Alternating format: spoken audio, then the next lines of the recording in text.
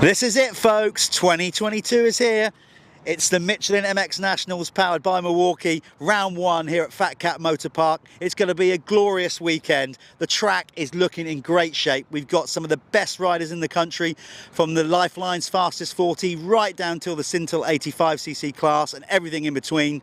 Sit back and enjoy a full day's live coverage on MXN TV, brought to you by the guys at Alpha Live as well. We're doing our best to up the stakes here in British motocross. Enjoy it. It's free to view. Let's have a great day. It's going to be wild.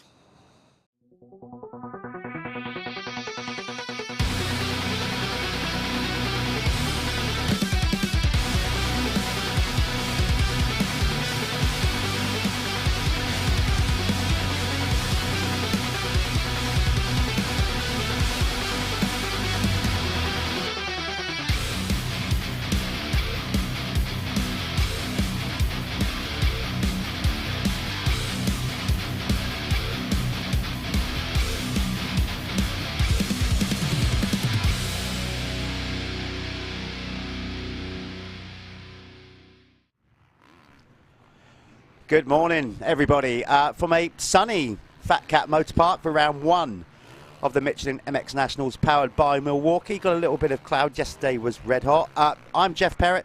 Sat next to me is my co-commentator, cohort, my good friend, Callum Swan. How you doing, Callum? I'm doing great. I'm recovering from COVID. Testing negative now, but I'm still feeling pretty rough. It wasn't Omicron. I think I've had the OG, original gangster death machine. No, it's been tough, so won't wish it on anybody, but great day, nice and sunny. We're gonna have a good one. Yeah, listen, if we start to sound like teenage girls by the end of it, if we get excited at a gig, it's because our throats are starting to go. It's been we've both been suffering a little bit, so bear with us if we do start to sound a bit squeaky by the end of it. But you can see we're at FatCat Motor Park here at Doncaster. There it is. There's the track map. We'll be showing you what it's like to ride that track later on. What you're currently seeing on track is warm-up practice for some of the classes. We've got the pros coming out later on for their qualification. There we are, broken clouds, scattered clouds, it's all. But so far, the weather's been great. The track has been brilliant racing yesterday. Nice. Yep, it was good. It was good racing throughout the day, and it's nice now. I think the track's going to be a little bit drier today. We'll see a slightly different track, but then we've got the pros out on it as well, so then it's going to shape up a bit differently.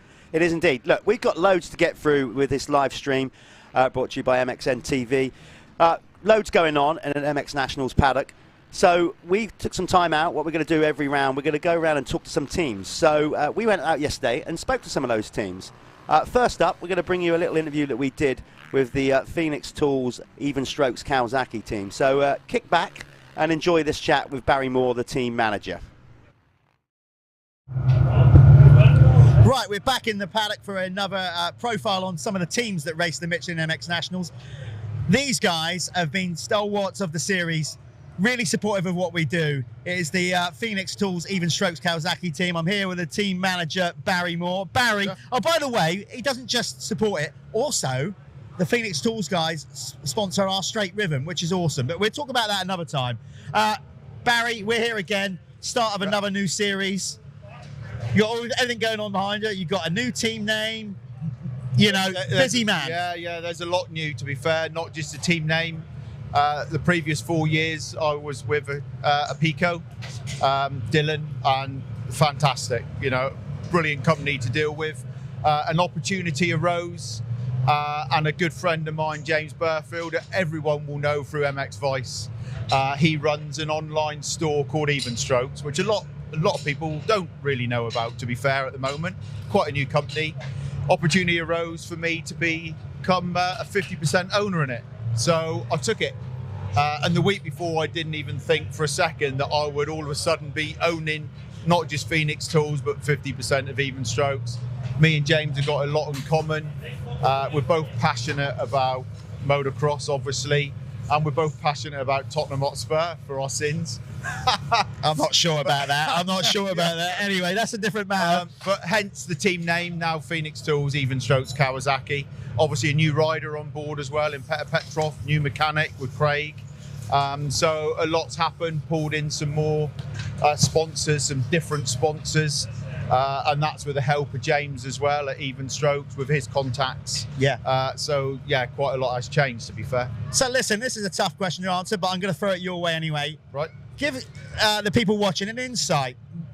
We've both run teams. Yeah. Just try to give some insight of the daily stresses of putting together a motocross team. It's not straightforward, is it? I mean, there's a lot of things to get organised and stay on top of it, particularly when the season starts. Yeah, and to be honest, and this is not for my team, this would be for all the teams out there, especially this year has been really, really tough. And I know there's teams in the same boat. You know, we're using last year's triple clamps and pipes and wheels because we literally can't get the product. And it's of no fault of anyone, really, I suppose. We're just in this situation and you have to make the best of it. And that's what we're doing. And it's not easy. And, you know, it is stressful before a season starts, especially when you got 4 riders and you got 4 riders ringing you up. All right, dude, is this arrived? When can I have this? When can I have that? And you just have to say, guys, you need to be patient. But like I say, even more so this year, it has been, to put it mildly, stressful.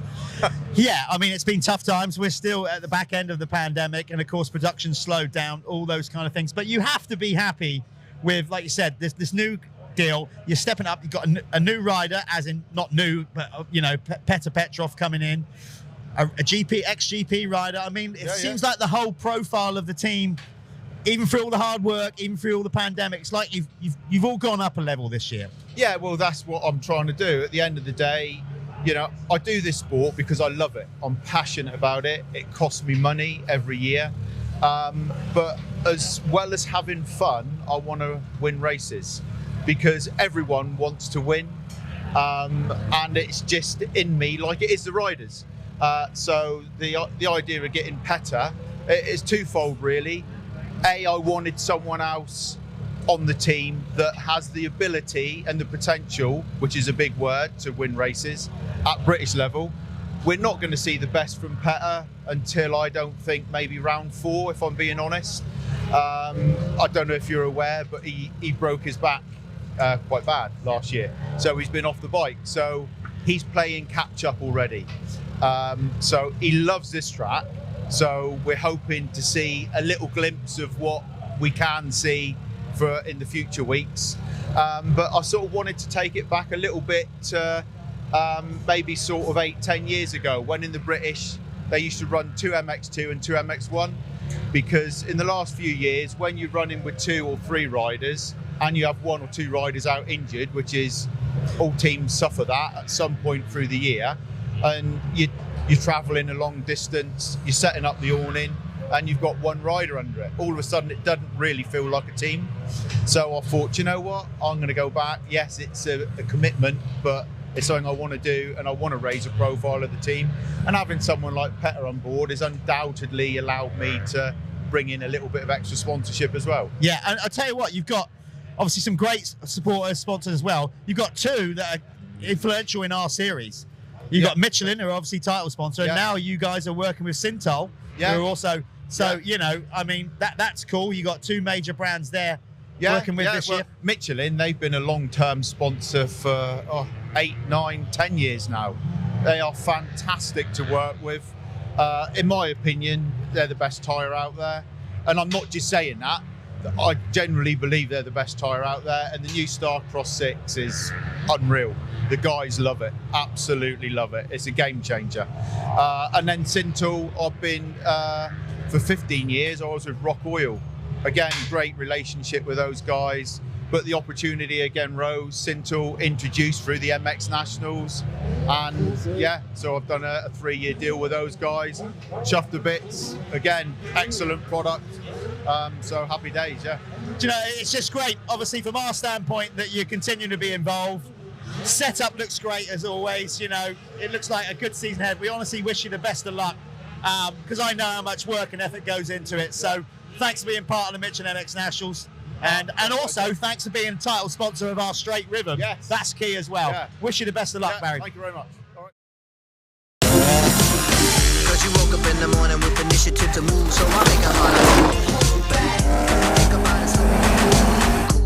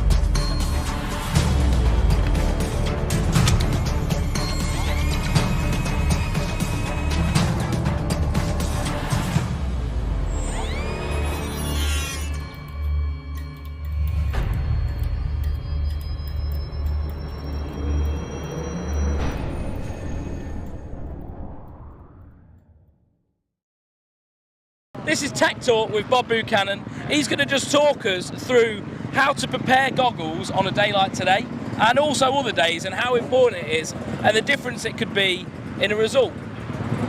Yeah, but we're not going to do all that in one day. We'll do all that in one sitting. Let's obviously, goggles are really important. If you can't see where you're going, you can't ride your bike. No point. Anyway, so sun's out today, and we're at FatCat's MX Nationals, and you're allowed to run tear-offs.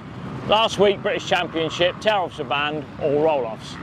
Now, people naturally think, sun's out, oh, sunglasses, we'll have tinted lenses, we'll have mirrors. It's not the way forward if you want to go fast. The beauty of our sport is it's not like road racing where every lap the track's the same. The track changes, ruts get deeper, you get stones, kickers appear in ruts. You need to be able to see into ruts. Yeah. When you get the sun coming and the rut's deep, most of the ruts are in shadow. Now, that is what most people would think, oh, that's a nice lens for a sunny day. It's not skiing, you're not in Florida, you're not in Miami Beach. I was last week. Were you? I actually was. Anyway, Big Willie style. Do you want to run people? Do you want to show people what a roll-off looks like? Because you did refer to that. Tear-off. But you did refer to that last week. Obviously, people were running roll-offs. Yeah. I think it's worth showing people what a right. roll-off. Okay. Well, that's a roll-off, which is you've got two. You've got two sets of canisters with a film that runs through, and not necessary on a day like today. But people, a lot of kids run them because they're easy to use. Laminates aren't easy to grab. But what I'm trying to get across is that when you put laminates, which are really thin tear-offs that are all stuck together, the purpose of which is you can get multiple tear-offs on a goggle. So a lot more than you'd get with standard tear-offs. A standard tear-off, you could probably get 5, 6 on, and then it starts to look milky. I think 6 was always my limit before it started. I mean, there's 14 tear-offs on that goggle, and you can still see through it quite clearly. 14. It's all right. It's the sound of the two-stroke. I know, everyone goes. Breathe it everyone in. Goes. Ooh. And nice. So when you put these laminates on, they kind of reflect.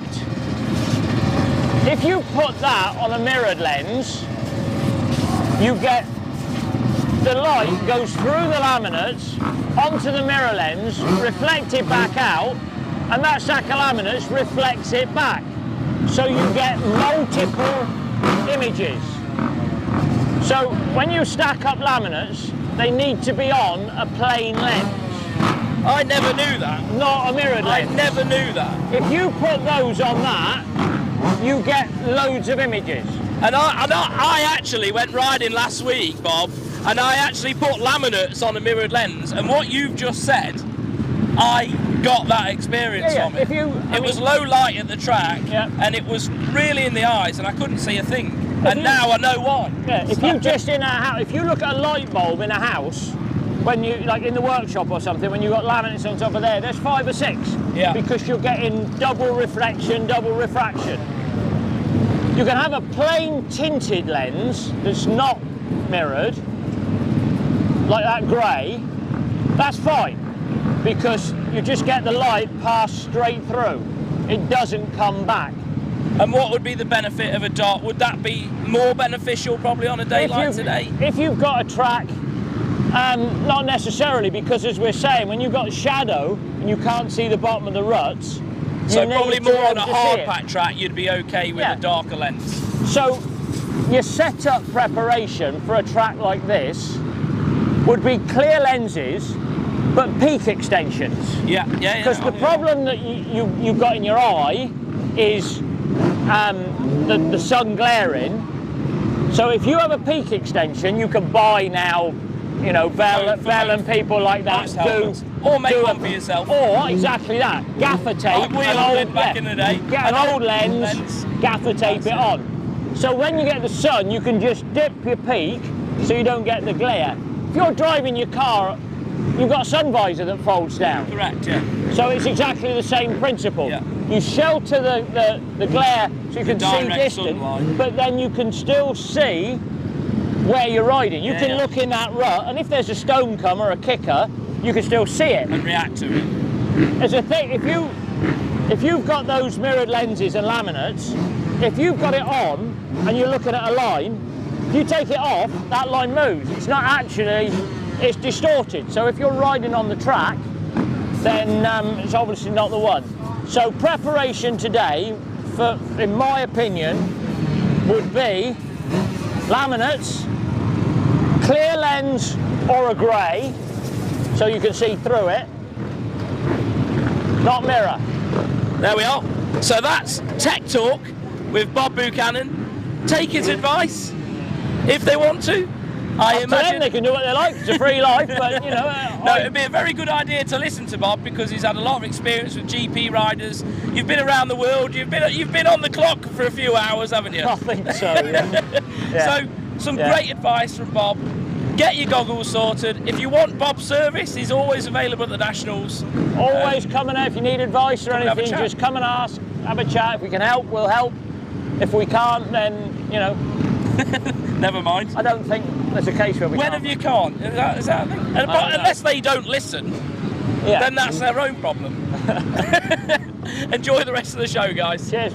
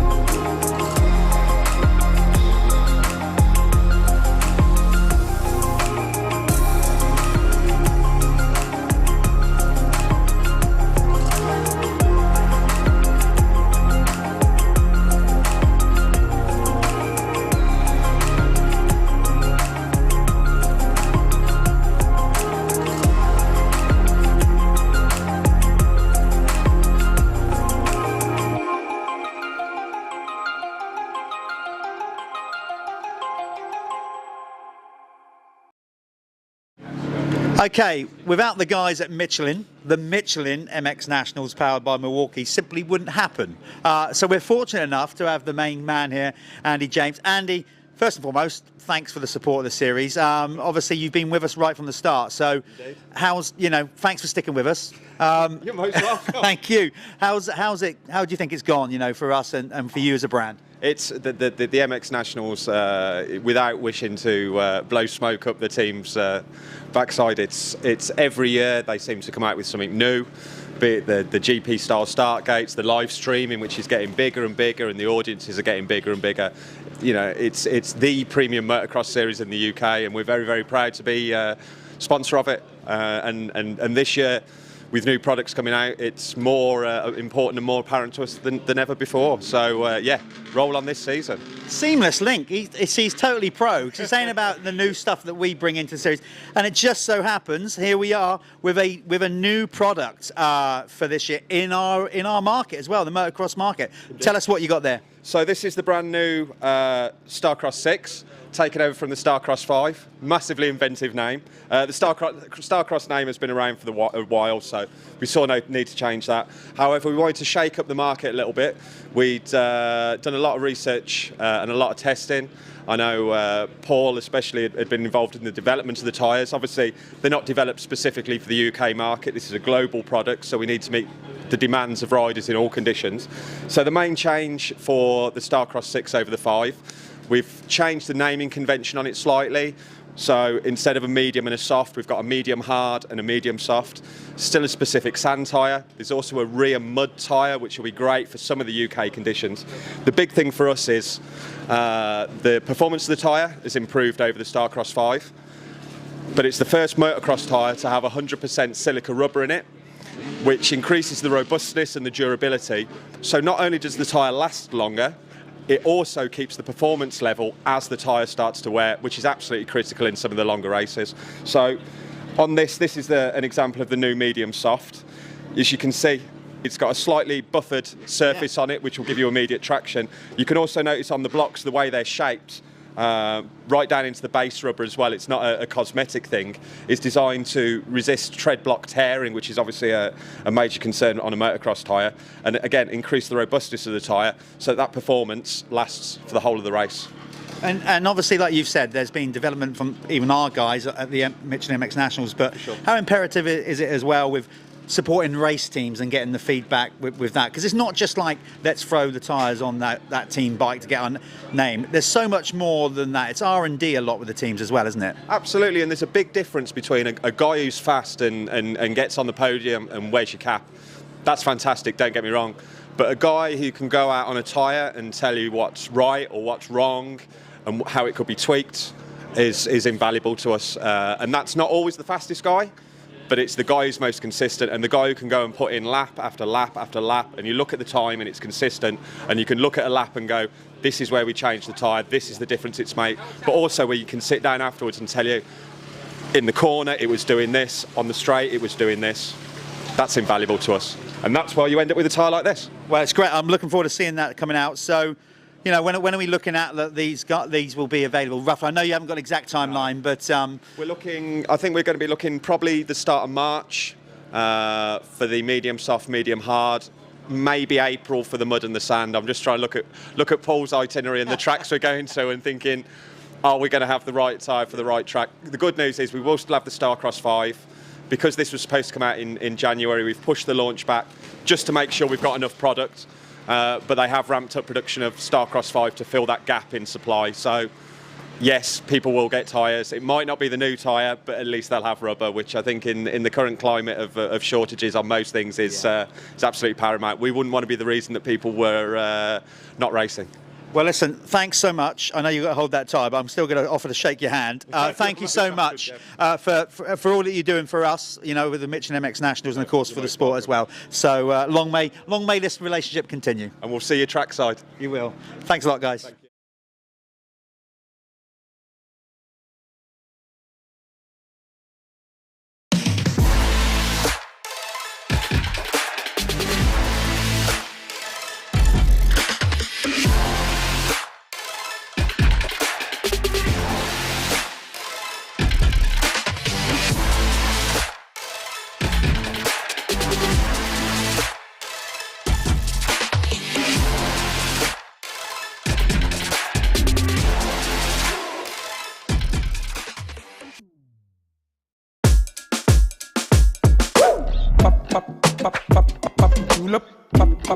julep, julep.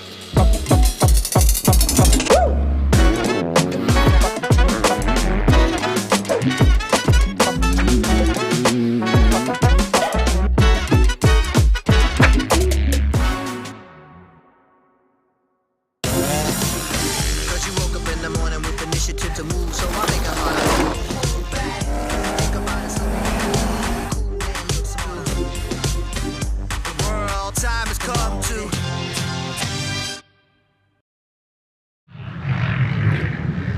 Right then, the first of our team profiles for 2022 is on this lot, a real professional team across the board, GRT, Impact, KTM. You can see this great little setup. I'm here with John Giffard, one of the team owners, managers. John, tell us what it is exactly you do. Obviously, you guys are a little bit different and in such a professional setup, but you also run youth riders. So tell us basically all the hard work that goes in putting the team together. Yeah, I mean, it started in 2020, and me and my brother Dan, we decided that we'd put something together for the youth riders. We've both worked quite a long time with other previous teams in the British Championship throughout my career, and just wanted to put something together to sort of help the youths come through a bit more, and just to bring some help for the youths, and also to see if we could put something together and also try and help them become professional riders. And if we can pass off a little bit of what we know and just help them, even if it's off the track, on the track, just how to be a bit more professional and how to carry themselves better. And the idea was that we just wanted to pull in our knowledge and resources that we had throughout the industry and try and give something to some guys that are racing at the front. Yeah, well, you've got so much experience firsthand. You've won British Championships with pro riders, so you've been there. You know what it's like. Yep. You've got a brilliant array of support. Do you want to just start running through? I mean, they totally deserve. I know you got a lot of logos to get through and a lot of people to mention, but I mean, you've pulled together some effort here with the team that you've got. Yeah, I mean, we started at the bottom, trying to get some help for bikes, and originally that came through Whole Shot Motocross. They helped us out, and they've helped us out again this year, but not stayed as title sponsor for this season. But yeah, the industry have been really, really good to us. I've been in the sport a long time. When we first started, I just put the feelers out there. No one really said that they couldn't help. Everyone was very, very positive with what they could do, and it's just grown. Our presence in the paddock is good. The riders that we've got are fantastic, and everyone's just been really, really supportive with coming on board with the program. So let's talk riders. Who have you got? Because it's an array of bikes coming through. I don't know if you want to come down and shoot down through here, but I mean, it looks pretty impressive with an array of bikes down through there. So who are your riders? So who's on your roster for this year? 2022, we had 3 new riders join the team. 1 rider left the team, but 3 new riders came on board, starting at the youngest age that obviously don't race at MX Nationals, but they do race in the British Championship with us, and also do a bit at the Bridgestone. We've got 2 young lads on 65s, Elliot Scheuer and Teddy Merriman.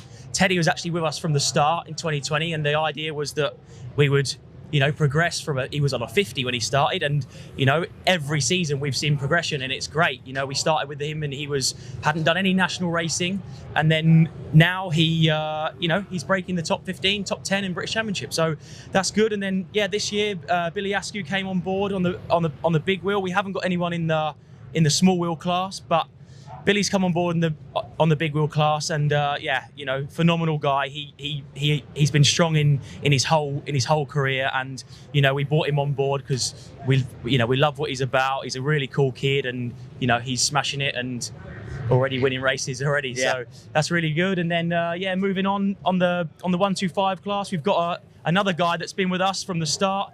I've actually worked with Ollie for 5 years myself, from a small wheel. He's now on a 125, and just going really good, and just plugging every year and just getting better and better and better. And he's still only quite young. He's still got a couple of years left in that class. So he's doing really, really well. And then we brought in another 125 guy this year in Joe Brooks, and he started the year really well. Hawkstone International was good, and another top rider. And again, him and Ollie train together all the time. It's really good for each other to, they push each other all the week, all the time. Unfortunately, he's got a little injury at the moment, so he's sitting out of this event. But yeah, he'll be back. He'll be back for round 2. And Finn Evans has been with us again a couple of seasons. He started with us on a big wheel last year, and then he's moved straight onto a 250F. Again, having some good results. And then finally at the end, we've got JC. He's Jamie Carpenter. He's joined us. He's joined us for the pro class. Last year we ran our first pro rider. So the first year we didn't. The second year we ran a pro rider. Third year we moved, another pro rider, and started the year really good. The British Championship last weekend. He's looking to be on the podium tomorrow. So we're hoping that he pulls out the bag. And we have got a 50 rider as well. I know we've got a 50 rider that we support as well in Caleb Duffy, a lad from Northern Ireland who's only 6 years old. Really mega little guy. Yeah. And I'm sure he'll be a name for the future in this class. Well, look, I don't think we should hold them up anymore. You got a bit of a task, haven't you? You got loads to do. Yeah. We wish you the best of luck with it all, John, and Dan as well for the whole year. This is GRT Impact KTM, and they're doing it right, supporting from youth riders all the way up. So good on them. It's great to have them part of the Michelin MX Nationals powered by Milwaukee.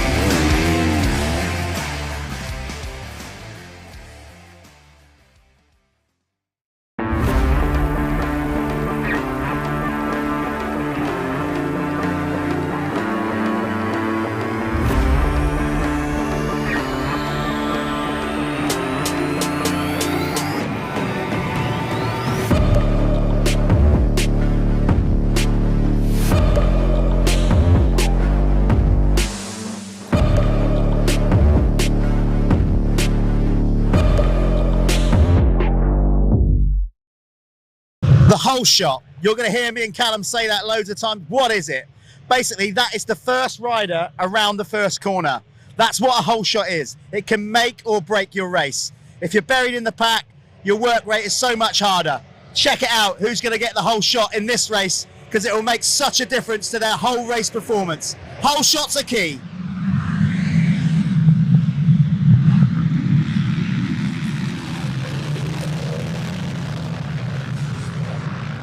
Rollers, here they are. What they are is an uneven surface that sort of spreads the whole track. They can split riders because there's multiple weights through them. Some riders will choose to double their way through, some riders will lean off the back of the bike and simply pump the bike and make sure the wheel connects with the ground so they've got traction the whole way through them. It often creates different lines throughout a race. So you can watch just here and you'll see the guys coming through them. Tabletops, you're going to hear us mention that quite often. This is one of them. Basically, this is a jump that has a takeoff, a flat top, and then a downside. All the pro riders will be launching over these, no problem. Some of the clubmen, it's a bit of a stretch at the minute, and the jump gets rutted out, it gets super technical. These get naughtier and nastier as the day goes on. Look for certain techniques as a rider goes over. Sometimes they'll tap their rear brake, which brings the front down and levels the bike, so they try and land perfectly on the downside. An integral part of a modern day motocross track, and normally the finish line is a tabletop. Enjoy. There'll be some great jumps over this jump. Cause you woke up in the morning with initiative to move, so I make it harder. Think about it, so when you do me cool and look smooth. The world time has come to.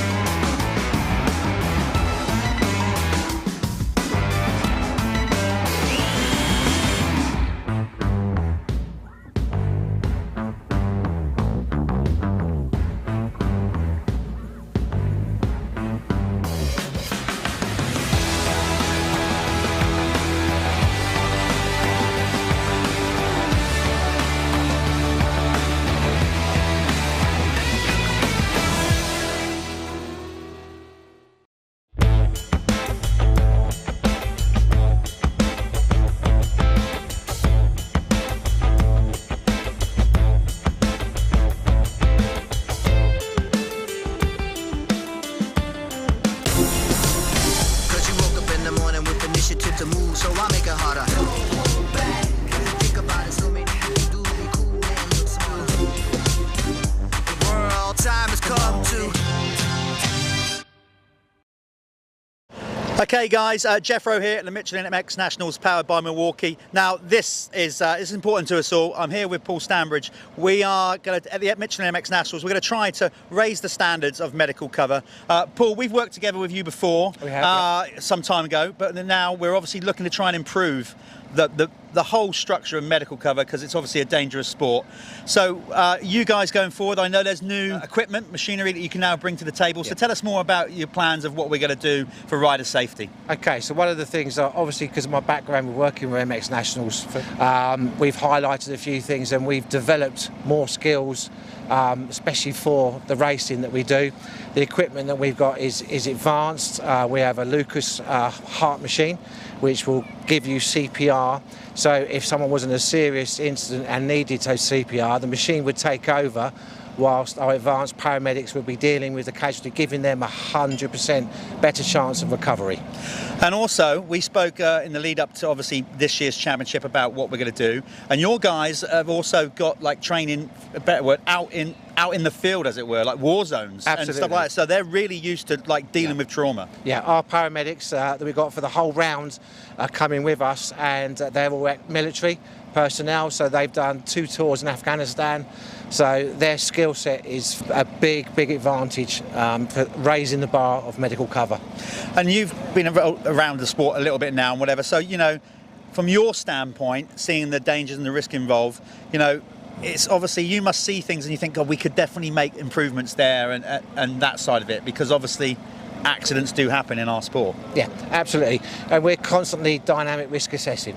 So everything that we do, no matter what round, every round is completely different. Every race is completely different from the ranges that you have of the race styles. So we dynamically change and we adapt to whatever happens. We will just adapt with that and look at it at the end of the day and say, can we do that better? Learning sort of things that we can do, and then we take that back and feedback, and then we adapt and move forward. Well, look, don't take this the wrong way, but hopefully we don't need you very often. You know, don't take it personally, but hopefully we won't need your services that often. Thanks. Great to have you involved and to push forward with the medical cover, so thanks Super. for that. Super. Good stuff.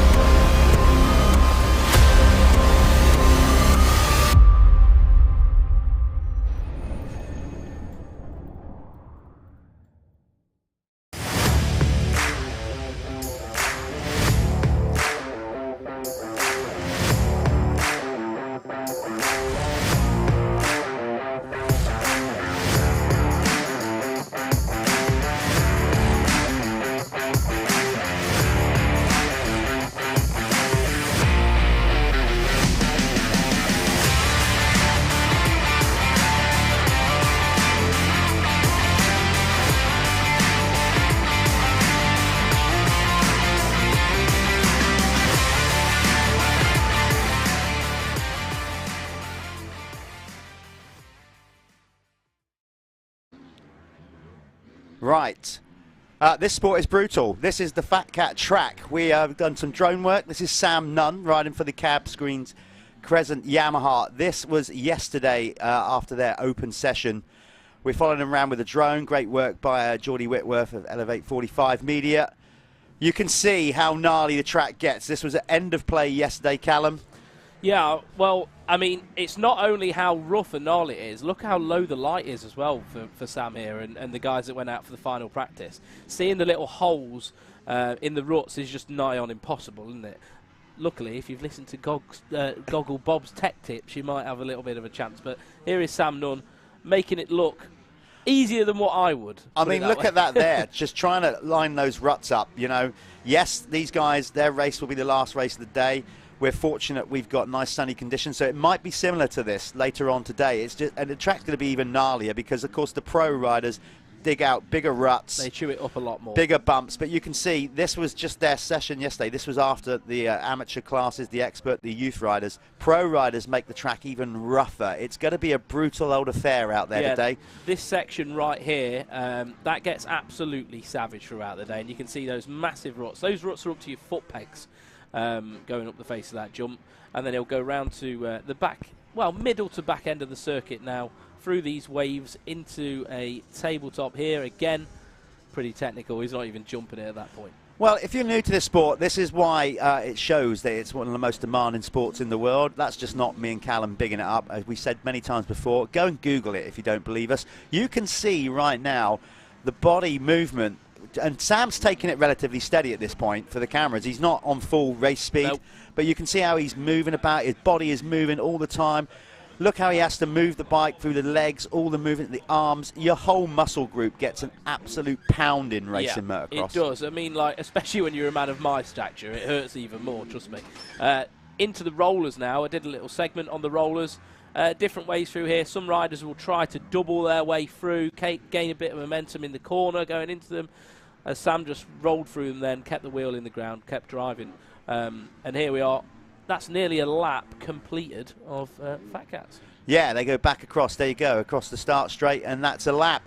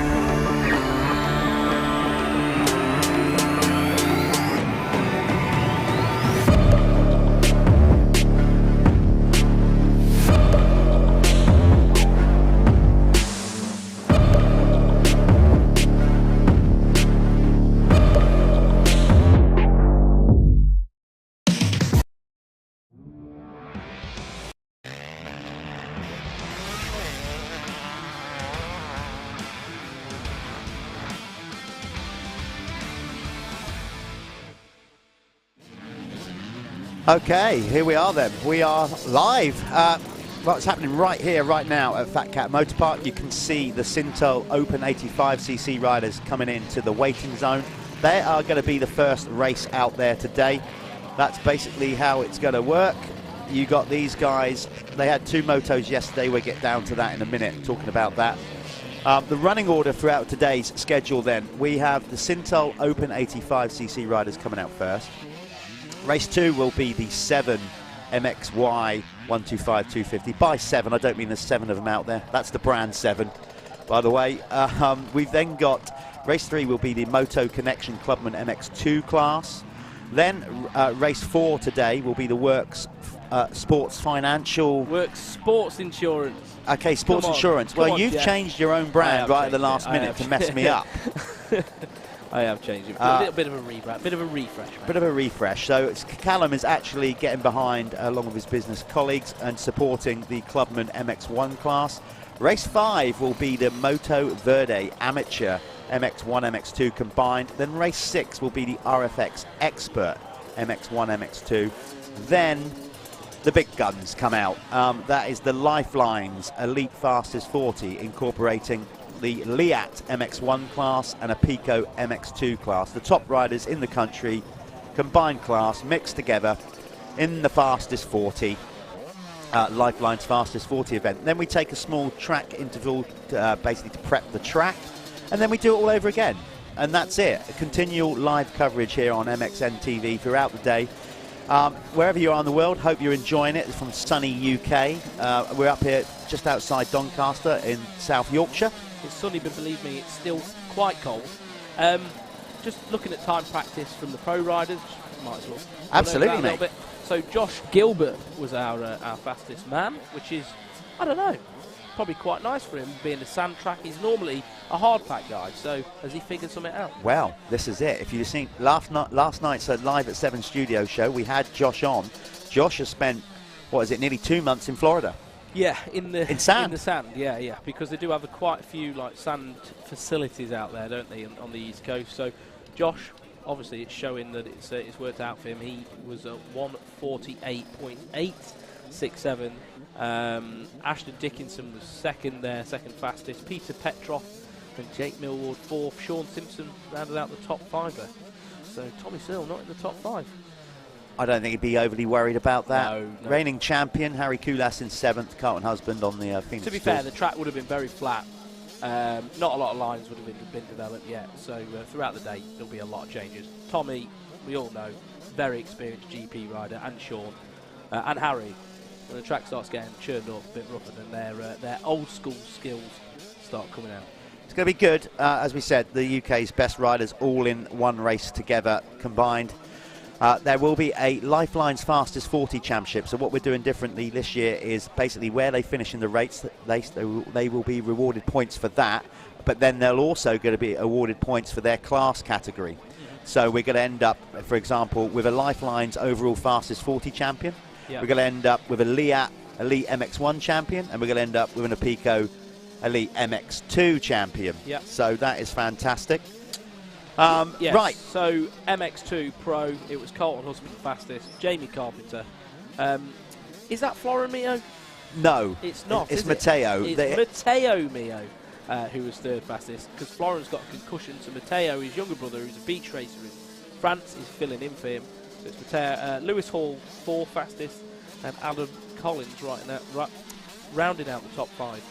Pro MX2. Well, those guys are sort of scheduled to come up around 12:30 when those guys. Obviously, we trim the schedule and to get all this racing in, so we can't ever give you quite an accurate time of when the Fastest 40 presented by Lifelines come out. But right now, let's concentrate on what we got on screen, which is the Sintel Open 85cc class. Yesterday, again, some great racing. Last year, Callum, we went down, we was around short last year, COVID, etc. We're not going to bang on about yesteryear with all those problems, but it still went to the wire even after 5 rounds between Musto and Billy Askew in the very last race at Cusses last year. Musto just about getting it done. It was great, wasn't it? It was brilliant. Really good to watch. It's really good to watch, like, young kids have that tenacity as well, and still have that real deep driving desire to want to win. It was great to see. It was awesome, but it hurt Billy. They were brilliant, by the way, the pair of them. They basically shook hands, they braced, had a bit of a hug. You know, it was brilliant sportsmanship from a young age, but Billy would have gone away, kind of also knowing, there he is, he's going to be first to the line. He was good yesterday. Oh, yeah, wasn't he? yeah, he was Very good. Yeah. But yeah, I see where you're coming from. It would have hurt Billy, but only if he can't use it as a drive going into this season. If he can use it as motivation, and what we saw yesterday, it's going to be very hard to beat him. Yeah, I think, you know, there's Archie J. Girdham, number 100. He was obviously stiff competition yesterday, you know, but really Askew was just, okay, he didn't set the quickest time in qualification, as you see there, but he was dominant. There's little Hayden Stat. Still, I mean, he's growing, but he's still not growing as much as everybody else. He's so small, he's so diminutive. His little starting blocks there are, you know, probably about 2 foot tall. He could probably do another 4 years on an 80. Listen, I'm vertically challenged as well, so don't let it hold you back. I know it doesn't hold Hayden back. Vertically challenged my entire life. Yeah, yeah. So this is going to be a good one. The guys. You didn't even have whole shot devices. No, when God, you no, raced. no. Like, I bet you was just like rocking side to side. Why did no one even think about starting blocks? I used to run and jump, get on the bike. Villapoto. Listen, I'm short, but I'm not quite that short. I can still at least touch the ground with one leg. Oh, fair enough. But yeah, this is going to be a great race. Yesterday, as always, the Sintel 85 class just offers up incredible racing. They are the stars of tomorrow today. There's so many of them now that have really stepped it up with their professionalism. You know, it's becoming more of a thing. They're more focused, I think, just because of social media, the fact that sports science is more openly available to the kids now. They understand that actually this could be a career path, but also they understand the importance of training, nutrition, all those kind of things. Yeah, different level. The sport's constantly growing, and I think now, like, it encourages the kids to probably be a little bit healthier. You know, when we were kids, running around eating McDonald's or whatever was there. I think there's probably a little bit of a conscious effort to be better, because they know how much it takes to be at that elite level, and the kids at the front of this, well, throughout all of these categories, they are wanting to get to the point where they're one day lining up in the pros, or they wouldn't be doing it, would they? Absolutely, and there's some teams, of course, that cater for riders all the way through, and of course the team that Billy's riding for, GRT Impact KTM. Yep. They've now got a pro rider. Yep. With Jamie Carpenter, so they've got riders all the way through. So it's like a program. And they're to a get development to the top. team as well. Riders come through that program, and then maybe find other rides going into the pro class. They put on a very good package for these kids. Okay, well this is. You can go on Speed Hive for those people at home or wherever you are in the world. Go on Speed Hive, find the MX Nationals on live timing. It's also got all yesterday's results up there as well. We're just waiting for ours to refresh here. We are going to try and bring you up live timing on the screen throughout to keep you up to speed. But this is Sintel 85 action, Moto 1 of today, 3 of round 1. It's only the pros that didn't ride yesterday. Who's going to get that all-important hole shot? You heard us talk about that with the terminology. It's a key part of the race. It can make a whole lot of difference. Here we go. First gate drop of our live stream on MXN TV. Straight into it. Who's going to get it? Looks like one of the Matt Gardner riders there up the inside. Is that Freddie Gardner, number 14? It didn't quite get it done. But you can clearly see Matt Gardner Racing Team. They're in orange and white bikes in bright red kit, so they're easy to spot. But yeah, some good early racing. I can't quite see who that is in front just yet. Obviously, new season, new riders. We've got to learn new kit, new numbers, riders moving classes, but we'll soon pick it up. Names are always very interesting, especially at the moment. Well, we've got the modern day. We've got the Planet Moto First Lap Leader Award, so who's going to get that across the stripe? Obviously, this will be. We're going to know that information now. Who was first over the line for the Planet Moto First Lap Leader? It was Jamie Keith. So Jamie Keith on the one. Guy's got a flyer. Yeah, well, he actually started from, I think, the middle, and just carried a bit more momentum through that first corner. So he's on the way now. He is on the way. So basically, the first lap leader award, what it is, it's a Planet Moto competition. What we do is we have the first rider over the line on the lap will score a point. The rider with the most points at the end of the year will get a all-inclusive ride holiday with the guys at Planet Moto down to Spain. That goes across all classes except the pros. Basically, we're doing that. So whoever's got the least number of points at the end of the year, the most number of points, will be the winner and will get a Planet Moto trip down to Spain in the off-season. I mean, that's a pretty cool prize. Got some yellow flags already. But yeah. Billy Askew is, well, he's made quick work of that, hasn't he? He has. He's already got to the front. It was Ryan Waggett there in second, but Billy's already got there. Charlie Richmond on the Matt Gardner racing machine currently resides in fourth. Then it's Jack Walker, who was incredibly quick the other week. Jack Walker, so one to look out for. Number 5 is Bernie as well. I tell you what, the the style that Askew's got, he's very technically able on a bike, isn't he? He's so light on his feet. He almost looks like a Ryan Hughes sort of likeness. He's dancing around on that thing, on his toes, really, really picture perfect. Yeah. That's how you should ride a motorcycle. Well, he's got Ash Wild in his camp, I think, as his trainer. I'm sure I've got that right. Apologies if I'm not, but I'm sure Ash is still training him. Yeah, on the balls of the feet, looking good. Jamie Keith having a solid moto here. He's got Jake Walker. Yeah, Jake's been quick. Jake, he's a big lad as well. Big lad, looks very strong. But Askew, at the minute, showing them all what's what with a 2:06 to Jamie Keith's 2:13. Is that a joke, or is no? Billy That's the speed he's got a riding. rocket up him. I mean, that is probably EMX 85 pace. Yeah, he's flying. He's, like I said, it would have hurt him a bit last year, you know, losing that title right at the last race. And just to he starts as favourite, basically. Put it into perspective, these are the best kids in the country. It isn't just like Billy Askew's in a different league. You know, the top 10 in here are you know, top national kids. So fair play to Billy. He's really putting on a show this weekend. He's got the sand dialed. Lovely over that tabletop there from Walker. Number 99, looking very good. He's made moves now and gone up into second past Jamie Keith. Looking good. Yeah, definitely. Always good to see white kit, black and white kit. I just, you know, call me old school, but I just love... white kit is not the best kit for motocross, but it looks cool. It doesn't... well, it's only not the best kit for motocross if it's not being supplied to you. If it's free, then rock it.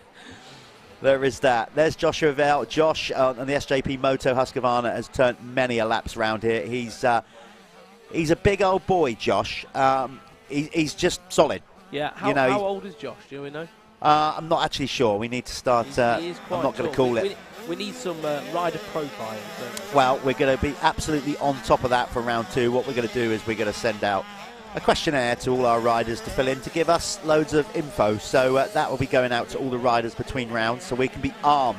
And what with me facts. and Jeff will do is completely ignore that information and just say what we feel like saying anyway.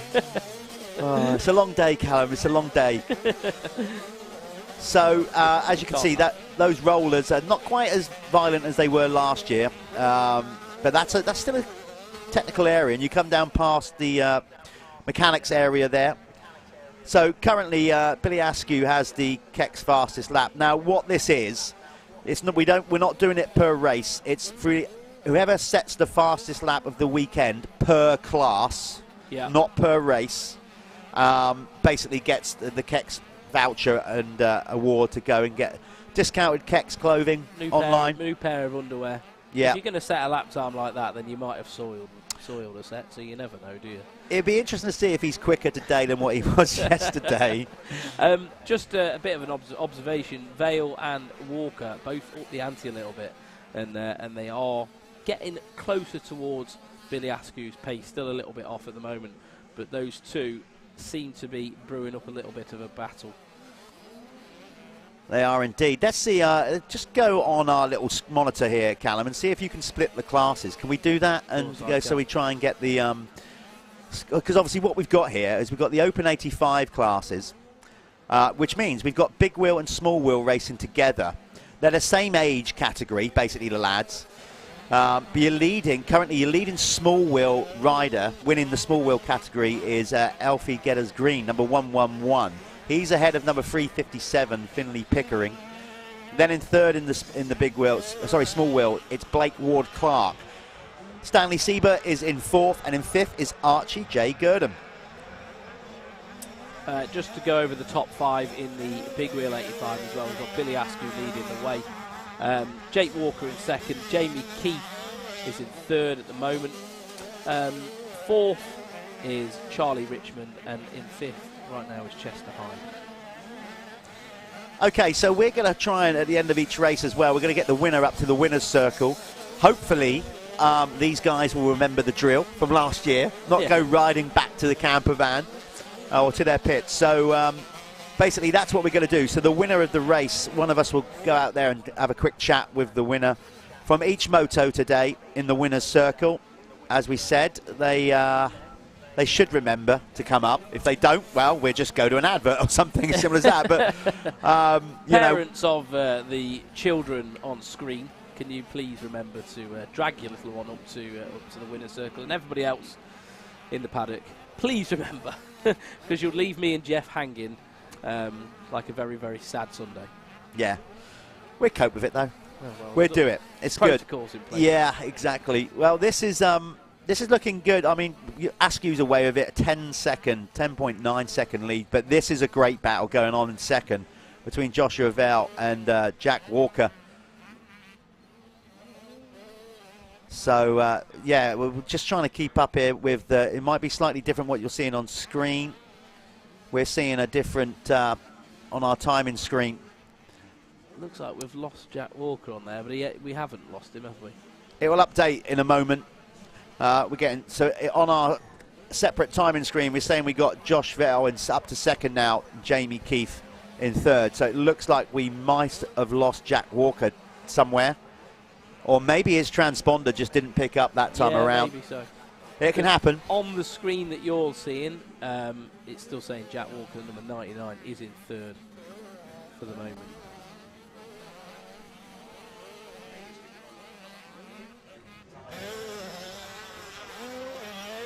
You can see already how brutal this track is for these little 85cc riders. They'll absolutely suffer tomorrow.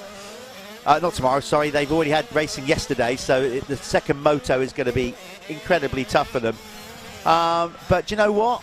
That's how we like it, because we are trying to produce top British motocross talent. If these kids are going to make the grade, if they're going to go on to the world stage, to EMX and MXGP, these are the kind of tracks we need them riding, because ultimately the tougher tracks they ride as kids and develop their skills, they're going to find it easier in the big leagues, right? Big time. Because, I mean, I think people really do underestimate how the tracks develop at that level. I mean, you've only got to go and walk around a Grand Prix track and see the ruts are up to your handlebars and things like that. It is a culture shock sometimes, isn't it? So the rougher, the better, really, and we've just got to learn how to ride it. Absolutely, yeah. I wholeheartedly agree with that. However, I don't want to do that to myself. I like to go to a track on a Wednesday, freshly graded. That's a bit of me. This is not me. With all due respect, though, you're not trying to make a career out of it as a rider. Absolutely not. No. Absolutely not. Glad we've established that. You did, though.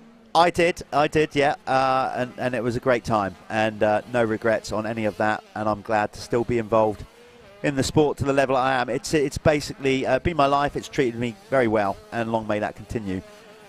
So I know what it's like to be one of these riders. You do. It's just great being that age anyway, getting out and shredding your dirt bike, and that's what we like about this Cintal 85cc class. It's they make mistakes. You're going to make a mistake. You're a kid. You're learning. Wild, aren't they? Do you know what? I absolutely love Charlie Richmond's helmet. See the Union Jack? Full Union Jack helmet on him. Looks great. There's Chester Hyde. Chester in the off-season looks like he's grown about another foot. That's the other thing, isn't it, with these kids? They go on major growth spurts. Yeah. You turn up and everyone's got beards and stuff like, out of nowhere. I'm not sure if we've got any 85cc rider with beards, but I know it seems like you step on a 125 and beard like that. Yeah. Just happens when you get on a 125. But no doubt, Chester's definitely shot up a few inches since I saw him last. Anyway, so the running order. There you go. Billy Askew on the GRT Impact machine, just plain sailing. He's keeping a nice gap at the minute of 10 seconds. Well, nearly 11 actually. Yeah, that round, he's pulled the pace back a little bit now. Josh Vale was actually a little bit quicker that time round, but I think Billy's in a nice position now where he can probably manage the race. That 10-second cushion, he can probably look over the track a little bit and just see where Josh is and maintain that gap. And I imagine that's what he's doing if he's got any common sense about him. Oh, they've got plenty of that. There you go. Look, you could see Charlie Richmond there going for a roll-off. Yeah. You've obviously touched on that with Bob about goggle preparation. That was a great piece, by the way. Learning stuff that neither of us knew. I didn't know. Had no clue about that. If you've missed it, you go back and watch it. It's a good piece that Bob put on. And Ryan Waggett! Oh, just front wheel went over the top of the berm. I wonder if we can get a replay of that. Oh, he just, like you said, he just got his front wheel the wrong side, and then he was basically doing almost like a skateboarder doing a curb, wasn't he? He just got the He's okay though. At least he's getting up. He's going to try and get that bike fired up. Let's see if we can replay that. Bike doesn't look too much damage. Here we go. We're going to see this again. So slow-mo, he comes round and he just gets the front wheel too high. He gets look, just lifted. In fact, both wheels nearly went over. It was such a small error that had a big reaction. But hey, that's motocross. Do you know what? He's so light there. He's almost didn't have the weight to hold the bike down. Yeah. It just kind of pinged him over the top of the berm, didn't Easily done. I've done a similar thing here before when I've been practicing. It's because you ride the top of the berms, and you can carry quite a lot of speed, especially now. The track's still reasonably flat, so they're carrying a lot of speed, and it just it happens. Oh, we've all been there. Yeah. We all have plenty of them. It's a nice soft landing at FatCat, unfortunately. They're pretty daunting though. They're really quite high banks, so to go off the back side of them. They're not very strong either. They do fall away. Back to the goggle tech tip talk with Bob. He was saying yesterday that on a sunny day we shouldn't be using mirrored lenses. He said we're not skiing, and it did blow my mind because I've always thought, right, sun's out, mirrored lens, get some laminates on, good setup. And he told me about how the light refracts off it and things like that, and I learned a lot. And I definitely will be using a clear lens with laminates in the future. So go and watch it. It was very interesting. Yeah, a lot of the pre-recorded features we put into the first 45 minutes of the show. Once we get this live stream out of the way, we'll probably be able to break them down into individual edits on MXN TV, and you can then just go and find it. Obviously, we're going to, after this event as well, we're going to start breaking down the classes individually. So once we, in the weeks following, you can go on MXN TV, go on the search, punch in whichever class you're looking for, and then all the races should just turn up. So you can get straight to your race rather than re-watching the whole live stream. Brilliant. I like that. Have a little long service. Time coming. Looks like the 99. Look at him hanging off the back of that bike. He's been pushing. I've noticed a few little mistakes from him in the corners where he's absolutely trying to get everything out of that bike. But that's what you've got to do. Jake Walker is pushing really hard at the moment. Little bit of time. Can't have too much time left. This is a 15 minutes plus 1 lap race. We must be getting close to seeing that 1 lap board coming out. In fact, time has elapsed, so I would have thought this next lap around, Billy Askew will be on his last lap. Yeah, the last lap for Billy Askew was fantastic. 2:05.432, so he had a new best lap of the race towards the end.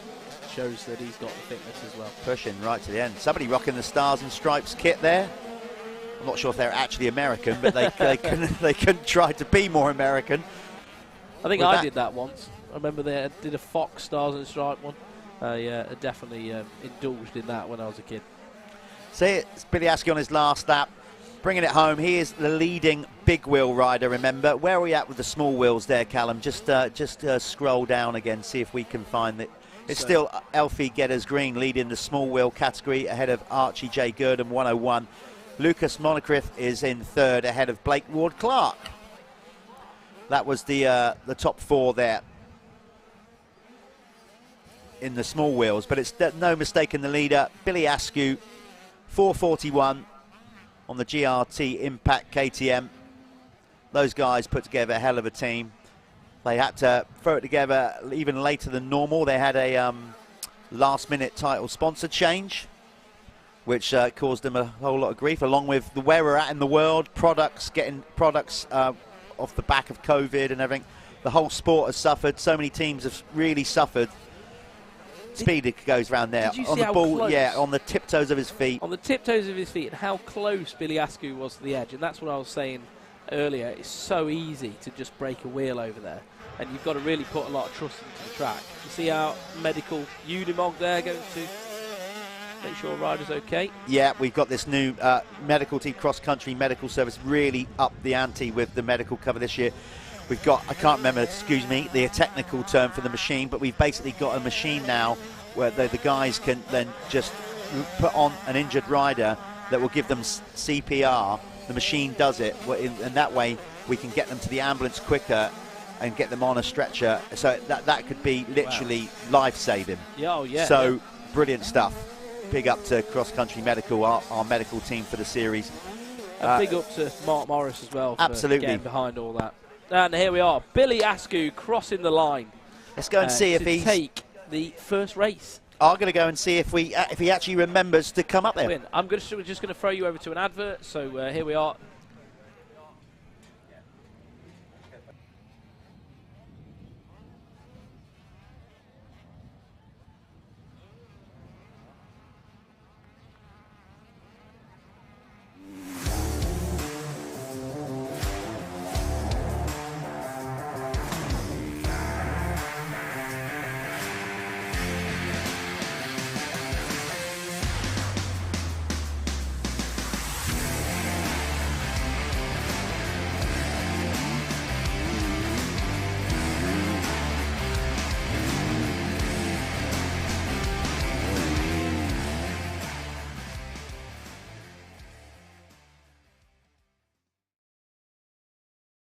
Right, here we are, first winner's circle of 2022 with Billy Askew. Billy, another dominant ride. I mean, I know you ride here quite a lot, but you've got to be pleased. Last year, it didn't quite end how you wanted to. It started off great this year. Yeah, this weekend's been perfect so far. Enjoying it, loving the track. It's nice and rough, I like it. I was beyond happy, just loving it. I mean, some of those corners, you were just going around there on the balls of your feet. I mean, you've been training real hard. It's been a good off-season for you, right? Yeah, it's been a brilliant off-season for me, spending a lot of time up in Spain with the RMJ Rookie Academy, with Ash, and then come back in here, riding here quite a bit. So it's been a really good off-season, really. And a new team. Obviously, you want to thank those guys? Yeah, new team, it's been helping me out a lot. Yeah, they've been getting races where I couldn't get before. It's been really good. Okay, mate, go and get yourself scrubbed up. You've got one more motor to go. We wish you the best of luck. Billy Askew, GRT Impact KTM.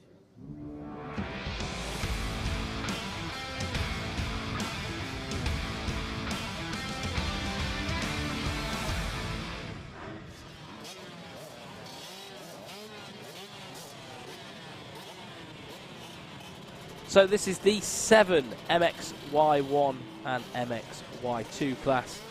You just saw Jeff Perritt there with Billy Askew, winner of the Big Wheel 85 class. So here we are. These are the 125s, the 250s, the youth riders. This is the next stage for the big wheels as they, you know, come ever closer to adulthood. So here we are. This is the youth class MXY 125 and MXY 250, sponsored by 7. We're just going to get loaded up onto the gate now. We'll get them into their third race of the weekend. Try and get our eyes on who's going to get this important hole shot. I think it does make quite a difference to this track. FatCats is one of those circuits. It is quite difficult to make passes on.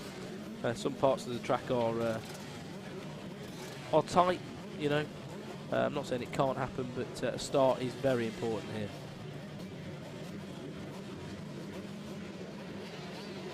Green flag is up, and we'll have the 15-second board any moment now.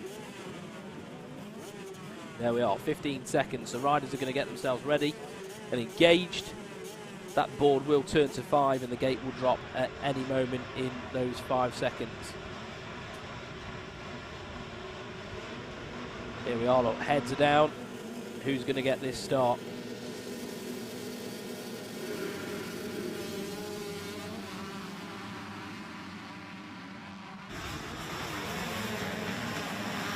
Those riders pushing through the first turn. Just wait for us to get our eyes on them. They will cross the finish line. And then they'll come up on our timing and scoring as well. And you'll be able to see that on your screens at home.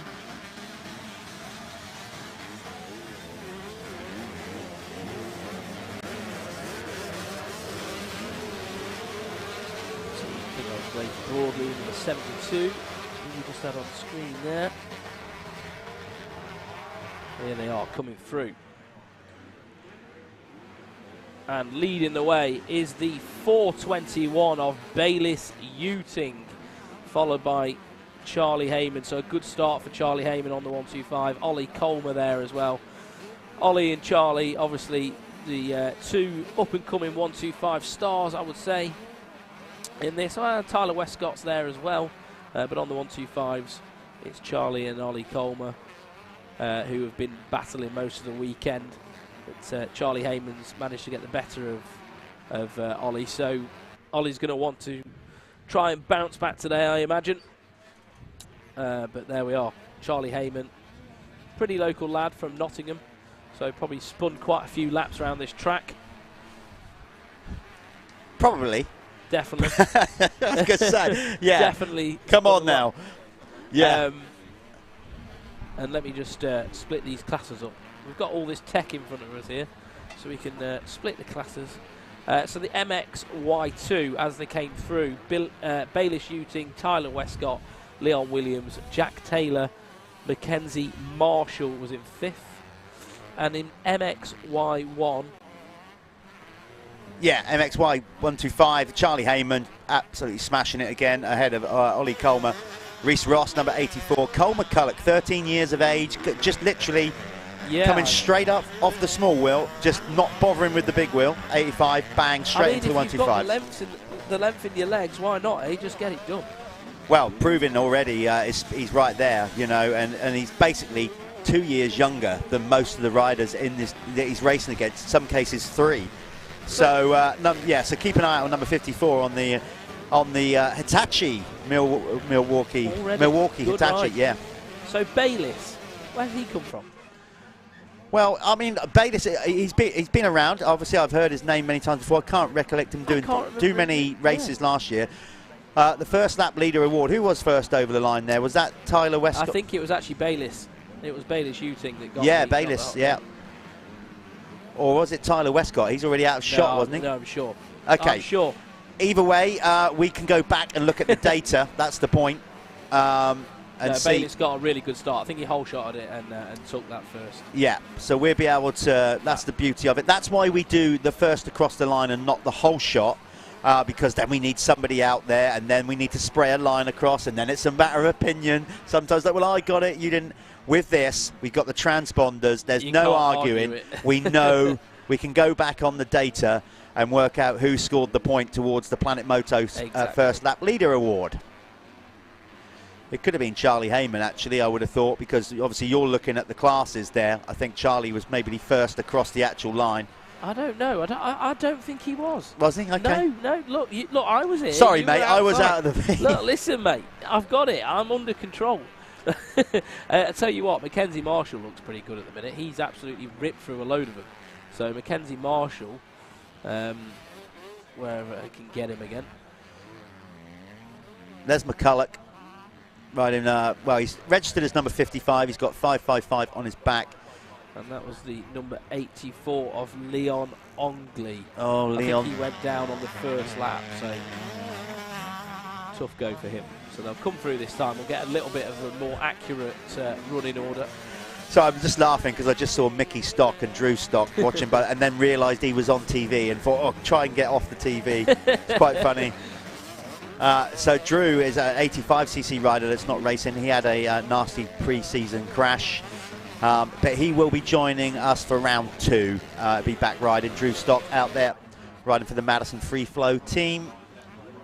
He's here watching with his dad. There's number 22, Jack Taylor on the Team Green Kawasaki. Moving up, there is Ben Musto, number 163 on the Matt Gardner machine in all red. He is last year's 85 champion. Yep. And they're doing well as well. You know, he's setting a good pace at the minute, 2:03. Fastest man on track. Came through that time, Charlie Heyman. No surprise there, 156. Well, 157. Just under 157. We'll give him the 156 anyway. Ollie Colmer, Tyler Westcott, Colmer Culloch 4th, and Baylor Shooting now down to 5th. Yeah, this one is presented by 7MX. Great to have these guys involved. Obviously, such a major motocross brand. The story behind it, James Stewart obviously started it, you know, along with some others. It's just gone from strength to strength. Brother Malcolm, obviously repping the 7 brand now. Yeah, doing very well actually as well in the yeah. Supercross series this year. Brother Malcolm, you know, starting to walk in the same shoes as James did. I tell you what though, they are an innovative brand. Innovative? That's close enough. Yeah, and they've done some new things, haven't they? They've come up with like slightly new kit designs. We've got the compression jerseys, the pants as well, a little bit more technical. There's a lot of thought that's gone into creating a more technically derived motocross kit, I think. Oh, they're big on it. I was fortunate enough to be over there in January. Had a little walk around the HQ there. Some great stuff. I was fortunate enough to see what's coming. Some of next year's kit. Wasn't allowed to take any pictures. Any good? Like, yeah, there's some good stuff on the way. They're always quite vibrant with the colours on, and I think they're brave a lot of the time with stuff they do as well. But I like it, and you need that. You need people to lead the way, especially fashion. I tell you what, though, James Stewart actually watches this show. Yeah, so somebody told me, yeah. Which is great. In which case, afternoon, James, morning, whatever it is. Whatever it is, if you are watching, you know, it's good to have you on board, mate. It is indeed. Yeah, these kids, so these are riders from sort of ranging from Cole McCulloch out there at 13, you know, up to about 18, varying obviously, and then that's the difference. We got kids like Harrison Greenough is a great example, 6 stone he weighs. Yeah. He's tiny. How do you even get a 125 to work? Well, here, get this, right? Because he's so light, they've put a 3 kilogram block of metal in his airbox. Really? To try and get some traction on his rear wheel out of the gate, because it just spins because he's so light. So they've actually weighted the bike to try and help him. That is absolutely mental. And then, I mean, I know even when you're sort of like 4 or 5 stone, it's hard to get an 85 to work right. Yeah, so that's what they do. That is insane. And then you got the likes of, let's say, Hudson Roper for Team Green. You know, he's a lad. You know, he's got a beard. He's got it going on. He's, you know, and so you got varying. Obviously, they're all go through different stages of puberty. Yeah, exactly that. We've all been there. We've all been teenagers. We know the score. But it just makes great racing as always. So this is a hotly contested class, and it's good to see. And they're still at the age where if you make a mistake and hurt yourself, you just have a few days off school.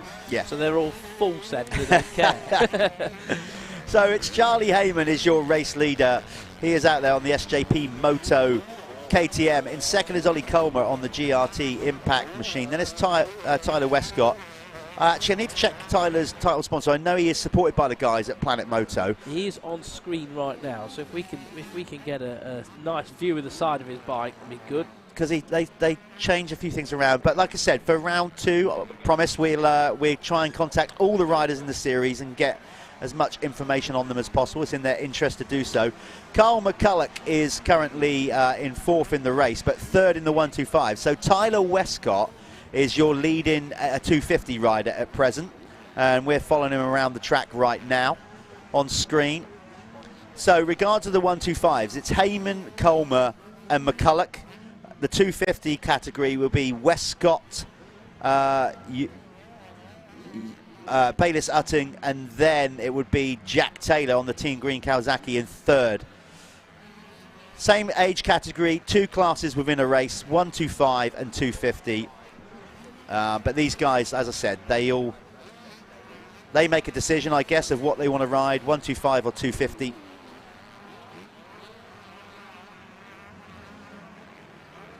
No, I was actually just trying to find Tyler Westcott's Instagram. Can't find it. So he must have a dodgy name to try and pull up his sponsors. So, you know, that is the importance, guys, of your social media. Make sure your name's very easily to find. Because I could have then, you know, gave your sponsors a shout out.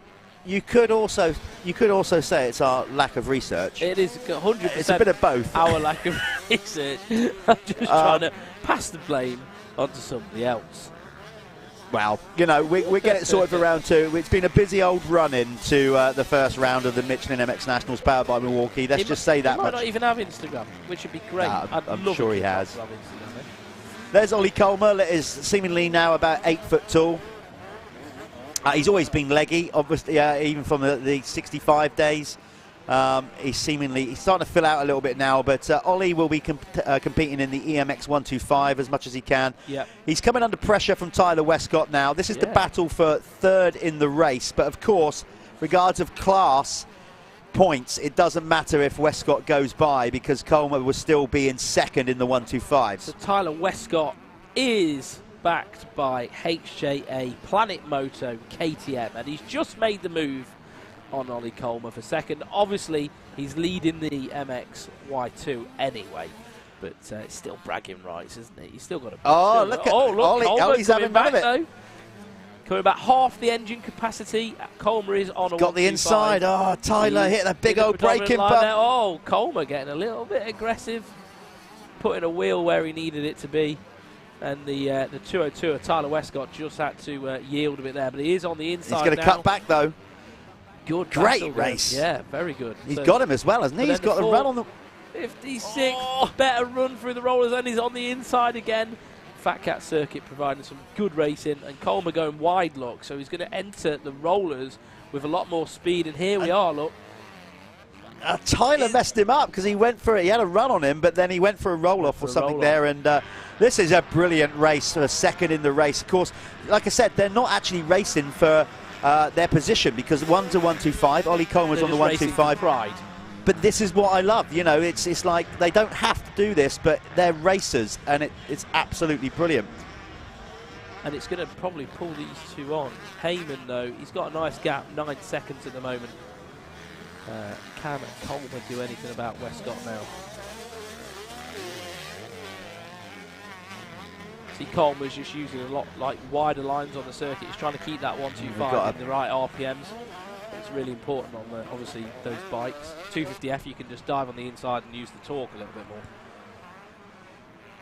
We're sticking with this battle because it's that good. You know, Charlie Heyman, he's going to get plenty of TV time throughout the year, I should imagine, in winner's circles and whatnot. But right now, we're not sticking with Charlie because he's nearly 10 seconds out in front doing his thing. It's all about this battle for 2nd between Colmer and Westcott.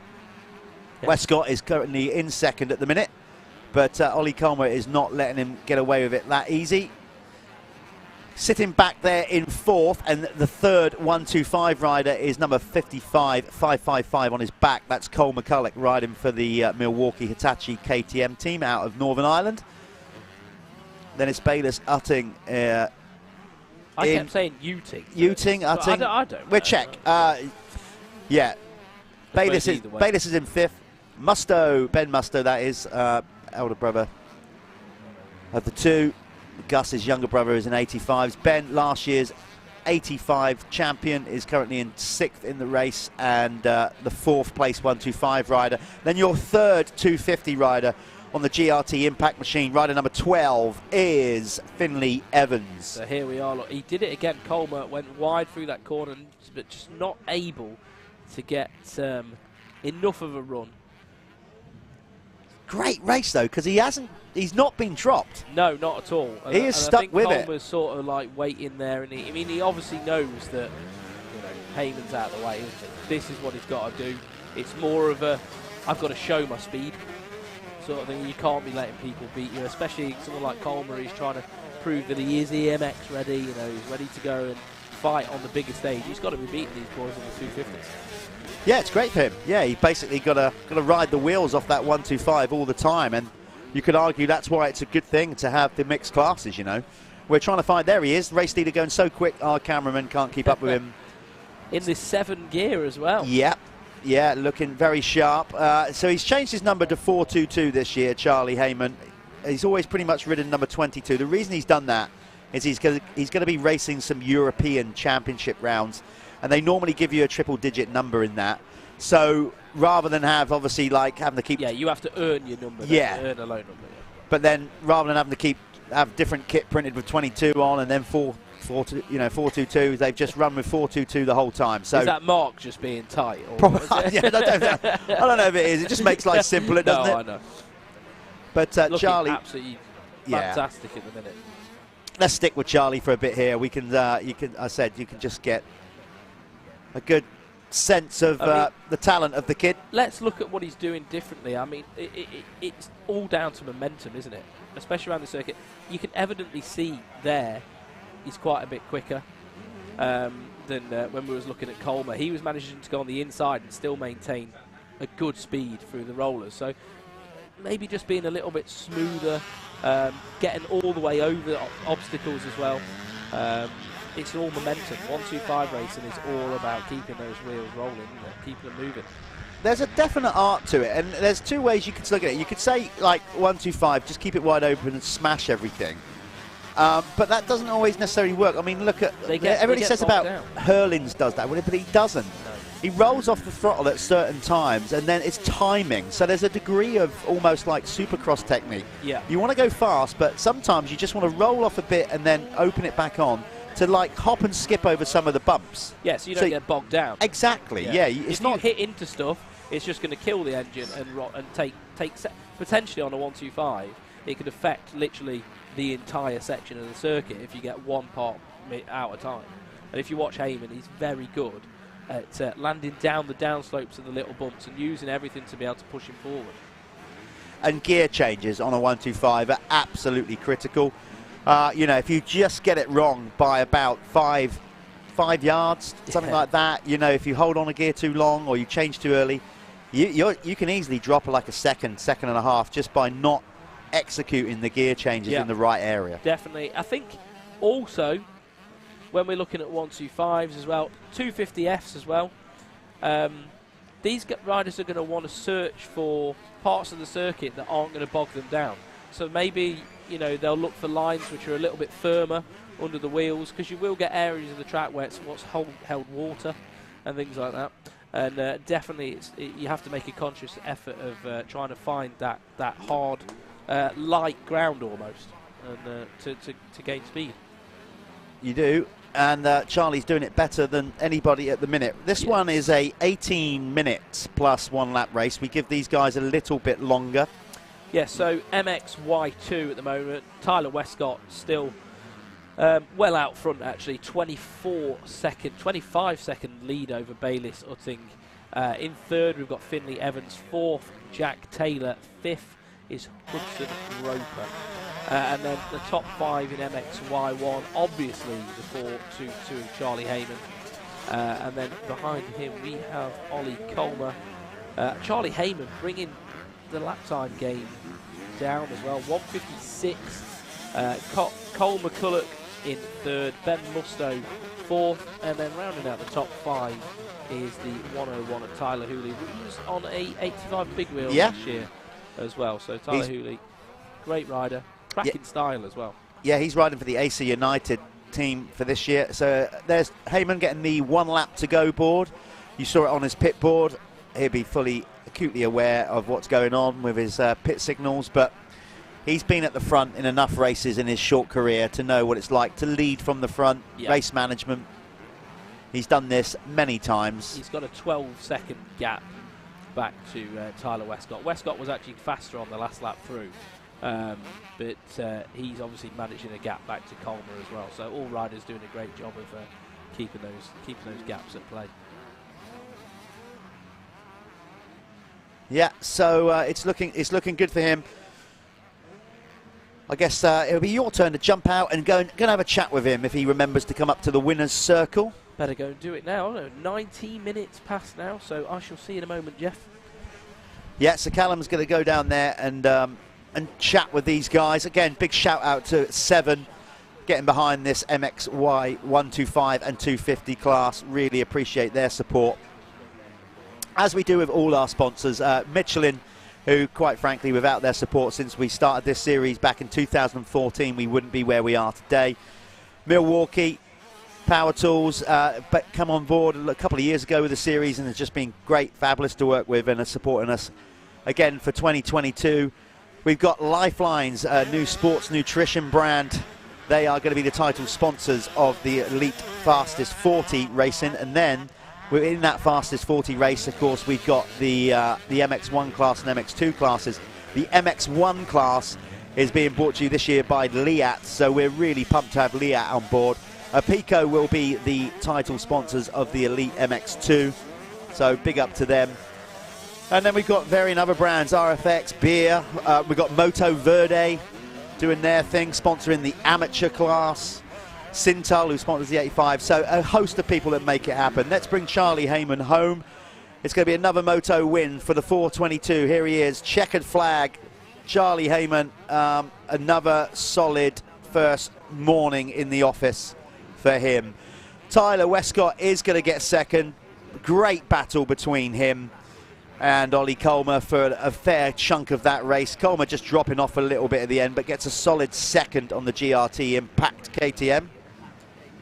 Let's go to an ad, and then we'll join Callum in the winner's circle.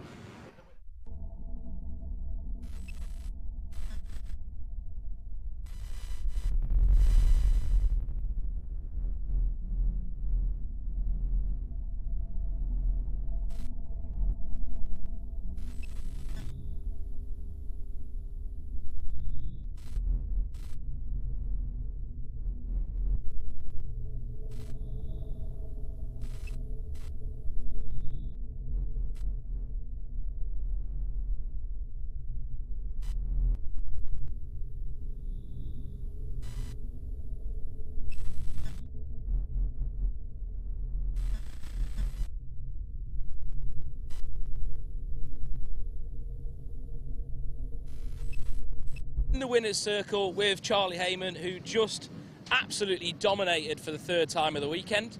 How did it go, mate? What are you feeling like? Yeah, I got a good start, feeling strong.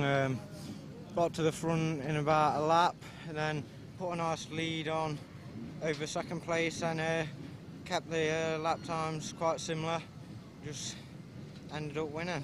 What are you doing differently? Like from observation, it looks like you're able to carry a lot of speed around this track. You look really comfortable. Is it a sand thing, or are you going to be able to take it into other rounds? Are you just feeling good on the bike at the minute? Yeah, I'm feeling good and strong, stronger than I've ever been. I think with the sand, you just got to keep on your toes, stood up the whole way. Don't let the arm pump bother you and just carry on stood up, else you'll just fade away at the end. Yeah, well done, mate. Well, you really did put on a good show then, and hopefully you can do it again in the next race.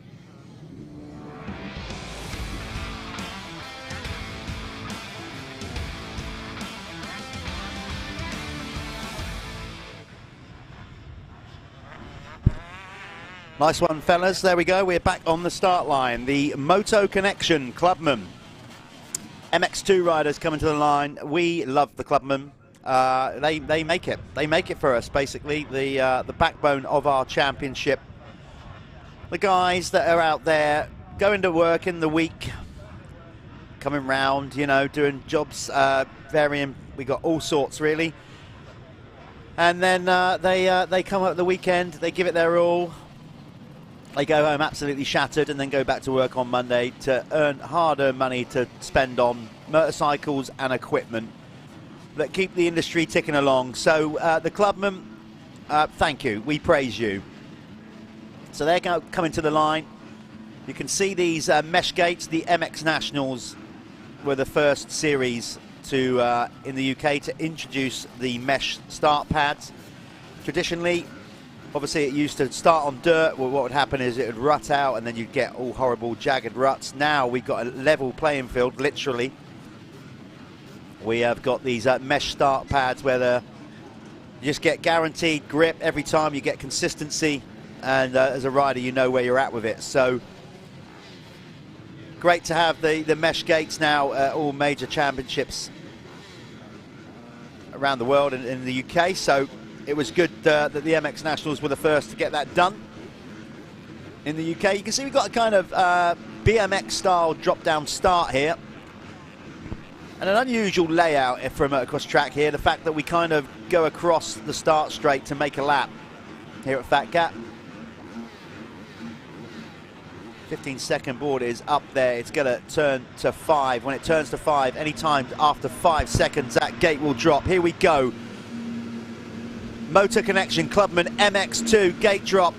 Down it goes, and who's going to get the whole shot? It looks like Ben Wainwright. I think he took both motos yesterday, and he's off to a fly. He's changed machinery. He was on a Yamaha last year. This year he's now switched to Honda, and he's got another flyer.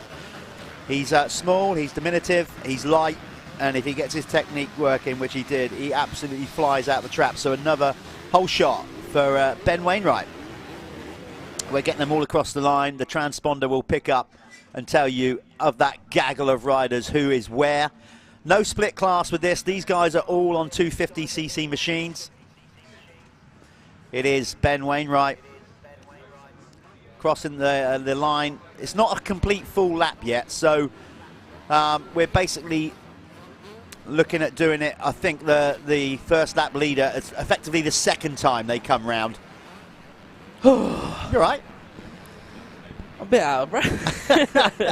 I'll tell you what, this COVID one. Wainwright. Oh, he's gone down.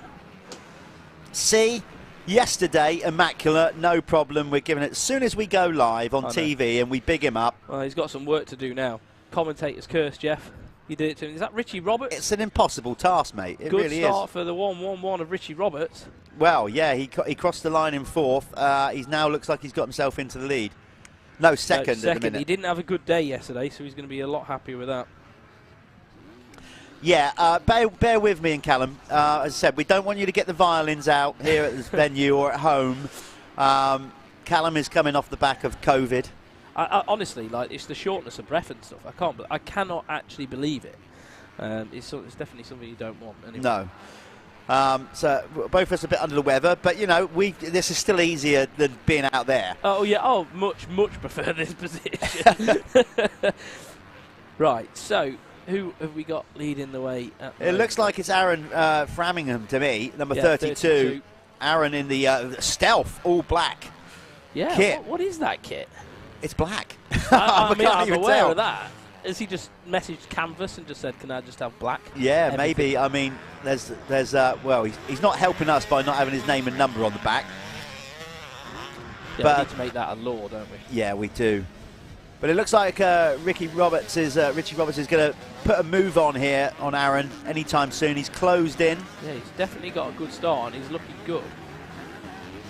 I expect Wainwright. It'd be interesting to see where Wainwright picked himself up. We didn't see him get back up, but he looked like he was trapped under the bike for a bit. Yeah, so see how they come through. Nice squeeze there by number 28. Ollie Sheldon's put a squeeze on Roberts going into, and it looks like he's going to go one more and go. So the first lap leader, that was tight. So it's the first whole lap we're doing basically with the first lap leader. And I think that was just about Aaron Framingham. Got that? Just. Yeah, but by a gnat's tooth. And then we've got, obviously, yeah, he did. He did. And then he's back underneath Ollie Sheldon now as well. Ollie Sheldon looks like he's on the 252-stroke. Yep, yeah, he is. So this is the MX2 class. So basically the ruling is you can ride, 274 is down there. I can't see who that is on our screen. 274. Oh, it's Daniel. Dan. Oh, Dan. All the way down the pecking order now. He was right at the back anyway, so that's not good for him. But yeah, so it is MX2, so you're allowed to ride up to 252. It looks like Richie Roberts is on a 125. I'm pretty sure he is, or a 150 maybe. But it's down to you. You can either 125 up to 250. Doesn't matter what. Exactly, as long as you don't go over a 250. That's fine. We get so many clubman riders want to come and race this championship. That is actually why we have 2 classes. Normally we try and put what we call a class of riders together, as in you mix MX1 and MX2 capacities, but such is the demand for the clubman class, we've just separated it. Say, guys, here's a 250 class. Up next will be the MX1 450 class. Do you know what frightens me? The speed. The speed of the clubman riders these days. Like, I watch this and I'm like, I swear to God, everybody's got better. Like, they are on it. You know, for clubman level riders, these guys are just going to work. They're hobby riders, and they're riding this track phenomenally well. Like, they look like they're very much knocked out of place too. We need to say, obviously, they work every day of the week. We know a lot of them take a sickie, but we're not going to name any names. The old Wednesday off, don't they? Yeah, we can't name names in case any of their bosses are watching. But they're trying to sneak in some practice. But I should imagine, particularly in the summer, when we get the lighter evenings and some practice tracks are open, you know, they can still put a shift in the morning. You know, go and repair a boiler in the morning, and then that's it. I'm just surprised how well they get round. Oh, that was close. Let's see where Wainwright is, because obviously he's going to be a championship contender. He's up to 11th by the look of it. Yeah, Matt Pocock out there again. Those two had some great battles last year, didn't they? They did. How cool was that last Pocock year? Obviously changing to Austrian machinery this year as well. Yeah. Off the Yamaha, switched to a KTM. Apparently found it a bit more comfortable, so he just ran with it. So the rider that we thought was maybe just about going to go over the handlebars was Toby Lightbound. Toby, an industry guy. He is responsible. He is the Bell UK guy, helmet rep, basically, brand manager. Fair play. But what he not wants to do is a little get together there. Have we stalled? Has he stalled it? On? What? Oh, what's his happened there? Foot is stuck. No way, he's ridden over his own foot. Hang on. And then the leader's gone into the... And drowned himself. The leader's gone under. He has literally gone underwater. Ollie Sheldon, he got together with Ryan Gardner there, and I think that's what's put him off the track. Ryan Gardner had his foot caught in his own wheel, didn't he? Can we get a replay of what happened there? That's crazy. And then just round the corner, Sheldon has gone for an early bath. That would not be very pleasant, because I've just been outside and it is not warm whatsoever. So hopefully we can get a little bit of a replay, see what actually went down there, because it just happened so quick. It did. We just want to highlight that. The fact, by the way, the water as well. You know, there has been a lot of water up and around obviously the Doncaster area. We've lucked out with the weather over the weekend.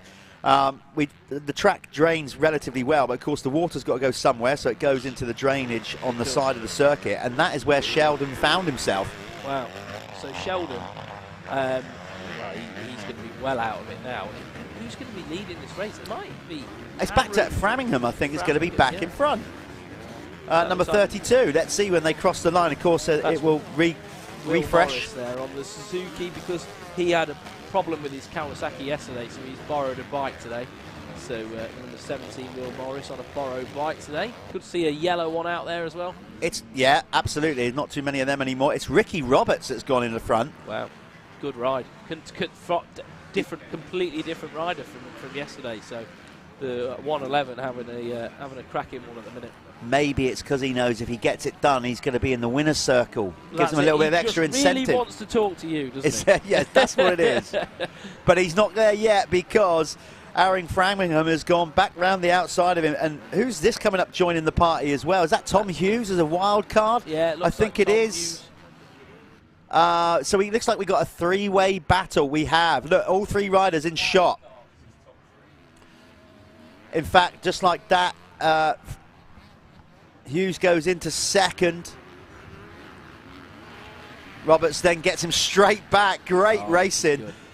So the top three, you could right now look. They could have a party in a cubicle.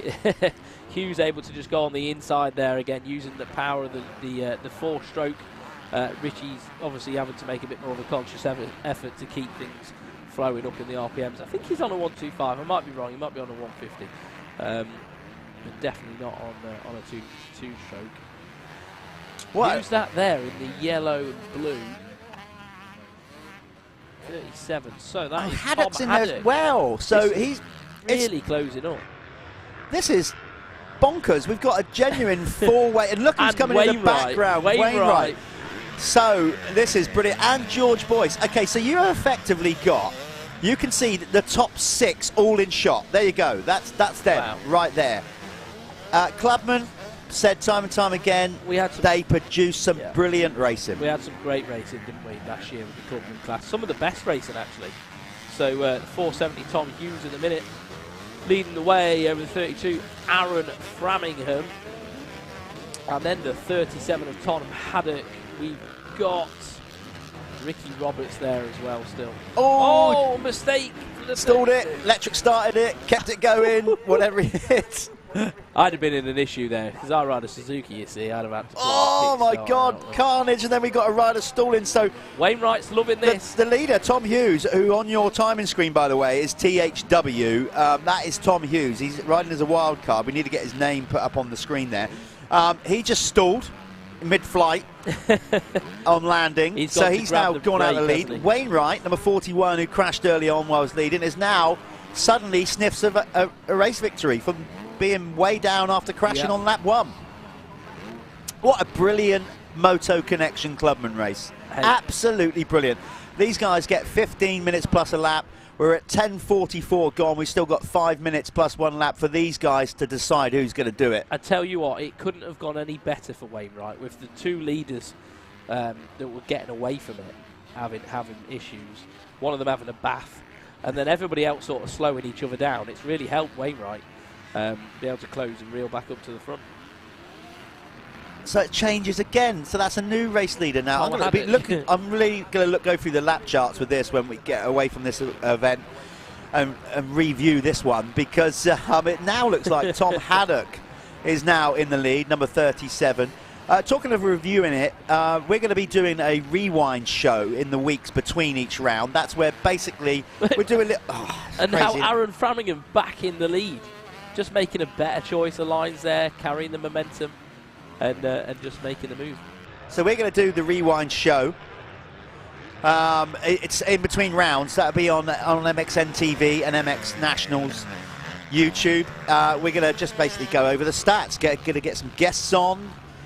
And after each round, after about 2 weeks, we're going to do a little live show in the week and review each round and get in finer detail, basically. So look forward to that. That'll be on MXN TV. And it will be the MX Nationals Rewind show. Quite an important announcement. There's a little kid called Bodie in a little blue puffer jacket who's missing at the event.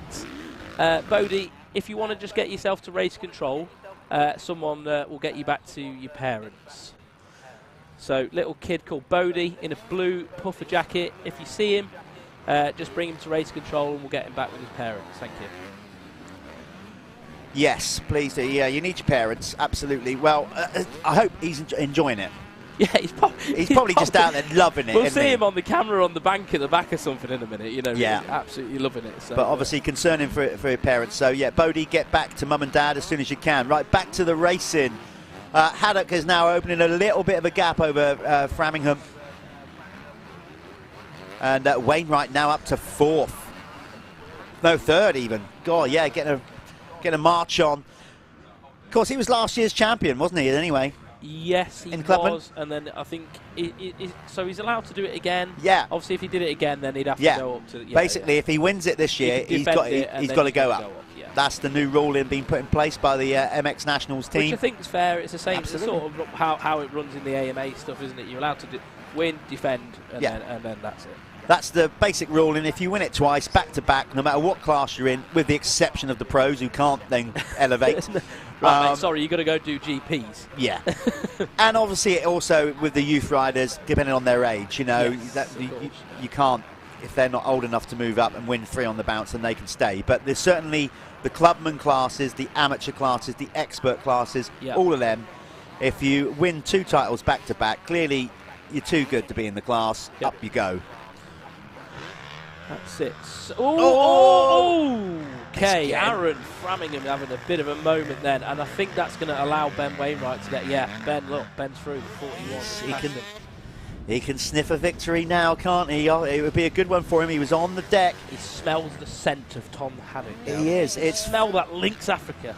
Is that what they're running in I don't Clubman? know. That's what I like running. That's the choice of Clubman riders, is it? Other deodorants are available, by the way. Our engineer is laughing his head off behind me right now. We have got, this is going to be tight. He's not going to get the 1 lap to go board here because it's 15+1 and he's not going to get over the line. He's going to be over the line in less than 20 seconds. Oh, so he's just going to miss it. So no 1 lap. There is 15 to go. Is he going to go through? It's a 2-lapper from here then. I think that's it. I don't know. Wainwright goes into the lead. He went from hero to 0, back to hero. As Tom looks very tired now. A lot of these guys. So looks like Ben's got a little bit more in the tank, even though he's had to come from all the way back from last. Aaron looking race. What happened then? I can tell you now, right, I'm pretty confident in saying this, that Tom Haddock has officially hit the wall. Yes. He is like washing, hanging out to dry right now. Bless it. He is really starting to feel it now. I was just going to call that he looks a bit tired, and then he made that massive mistake. So he's dropped off the pace significantly, number 37. He's got to find his second wind somehow. Second wind or fifth wind. Whatever it is to get him over the line. They've been back and forth all race. I imagine he's, pretty tired. I always remember... and brings down a back marker. Yeah, obviously brings that wasn't down, intentional. No, that was just a racing incident there.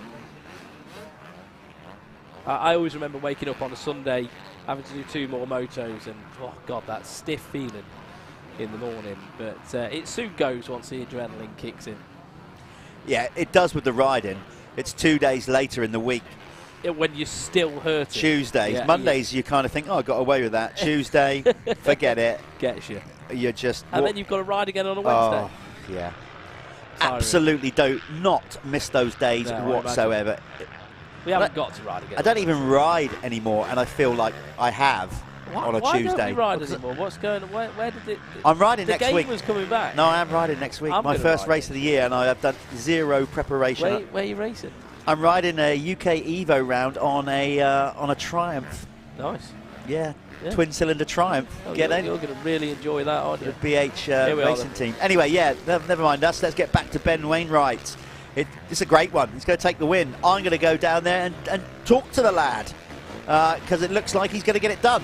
So here we are. Here's the Moto Connection winner of the Clubman class, Ben Wainwright. He's not the winner yet. He's got the last lap to go because last lap round they didn't quite miss it. It was missed. So Jeff's just rushing back. I knew that. You can go if you want. I knew that. I've got this covered. I was just testing you to see if you were paying attention because sometimes I obviously wasn't. So Ben's got 1 more lap to go, and I'm sure Tom Haddock's going to really enjoy doing that extra lap. But Ben looks good, mate. He looks like he's. He's worked hard. As I said, Ryan Gardner's moved up the field as well with a good. Well, actually, the fastest lap of the race last lap through. So Ryan Gardner, the 4:47, is moving up the pecking order. He's into 4th, and he's pushed Richie Roberts back to 5th. So overall, as they came through that time round, was Ben Wainwright, Aaron Framingham, Tom Haddock, Ryan Gardner, Richie Roberts in 5th. Matthew Pocock came through in 6th, 7th, Toby Light Brown, 8th was Joe Cooper, 9th was George Boyce, and rounding out the top 10, Michael McAllister.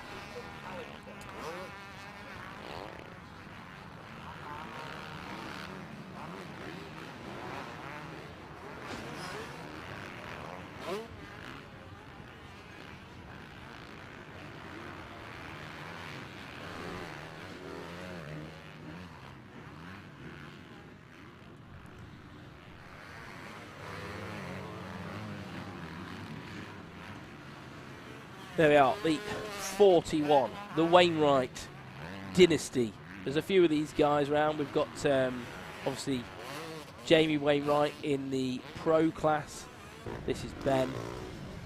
And then we've got Sean as well. Not sure if Sean's riding at the moment. But the 41 is going to be pretty happy with this. That was a tough race, having to come from the back. A lot of mistakes from other people played into his favour, but he's looking really good. He actually looks better than he did last year. So Ben has obviously put the work in over the winter to sharpen up his skills, and the 41 is going to come across the line now and take the Moto Connection Clubman race, number 3 of the weekend, number 1 of today.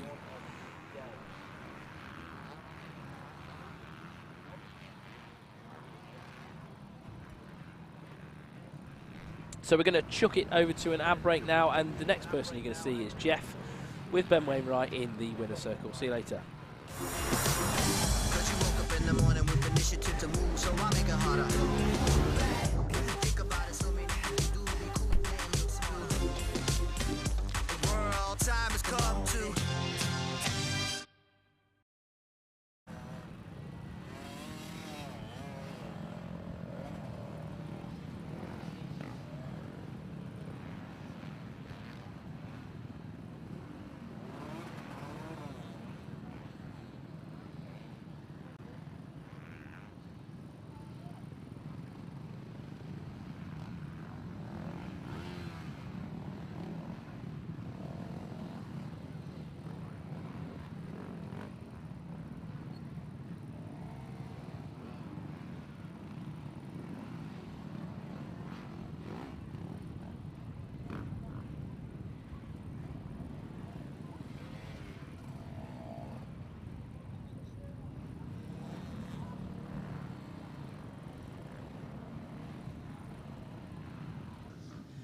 Okay, here in the winner's circle, I've just had a little chat with him already. Ben Wainwright, you made that hard work, but you got it done. Yeah, crashed on the first lap, and then just put all my all, and luckily got back to first, so third win of the weekend, so I'm happy, really happy with the first round, coming back into it. Yeah, feeling good on the bike. Yeah, about it really. What about the track? I mean, it's so, again, brutal. 2 days of riding. Yesterday was tough. Watching it on TV there, it looks like already Moto 1. It's pretty hard going. I mean, you practice here all you want, but with the racing, it's never the same. It's 5 times harder. Yeah. 5 times harder. But yeah, it's tough already. It's actually tougher already today than yesterday. So, and yesterday was tough. Obviously, last year was a good year for you. You know, you won the championship. You're back, changing machinery and all that. So, how's the off season been for you? Yeah, really good. I've been out in Spain. I've not done much riding over here, but yeah, I've been out in Spain for about 2 or 3 weeks training. But obviously hard pack, so I struggled with my hard pack last year. So yeah, I'm happy to been doing a bit, but still working. Yeah, still working. Go and get yourself all cleaned up. We're going to see you again. Going back now to the Clubman MX1, brought to you by Works Financial. They're up next.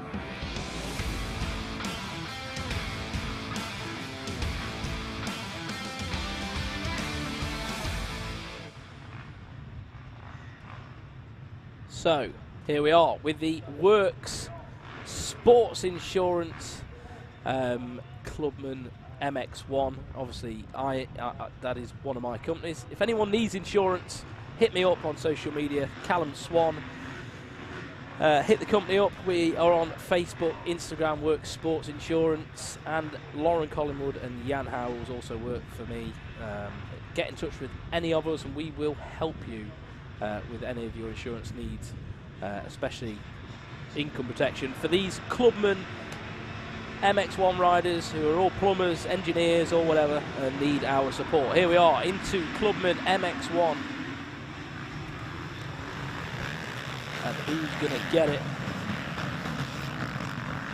Looked like number 2 with the whole shot. Wait for them to come round and we can count them in.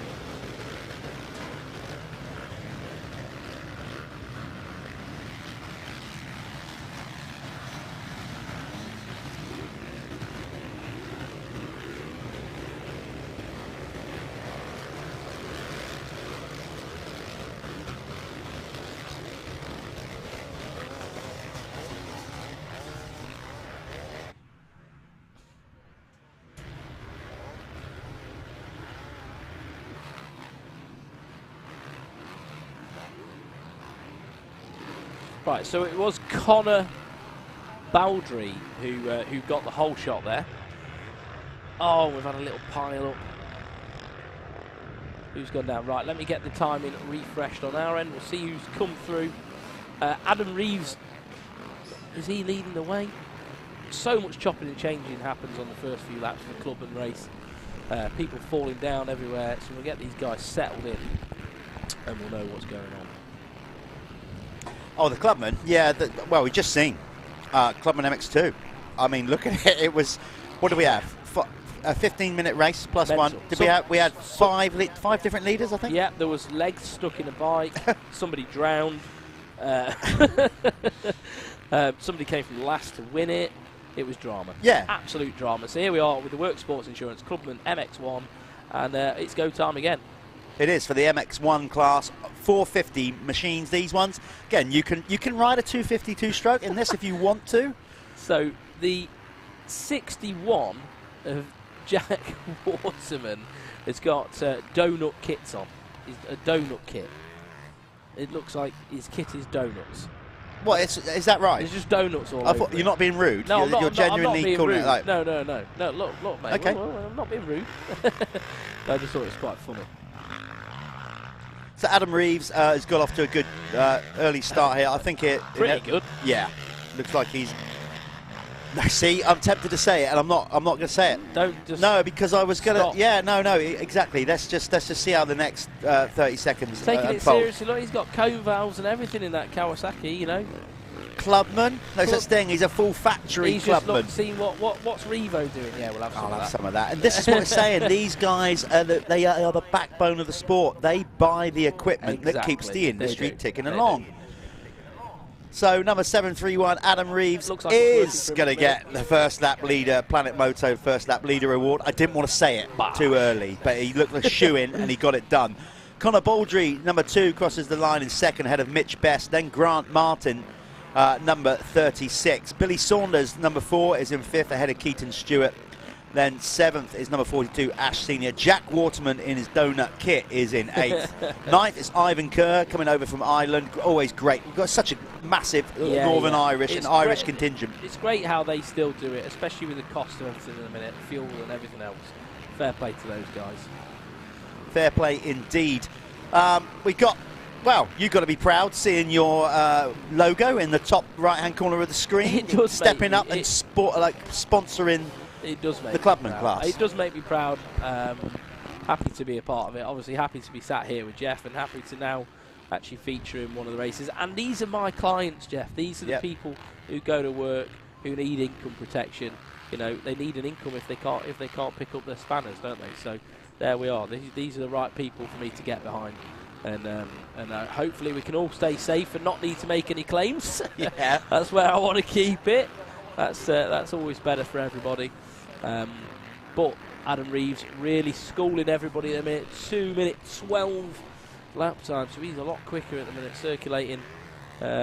He is almost 5 seconds ahead of next man at the minute. Connor Baldry on the number 2. Hang on, Billy Saunders is looking pretty good at the minute. Number 4, he's picked his way past a few riders.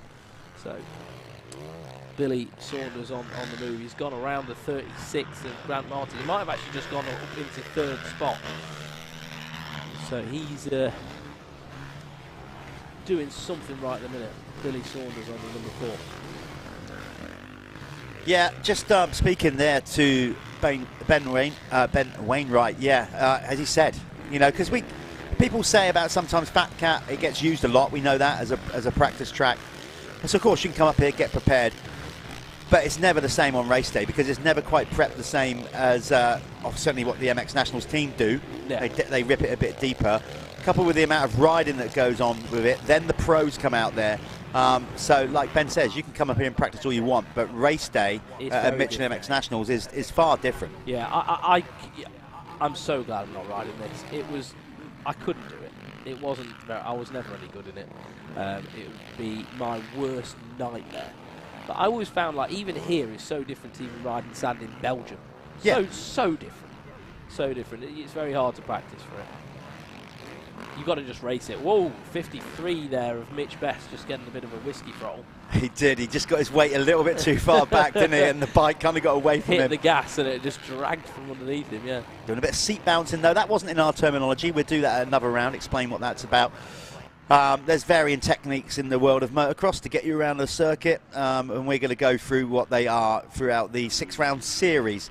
Talking of 6 rounds, again, massive shout out to everybody involved. We're giving a quick name check and then we get back to the racing. Michelin, thank you very much for all that you do. Milwaukee, of course, the guys at Lifeline stepping up. Liat involved this year, along with a Pico. We got the guys at Beer and RFX really getting involved. Moto Verde supporting the amateur class, which will be up soon. We got you, Works, Sports Financial, and your colleagues. Guys at 7, of course, Moto Connection, Fly, Bell, Oakley, Carbon Comps, Planet Moto, Kex, Carlos Race Fuels. We got the Dirty Hard Charger virtual weekend, which is an app for online booking. Yep. So we're going to be doing that throughout the series. Yep. Basically, we're going to take the lap charts once we come out of the event. Yep. See in each class who gained the most positions in any one race. They're going to score points that will go to the app, which means next year when you go to book in through Dirty, it's going to deduct the payment from some of your entries. So it's going to be really cool. That. Yeah, so basically you're earning points to make going riding cheaper. Yeah, I like that. That's great. That's absolutely fantastic. And then, well, Wainwright got a few there. Yeah, didn't he? yeah, he did. And then we got the guys at Brenron as well. It's just good that people like industry people are coming in and actually seeing the value in what we're doing. That's the main thing. Even the guys, you know, here in the paddock, all the different retailers that turn up, you know, it's a great help. Every bit of contribution towards this weekend makes a huge difference on the grand scheme of things. Absolutely. Thanks for having your trust in us. Yes, it's well, basically we just don't get it done without them. So yeah, thank you for your continued support. Back to the racing. Adam Reeves is checking out in front a bit now. He's got over a 10-second lead now. However, Billy Saunders is looking really good at the minute. He's come through. He's come through from, I think, you know, quite far back in the top 10. So he's having a good ride. He's on the big red 4, isn't he? Is he even running? I think he's even running. Is that a replica Carmichael lid from back in the day? It looks the whole RC look, doesn't it? Like, I think even the 4 is a very RC style number 4, like the lettering. And yeah, cool. I'm sure he's got a bit of a RC replica lid from back in the early 2000s. Hopefully it's not an early 2000s lid. No. Because it's pretty dangerous. So it's Reeves, Baldry, Saunders, Guy Martin. Guy Martin? No. Although Guy Martin is maybe one day we'll see Guy Martin out there. It's Grant Martin in 4th, number 36. Dennis Keaton Stewart. Mitch Best is now in 6th ahead of Ivan Kerr. Ash Senior is in 8th. 9th is number 0, James Thompson. And rounding out your top 10 in this class is Dean Rogers. 15 minutes plus 1 lap. We are just over a third of the distance, and I bet some of them are already thinking, my God, I need to get fitter. What have I done to myself? That's what, yeah, that's the general consensus of how I feel every time I get on a motocross bike. But hey, you never learn. I'll still go to order a McDonald's the second I'm on the way home, so, you know, you just can't win. Mate, you've got a busy lifestyle, haven't you? You know, you've got kids that now, so you've got to do fast food. No, to be fair, it is hard. And a lot of these guys are probably in the same situation as me. You've got families to deal with and everything else. Last thing you need to be worried about is going to the gym. You just want to go and ride your bike and have fun, don't you? Well, they certainly do that. Oh, Billy Saunders is down. Yeah. You see him in the background there, just before the finish line. Looks like he's maybe just given it a bit too much gas in that rust and spun it out. So that's going to put Keaton Stewart up into 3rd now. So the 69, Keaton Stewart, he is up into 3rd. I think Billy, where's he going to fit in? All the way back to 7th.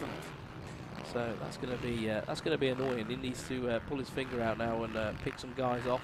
Obviously, a championship can't be won at the first round, but it can certainly be lost. So if you can make your worst day a 7th, it's not too bad. It's a great cliche, that. So that is a classic motocross one, that, isn't it? Because it's true. You know, you can be all gung-ho, going for that first race overall victory, throw it away, have a DNF, and then you're straight away on the back foot, playing catch-up, putting yourself under pressure. The objective for round 1 is to try and get 4 solid points rides, you know, just build it up. As you can. Don't overstep the mark, stay in your lane, do what you got to do, and then go from there. To a degree, of course, you know, certain riders that want to get off a good start. We won't. We're saying that. Mentality. Yeah, of course, there'll be certain riders. I mean, we got the amateurs coming up next, so that'll be a good one as well. Then the experts, and then we are into the Lifelines Fastest 40, which incorporates the Liat MX1 category, the likes of reigning champion Harry Kulas, Tommy Searle, Jake Nichols. Those riders are in those races. John Adamson's last year's MX2 champion, stepping up to MX1. Then we've got the Apico MX2 class with the likes of Mio, Haig, Sam Nunn. Plenty of top talent going out in the Lifelines Fastest 40. If you want to know what Lifelines is, by the way, go and check them out online. It's a new hydration, sports nutrition brand. Refresh, recover, rehydrate. They've got varying flavours. Have you tried it yet? Not yet, no. Should we do I shall be trying it in the week. We should do an online, a live sampling session. I'm doing my first stroke ride. You're going to need that whole tub next weekend. Yeah. Do you really think that's going to help? I'm hoping it will. I might not follow the formula. I might literally I'll be so desperate, I might just pour it straight down my neck with no... Dust. That's dust. Oh, who's that gone down? Gone down. It was the 53 of Mitch Best, so that's going to help Billy Saunders out. Loving the numbers. There we are, there's Billy Saunders. I am loving gaffer tape numbers. Mitch Best's numbers. His numbers. That's it. That's Clubman Is retro. he your man? Well, I don't know. I do. I like that. I mean, all the rest of the kit is all obviously cool, looks sharp. But what he's done is he's kept it real in true Clubman fashion. He hasn't had his shirts printed, so he's rolled out the duct tape. Maybe you should have put his name on there as well. At least he's done it with thick duct tape. I've seen people do numbers with the thin stuff, and it's not so good. Yeah, it doesn't look. The bin tape stuff. Yeah. At least he's doing us a favour and put his number on his back. It does help. It does help. When you sat in here and you're just looking at a screen, it helps, especially on the start. So there we are. He's back up and going anyway. Mitch Best, just little mistake, very easily done on a track like this. One little foot wrong, you know. Turn the wheel too sharp, you're going to be tipping her over. But he's back up on 2 wheels now. Billy Saunders capitalised on that, so he should be back. He'll be up to 6th now. This is the 7:31 of Adam Reeves, though. Out front, making it look very easy at the minute. He's got an 11-second gap back to Connor Baldry and 20 seconds over Keaton Stewart. So nice, comfortable ride for him. And when you watch someone in that position of like, where they're not under pressure, look how chilled he looks. Yeah. He looks so chill. It doesn't even look like he's going fast. You know, and that's when you genuinely are clicking off the laps. Little mistakes. Or no little You're mistakes. in the zone. That's just it. You're in a zen-like moment. You're just doing your thing, aren't you? You're not overthinking, but you're thinking enough, and that's all you need to do. I'll tell you, it looks pretty sharp in that Emex kick. It's a new brand, isn't it, to the UK? I think those guys are based out Angular, maybe over the East Coast somewhere. Sure. I've seen what some of the kit designs, obviously on Facebook and things like that, though, and they do look great. And I think like it's sort of inspired by the whole 7 style fit, isn't it? So yeah, it looks good. They're doing some nice bits and bobs. So this is number 2, Connor Baldry. It actually looks like the gap's not 10 seconds, but it still is by the looks of it. So Baldry again. Riding nice though. Look, nice up on the pegs. Look, doing everything right. Look, if you watch him, he's on the ball of his feet. He looks like he's going a bit quicker than Adam at the moment, but yeah, I think he's going to start pegging him back in. What have we got? We have got. Oh, okay, maybe not because we're probably running up we're going to be couple of laps. 1 to go next lap around. I think these guys get a 15-minute moto. I don't know. 10 seconds is not a lot of time in the clubbing race. You know, you can lose 5 seconds in a corner. So we'll see. We'll see.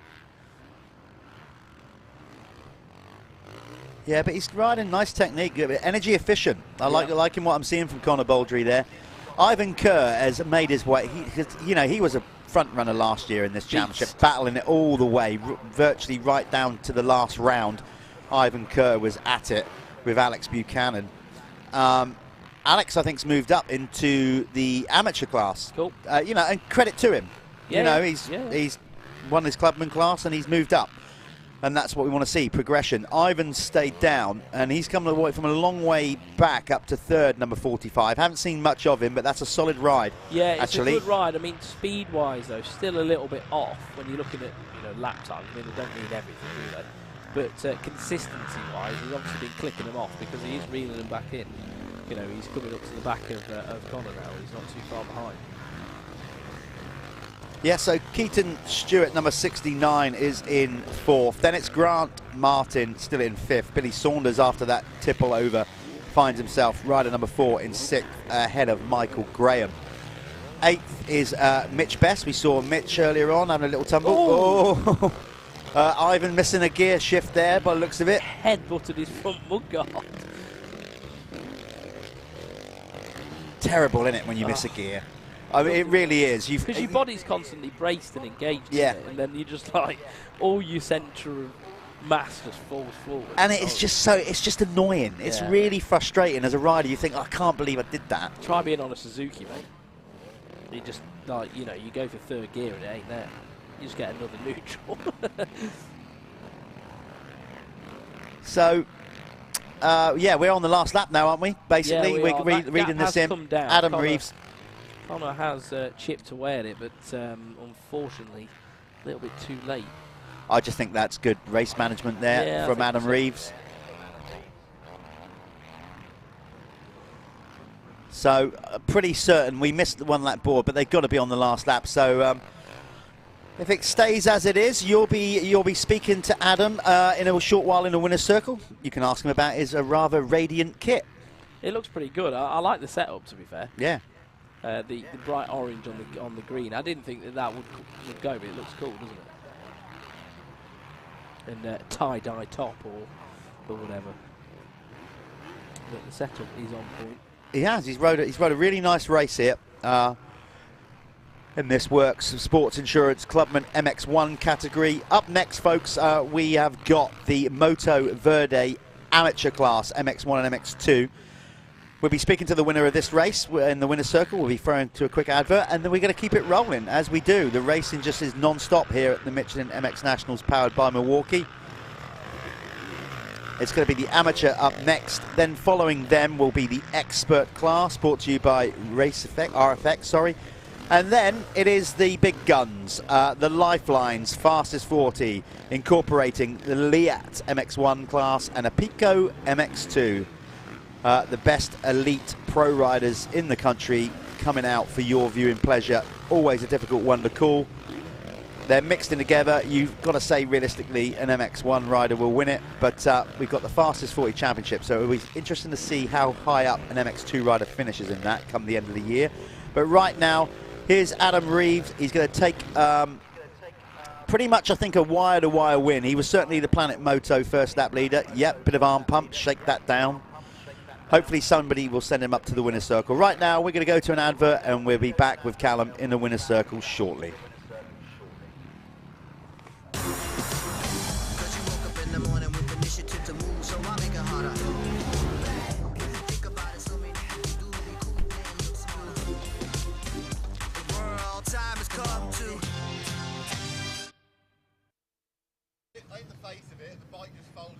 Is it already rough? Is it?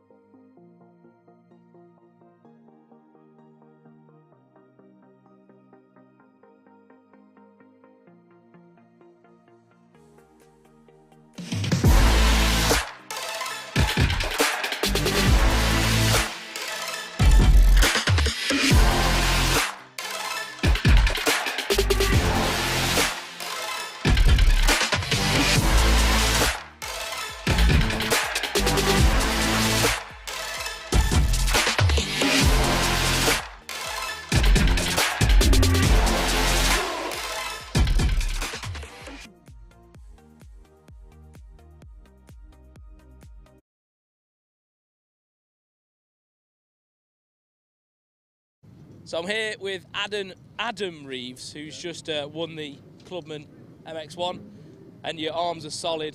Solid, mate. What's going on, mate? Just struggle real bad with arm pump, but yeah, that's it really. Is the track any different to yesterday, or is it rougher? Or? It's getting as rough. That was real bad yesterday. I'm not really a big lover of sand either, so it's hard, you know. Yeah, well, you managed that race pretty well. Were you keeping an eye on the guys behind to sort of? Yeah, but I was struggling to stay where I was, just because of my arms. I get it every first race of the day, my arms, but it's all the nerves and that. So we're going to have a better Adam Reeves in the second one. Let me have another feel. They are absolutely solid. We're going to send it back to Jeff, and next up is the amateurs, so enjoy.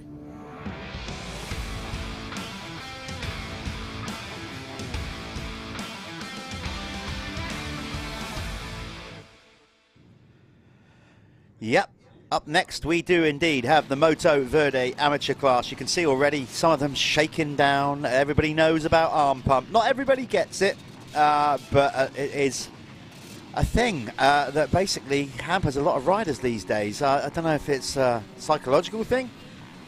I'm sure it was such a thing in my day in the 80s and 90s, but maybe, I don't know, maybe it could be psychological. Some people it's not, it's a legitimate thing.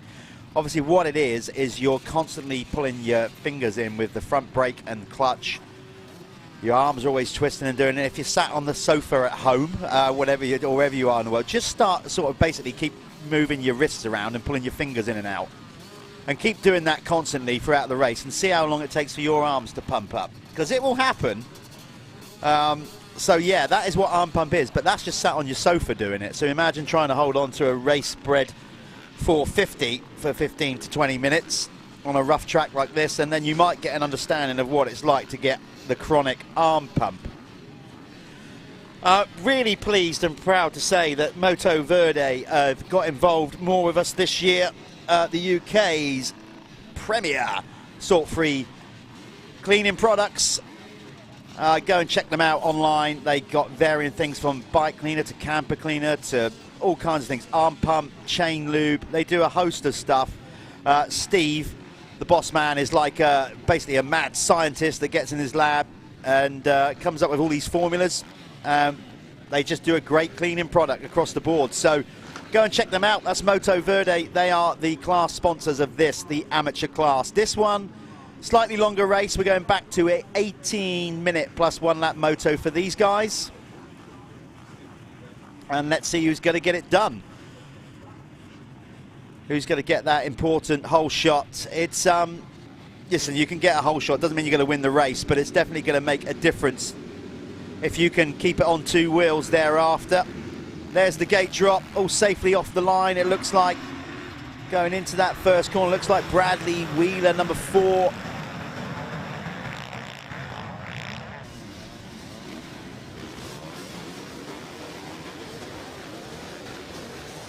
Get them all over the line, of course, and then I'll be able to tell you for sure. We're going to do the first lap leader award once they get around the entire lap, so we're not necessarily doing it because this is not really a full lap when they first cross the line, such as the course design here at FatCat Motor Park. Great camera angle as they come through those whoops. So we get the timing up there. When they go over the line, little wire goes under the circuit. They got a little transponder box strapped to their forks. And then that pulls up where we are in the race. Hopefully that will refresh soon. We'll be able to get all the times up on screen. We're just waiting for the timing to come through here.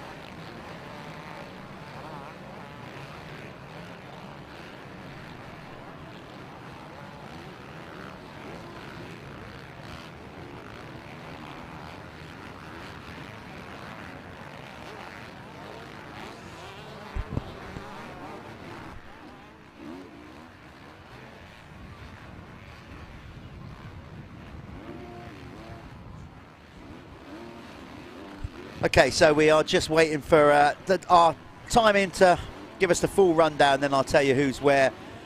It was Harry Bradley, sorry, yeah, out in front. Not Bradley Wheeler, apologies about that. Although Brad Wheeler would have taken that, I'm sure. Harry Bradley, of course. Bear with me, I've only had one coffee at the minute. I need at least another 2 before I'm fully functional. Harry Bradley leading the way ahead of Joshua McCockerell, number 161. John Kirk, number 15. Another rider that comes over from Ireland. And then it's Jack Seaborn currently. Jack used to actually be co-commentator a few years back before we did live streaming with me, a couple of rounds. So it's good to see Jack out there. 227 getting back into the sport. Luca Pegg currently in 5th. Brad Thornhill basically out there riding on the Yamaha. His elder brother unfortunately won't be racing in the Elite MX2. Oh, sorry, MX1. Fortunately by Liat, because Dan has broken his shoulder blade? He's done his shoulder blade, didn't he? He's cracked He did, I think, yeah. I'm back. Go steady. You are recovering from COVID, so just go steady. I don't That want... was McCorkle just made a mistake. That inside line there is getting real deep. So McCorkle going down. Not a very ideal time to go down. Start the race makes it a lot more difficult, doesn't it? It does. First lap leader was Harry Bradley there. Carnage, yard sale, 3 riders on one corner. The whole disgruntled man. They might start fighting in a minute. No, I don't think they did. It's just riders incident. The rider at the back there was committed. Don't know who that is. Can't see his number just yet. Clearly, he probably went in there fully committed. Couldn't avoid that one. It's Wilcox who's on the deck there as well. And who else? Number 2. Arnes Pebres. Yeah, Pebres was pushing Wilcox out the way, get him off his bike. So Arnes Pebres, he's going to be really frustrated with that. He is. He's been putting a lot of time in with Josh Binks recently, so I know. It's frustrating, isn't it? You know, when you come into a race the season, you've put in a lot of prep and things happen. You clearly know more than me about more than me than Arnes. So what's his background? Where's he from? I'm not Sorry to put you on the spot. entirely sure. I was told he was Russian, but I don't know whether that's true. We'll find out. This is why we're going to get all this key information for round 2. If anybody knows Arnes, please drop me a message. You know who I am. So we like to know where he's from. I know he's training with Josh at the moment. He's putting a bit of time in with Josh Binks in his academy. But yeah, he's going to be frustrated with that one. But Harry Bradley taking full advantage of this, getting a nice little gap. 6.6 seconds last time they went through. I have to say already, we're better this year. We're kind of halfway through the first block of racing, just over halfway through. Sun is starting to come out. The track right now is in really good nick. What I mean by that is it's clearly really rough and technical, but the actual the moisture in the ground, everything, because it's sand, but it gets compacted, and as it dries out, you get it starts to dry and gets a little bit hard underneath. Yeah, it does, and you end up getting those real, hard ruts. Yeah. Forming with a weird, awkward, kicky base. But right now, I'd say that's as kind of good as you're going to get it. It's perfect, yeah. It will dry out. The wind it's a little bit biting the wind out there. The wind has picked up a bit. We've got the sun, so the track will dry out. Of course, it will get rougher. And some of those bumps right now and rollers have just got a little bit of give in them. But as we get towards the latter part of the day, that'll be hard edges. You got some news on? I have got some news. He's Latvian. There we go. So I was wrong there, and he's a full-time Planet Moto academy guy. So obviously spent a lot of time out there at Planet Moto. So he's going to be frustrated, isn't he? But I'm sure he's a very capable rider. I did a whip contest with him, didn't I, last year? You did, yes. Actually at the Moto Verde ride day. I did. I put my my life on the line for that. Before you go further, I just want to explain to any viewers that are new to the sport what a whip is, in case they really do go off on the wrong tangent. Yeah. A whip is obviously when you do a jump and you throw the bike sideways, which you did, but your wheels didn't really come off the ground. Marginally. Not enough. And you'd already had the thing sideways. I landed completely sideways, didn't I? But, mate, I needed to show these kids that I ain't there for a joke, you know what I mean? They're going to get beat. Well, you say it was a joke. I found it funny. You say it was no joke. I thought it was. No, I found it funny. The fact I just turned up there, I'd rocked up, hadn't even ridden yet. I hadn't ridden for about 2 months, same as you. And then they go, yeah, we're just starting this whip competition. I'm like, oh, right, sound, okay. Well, then, let's go then. And I always remember, was it Catherine Booth? She went, nah, I'm not doing it. After she saw what I did, she bailed out. Oh, got the skills, mate. Got the skills. You landed it. You landed it. That's all that matters. But did I die? So no. No, you're all right. You're good. So Harry Bradley is your race leader, number 4 on the Kawasaki. Yeah, you know Harry, good friend of yours. I do know Harry. He's, yeah, if we can get a bit of a visual on the number 4. He's running a really good race at the minute. So Harry Bradley put in a bit of graft this winter, I think. He's had a little bit more focus.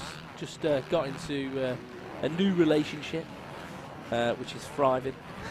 I'm sure Lois is going to love that. But yeah, I think he's just in a good place at the moment with his life. A lot of balance, and it's showing in his riding. He's got one agenda, and that's to ride his bike. Looking at him though, what I can see visually there is his front brake line has come away from the forks. Now that is looking pretty sketchy, and that could get caught up in the front wheel. So Harry, oh God, it's going to be touch and go whether he'll finish this one. It depends what happens when that gets caught in the front wheel, if it does, but it looks like it's going to. So we'll keep an eye on that.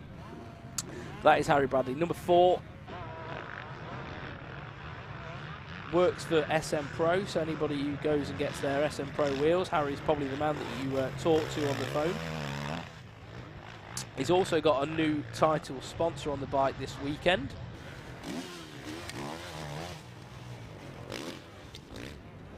Just going to pull it up now because I've got a little bit of this information. Yep, so Scaffolding by Design is the title sponsor on the bike. He's also backed by O'Neill, Off-Road World, and of course SM Pro.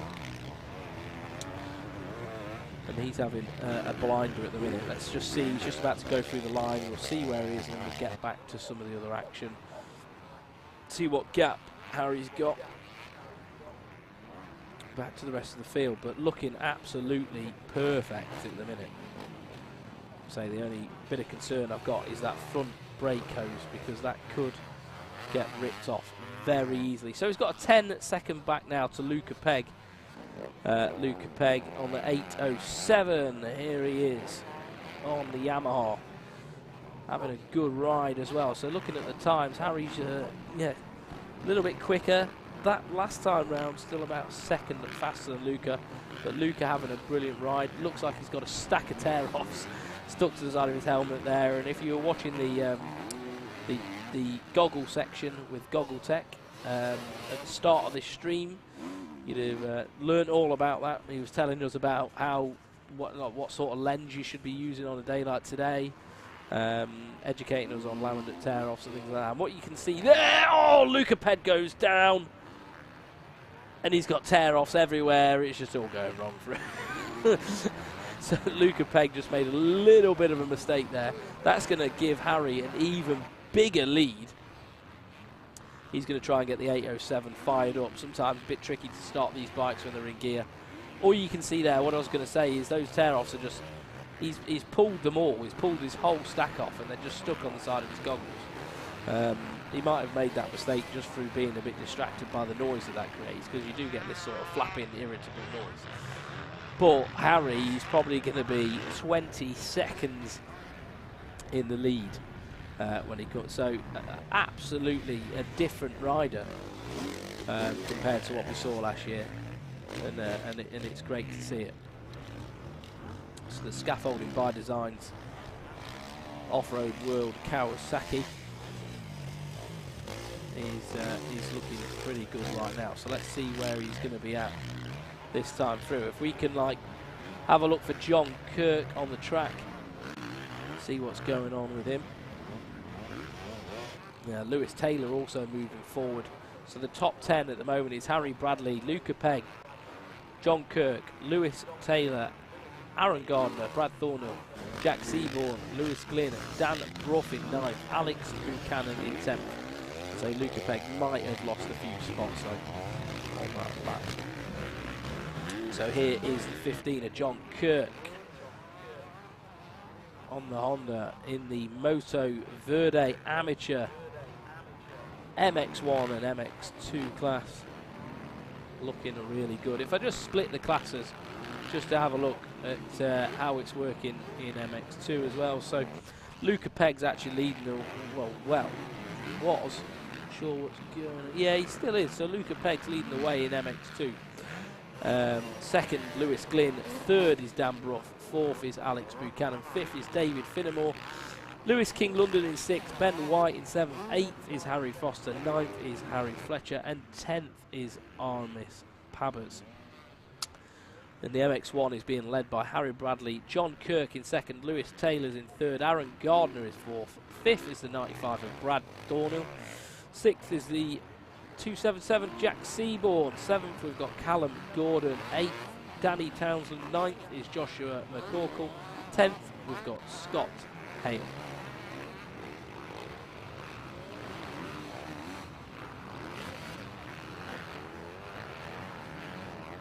And there is the 15 of John Kirk.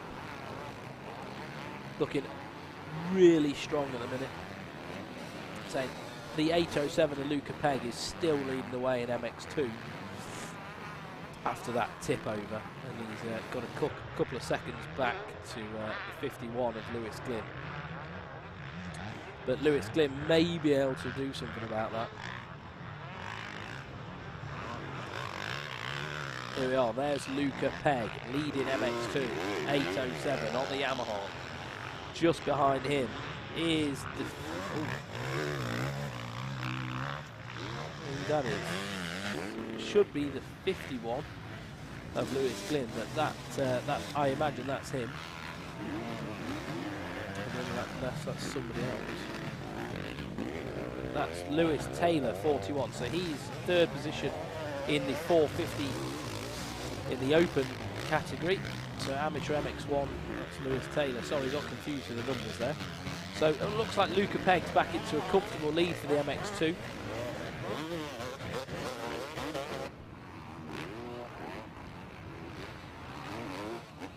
But that is on screen the 41 of Lewis Taylor.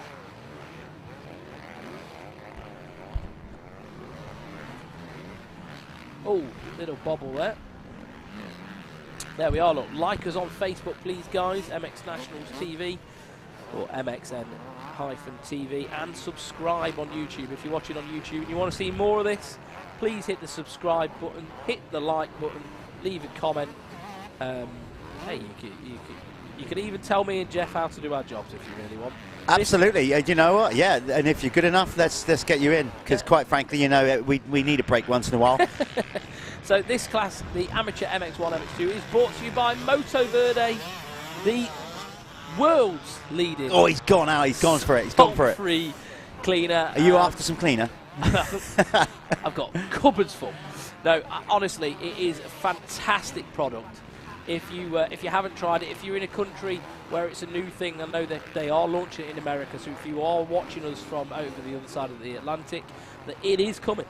It is coming. You may be able to get a sample. If you message the guys, maybe they can get one over to you. They have created a whole new ingredient for the Californian market, I believe, that's still in the process, but they are trying to perfect it. It is fantastic. Their drivetrain cleaner is amazing. Use that a lot. Their chain lube is even great. Yeah. I wasn't. I'll be honest. I wasn't expecting that when I first used it. You know, you think, oh, they're a cleaning company. It's actually bang on. It's really, really good. And of course, their OG cleaner works. Yeah, like I said, Steve, he just locks himself away in his little lab. Nobody's allowed in. Like some kind of mad scientist, and he gets the job done. Yeah, so they've rebranded to Moto. Chantel and Matt travel the globe trying to sell the stuff. Yeah. So they've rebranded to that very reason, to break into America and, you know, world domination with the cleaning Brad. So, yeah, Moto Verde, go check them out. Harry Bradley still leads the way in this one. I've just been out of the booth because, do you know what? I had a quick look around. I just wanted to get the vibe of what it's like out there. We're obviously stuck in the booth most of the day. Can't say it's cool. It's really good out there in a minute. There's a lot of smiley, happy people watching some great racing along the pit lane straight here along the finish line. Quite a few people here, actually. Yeah. It's a busy day. So it makes a difference when it's not raining. It's been raining for about 8 months now. So I didn't think it'd be this bad this winter, but then it's been wet, hasn't it? It's so used cold. to it. It's not been too cold. It's just been very wet. Well, anyway, we've got great, lovely sunny weather today. It is a little bit biting out there. The wind's a little bit cold, but we are not overly moaning about that because, like we said, it's dry. It's a good day to be out in the fresh air. So Luca Pegg has gone around John Kirk, so he's picked himself back up and picked the pace back up, gone around John Kirk. John Kirk is obviously in MX1, so they're not directly racing each other, but still, you know how it is. Absolutely. John got a mouthful of sand there, by the way, just for good measure, overtaking him and then just roosting him. And Harry, what a picture perfect performance. I did tell everybody, you see his brake hose is actually disconnected from the fork rod, which is sketchy. So I have been waiting the entire moto for that to get ripped by the front tyre and send it over the bars. It hasn't happened yet. Don't tempt it, man. So I've been keeping my eye on that. It looks like it's going to be okay. He's gone this far with that flapping around all over the place. But the number 4, perfect. Absolutely. Yeah, perfect. he's going to get the 1 lap to go board because, as you can see on the clock there, he's time going to be thinking, has elapsed. Why did I not go in the experts? Well, but he wasn't this good last year. No, he just wasn't. So. But that's what we're doing here at the Michelin MX Nationals. He's had every right to stay in the amateur class. Absolutely. You've only got to move up if you win 2 titles back to back. Yeah, and he just wasn't this good last year. It was simple as that. Wasn't he carrying an injury last year though? He wasn't quite. He had a few bits and bobs. Didn't he? Yeah, there was nothing like significant, but it wasn't all in place for him. I think he got on the bike late as well because he was on the Suzuki for a long time, and so I think he's done all that learning bit now. He's happy with everything. He's got a good bike. He's got good people behind him, and I think that's what happens, isn't it? You're comfortable. You're going to be able to ride good. So. Yeah, he does look good. Big lad, Harry, as well. He's just must be a 6-footer. Yeah, I mean, when I stand next to people, there's quite a few people that seem tall. So I'm always looking up at people. Yeah. I'm glad when we interview the riders, they sat down on the bikes. It sort of evens life out a little bit. Yeah, this is a very solid ride for Harry here. Nicely, he knows he's got a huge gap at the top. In the amateur MX2 category, Luca Pegg is your race leader with a 2.3 second lead over number 51 Lewis Glynn. Alex Buchanan, 111, is in 3rd. Dan Bruff, number 33, out there in 4th. This is the amateur MX2 class we're talking about here. David Finnemore is currently in 5th. In 6th is Ben White on the White's Transport RFX. And by the way, big shout out to his dad, Ray White, of White's Transport, because another sponsor of ours, without Ray's help, we don't even get all the equipment to the racing. So a massive shout out to White's Transport Services, because they basically provide the Arctic truck that brings all the equipment, the start gates, they weigh and load. All the scaffold towers, everything basically gets put into an Arctic trailer and brought to each round courtesy of Ray White Transports Limited. So thank you to Ray and the crew. Right, it's going to be checkered flag for HB. I'm going to get down there and grab him. So yeah, number 4, Harry Bradley on the. I'm just going to go. No, I'm just going to go. I think we're just going to quickly go to an ad, and I'm going to get myself there. So yeah, Harry Bradley took the win.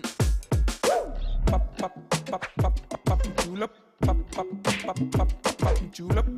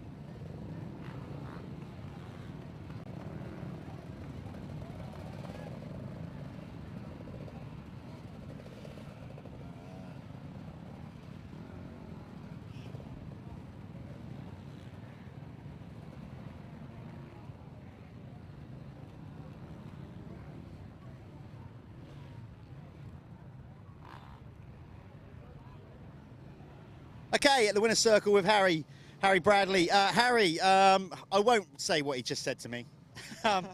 Let's just say you're tired, right? Yeah, tired. It's bumpy out there already for the first moto. The pros definitely make a difference. It was rough yesterday, but with the pros out there, the track is going to be brutal in the second race. Are you right? Do you come up and practice here? Occasionally, it's only like an hour and 20 from my house. I did race on that track last Sunday, but completely different. Like the last time I rode this, it was like this deep, and this weekend it's like 5 times deeper. So you can't really prepare for FatCat. It's its own fucking its own climate here, its own track. Like everything about it is just different. So just do what we can. As tiring as that was, you've got to be pleased with how you're riding this weekend. You're off to a solid start in your championship.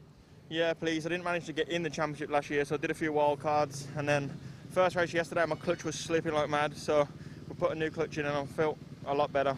I hurt my thumb in that one, but should be good to go for the last one. Great sport, innit? Yeah, love it. There you go. That's the winner in MX1 in the Moto Verde amateur class, Harry Bradley.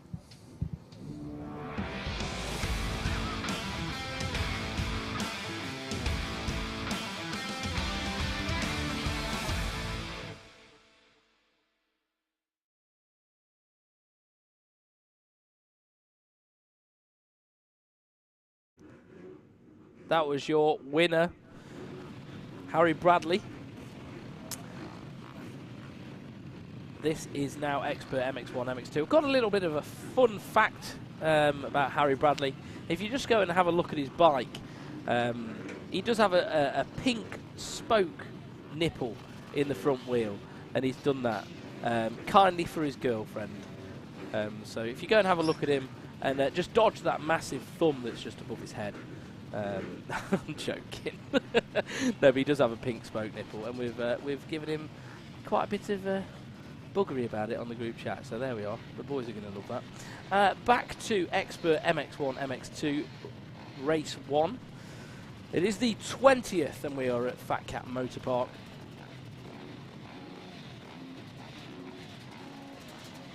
The track is starting to get beaten up now. But these guys, I'm sure, will make it look a lot easier than what the clubmen and the amateurs do. 75 there. That's Ongley. So these guys, bordering on pro, they want to be pros. The next level for them is to get up into the fastest 40. Some of them, you know, could do. That is the goal, obviously, for these guys. It's a level up. This is the stepping stone up to the pro class. So 69 of Wigger there. So these are going to get lined up, and we'll be dropping the gate for the Expert MX1, MX2, Race 1 of Sunday.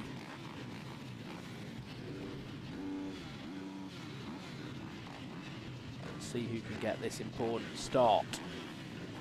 This race is brought to you by RFX.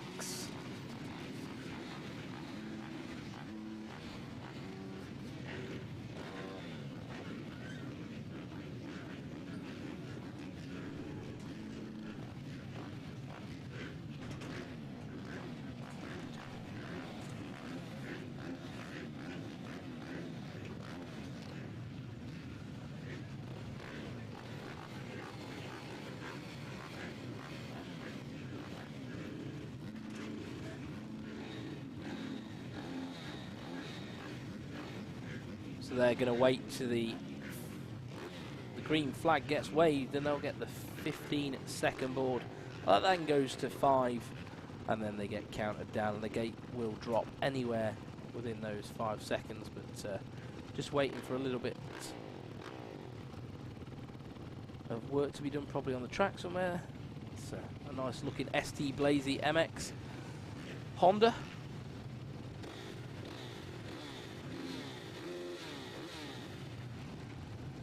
So this is your lineup for the Expert MX1, MX2. I hope everyone's having a good day.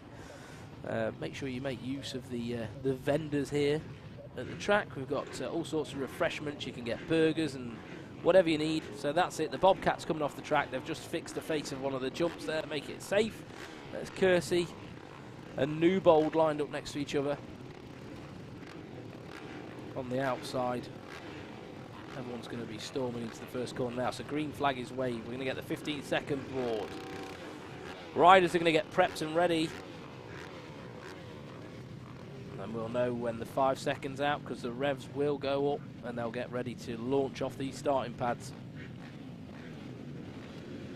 There we are.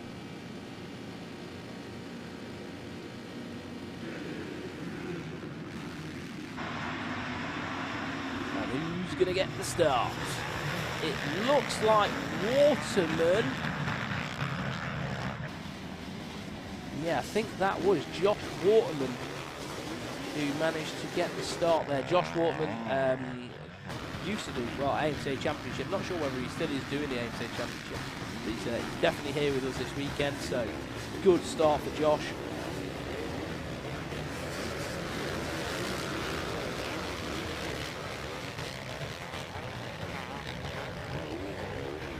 Just wait for it to come round and refresh my timing.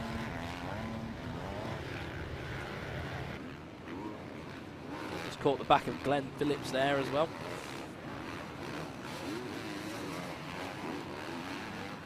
So as, oh no,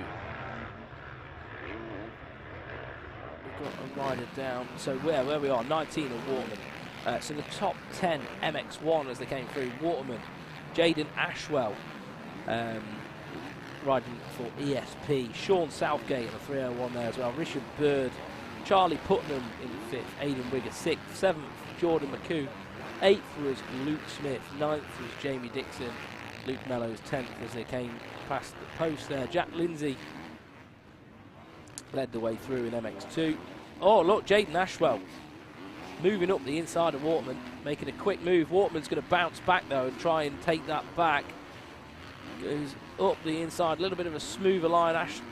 Jaden just trying to stay on the pegs, maintain speed. So the 211, Jaden Ashwell, South African rider,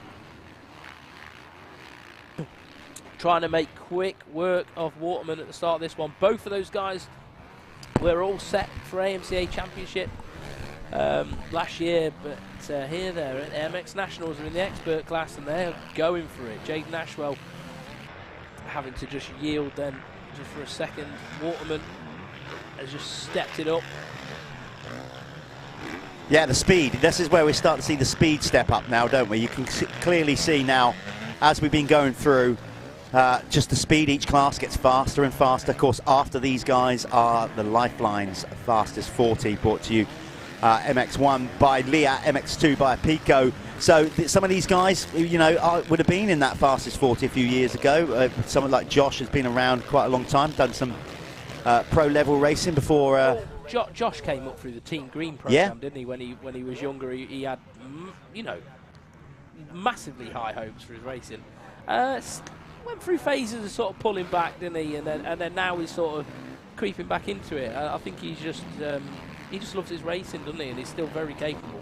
Oh God, Jaden Ashwell, man, he went from right to left to right. He's using up every inch of the track. I saw him, I think, in a race yesterday. I think he went underwater. He's another one that went a slight off-track excursion and went in the sink yesterday. Oh, he did that I nice. know he's had that bike all tuned up by MFR, so it's got a full race motor in a 450.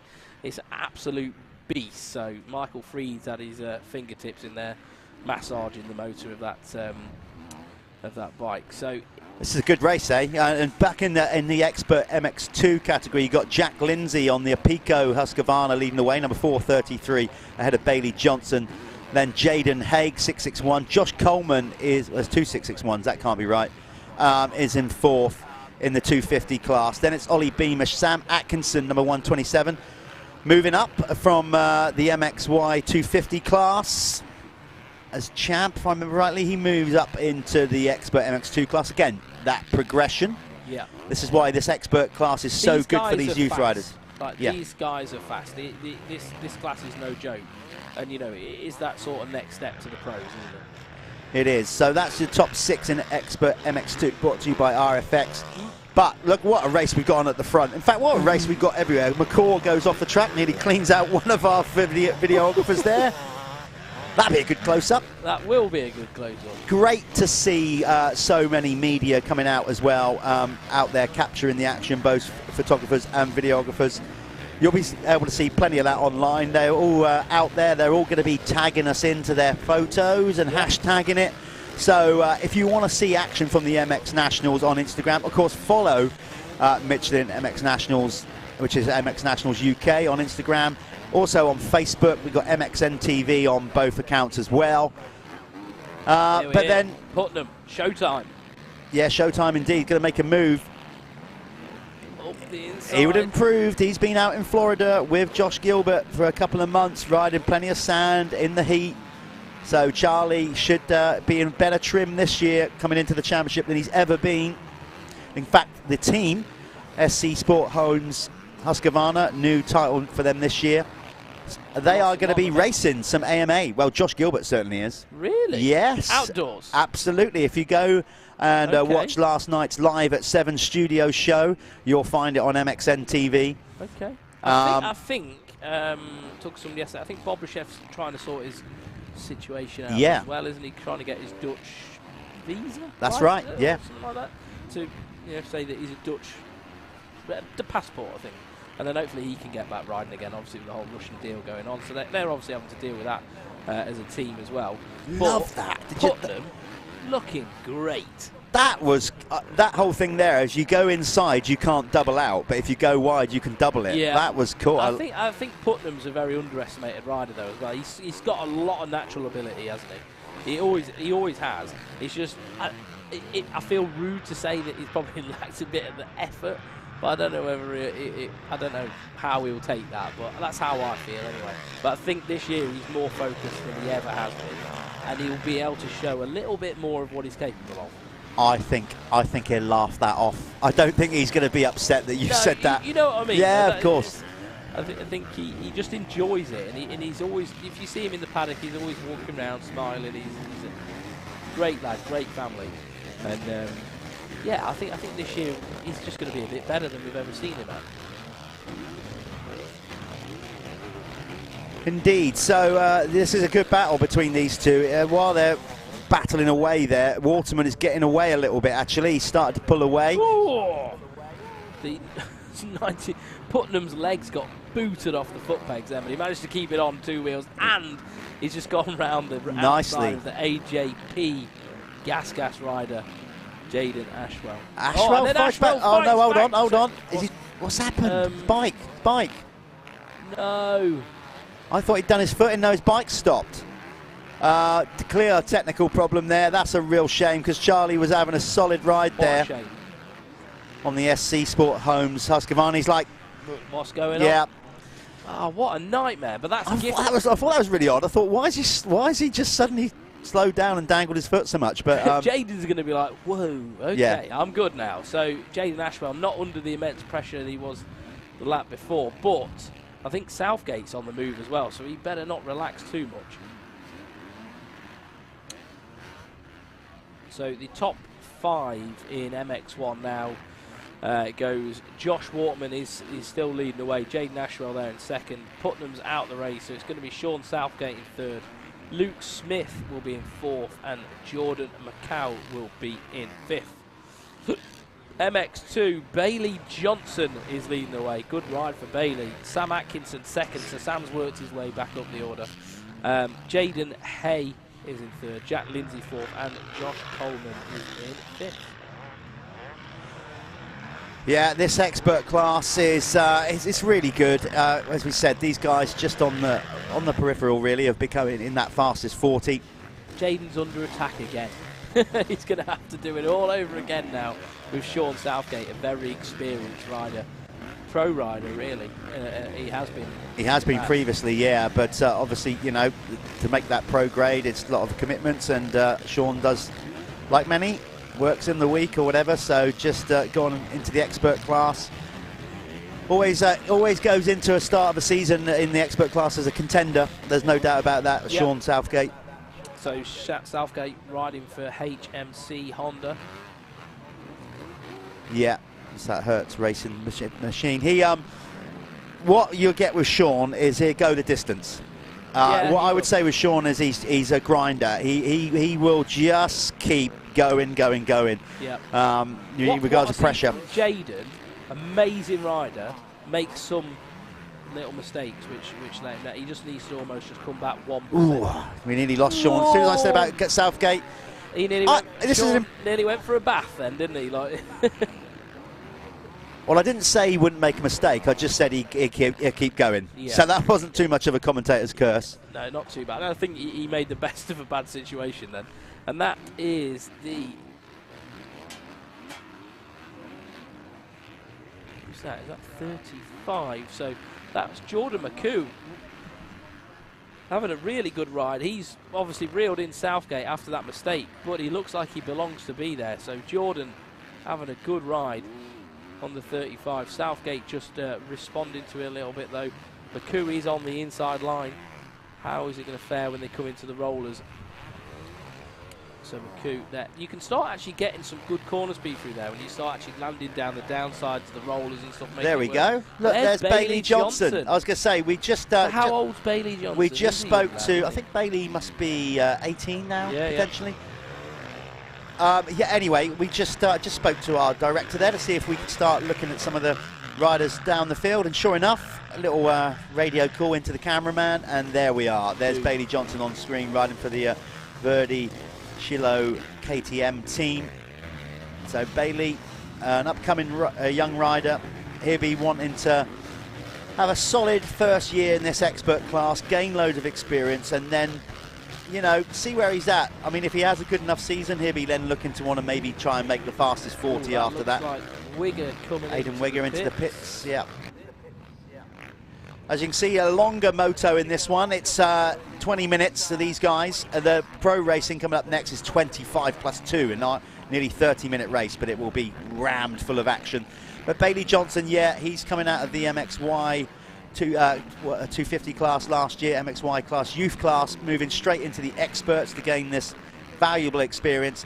The step from going from youth riding straight into pros is such a big one. Massive, always, especially in this country. Yeah, we always need to work on that.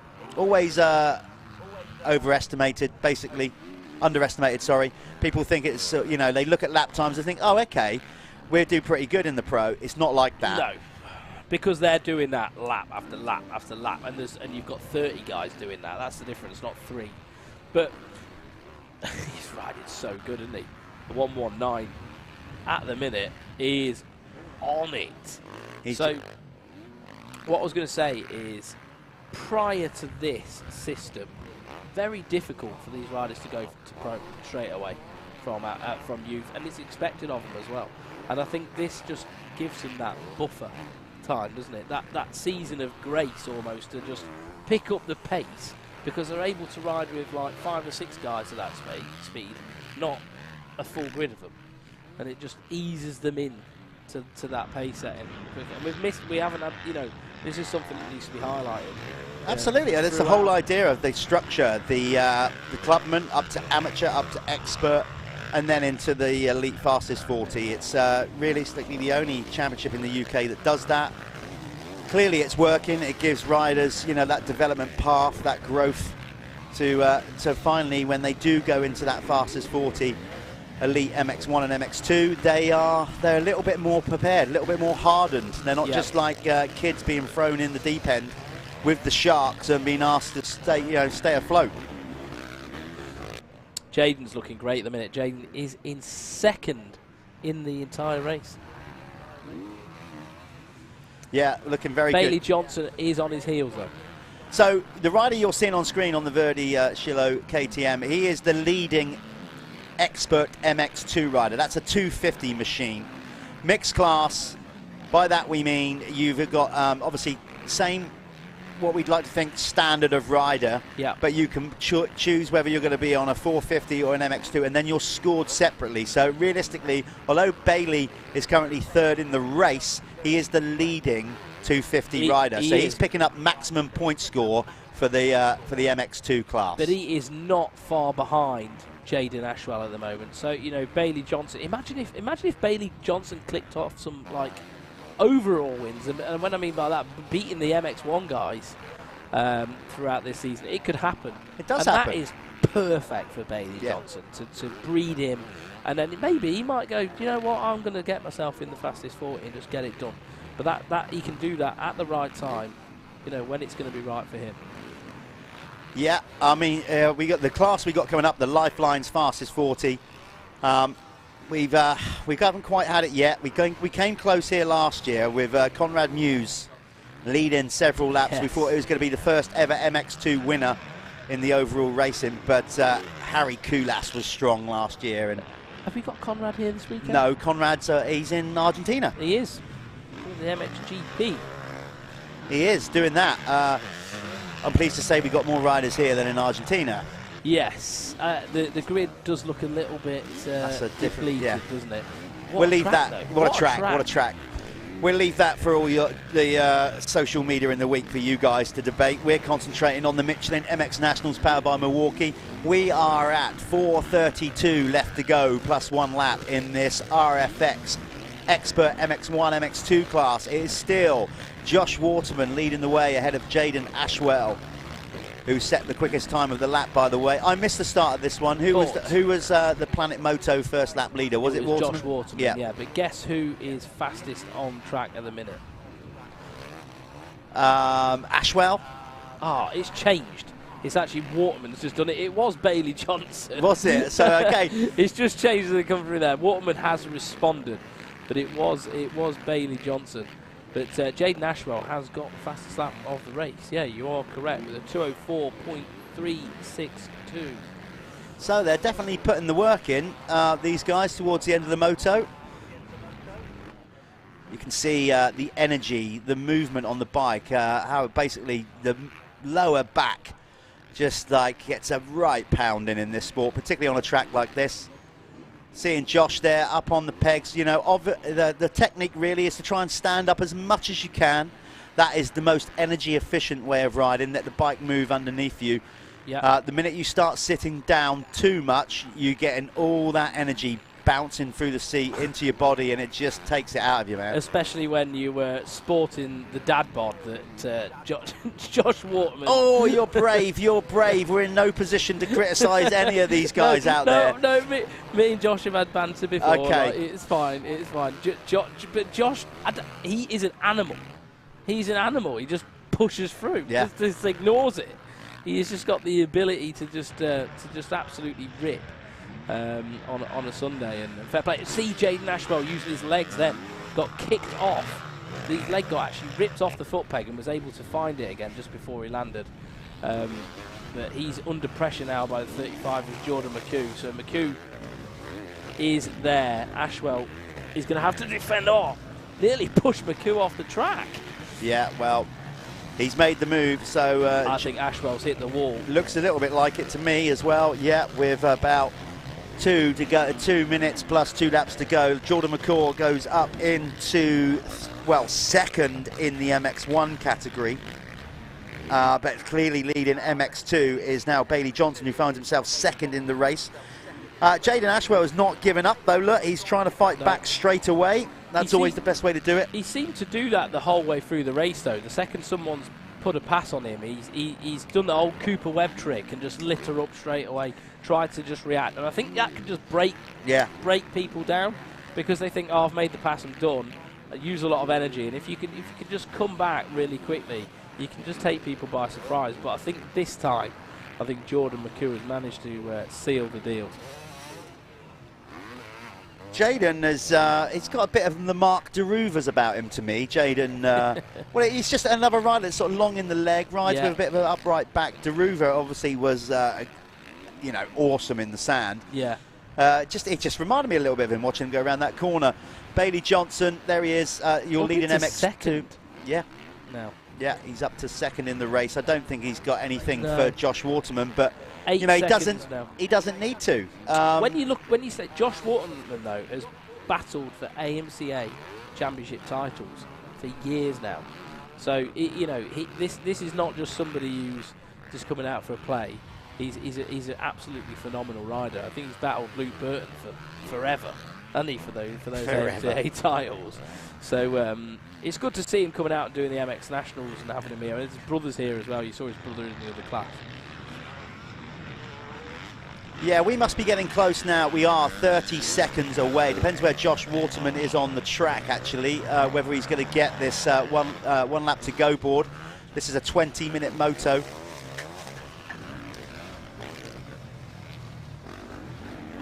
Portman doing a good job of keeping that gap between him and Johnson. Not that it matters, you know, Johnson's on a 250.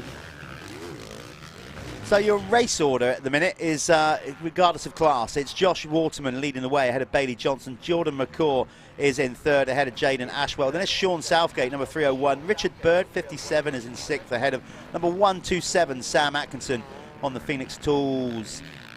Even strokes Kawasaki. And it's Jaden Haig, number 931. Jack Lindsay, number 433, is in ninth on the Apico machine. Then it's Joshua Coleman in 10th, number 661. Ollie Beamish finds himself in 11th, number 771. Louis Kessel in 12th, all the way up from Cornwall.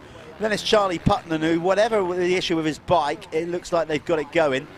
He's circulating in 13th, ahead of Jimmy Marsden, and then Nathan Green in 15th, number 41. Luke Mellows is in 16th, number 44, ahead of Aaron Ongley. In 18th is number 166, Jack Moore. Colby Newbold is in 19th, number 46. And then rounding out the top 20, it's Ryan Adair. There you go. That's your top 20. Waterman just up on the pegs. Strong old legs he's got, and you can tell from just looking at there.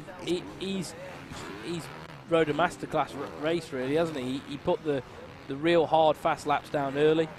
Had to battle his way through Jaden Ashwell, you know, didn't get gifted to him, and he just put his head down and got away from the pack, and that's it. The rest is history.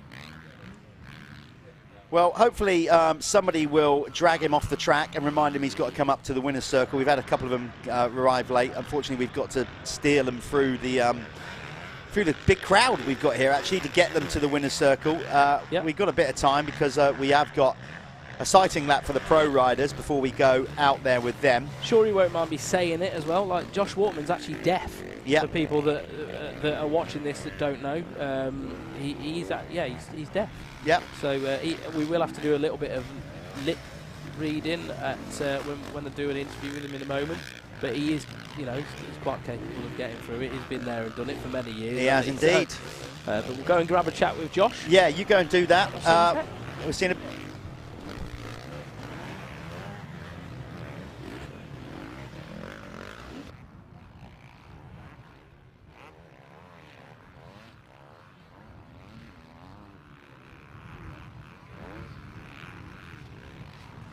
So there it is, a race win for Josh Waterman. Second across the line was Bailey Johnson, taking the MX2 class. We are going to go to a quick ad break now, and Callum's going to go down the winner's circle and catch up with the race winner, Josh Waterman. We'll be back shortly.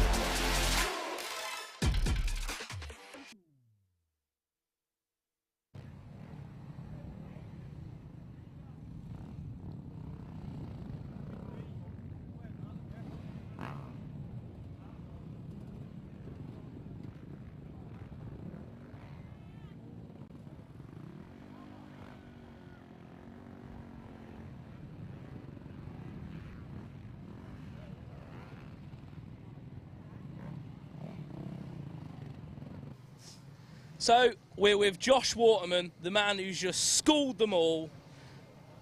How does it feel, Josh? Well, right now I feel knackered, but yeah, nice to be able to get a win on the first round. Yeah. Yeah, you rode really well, and it's I think you put some fast laps in early, so it was just an art of building the gap and then managing it.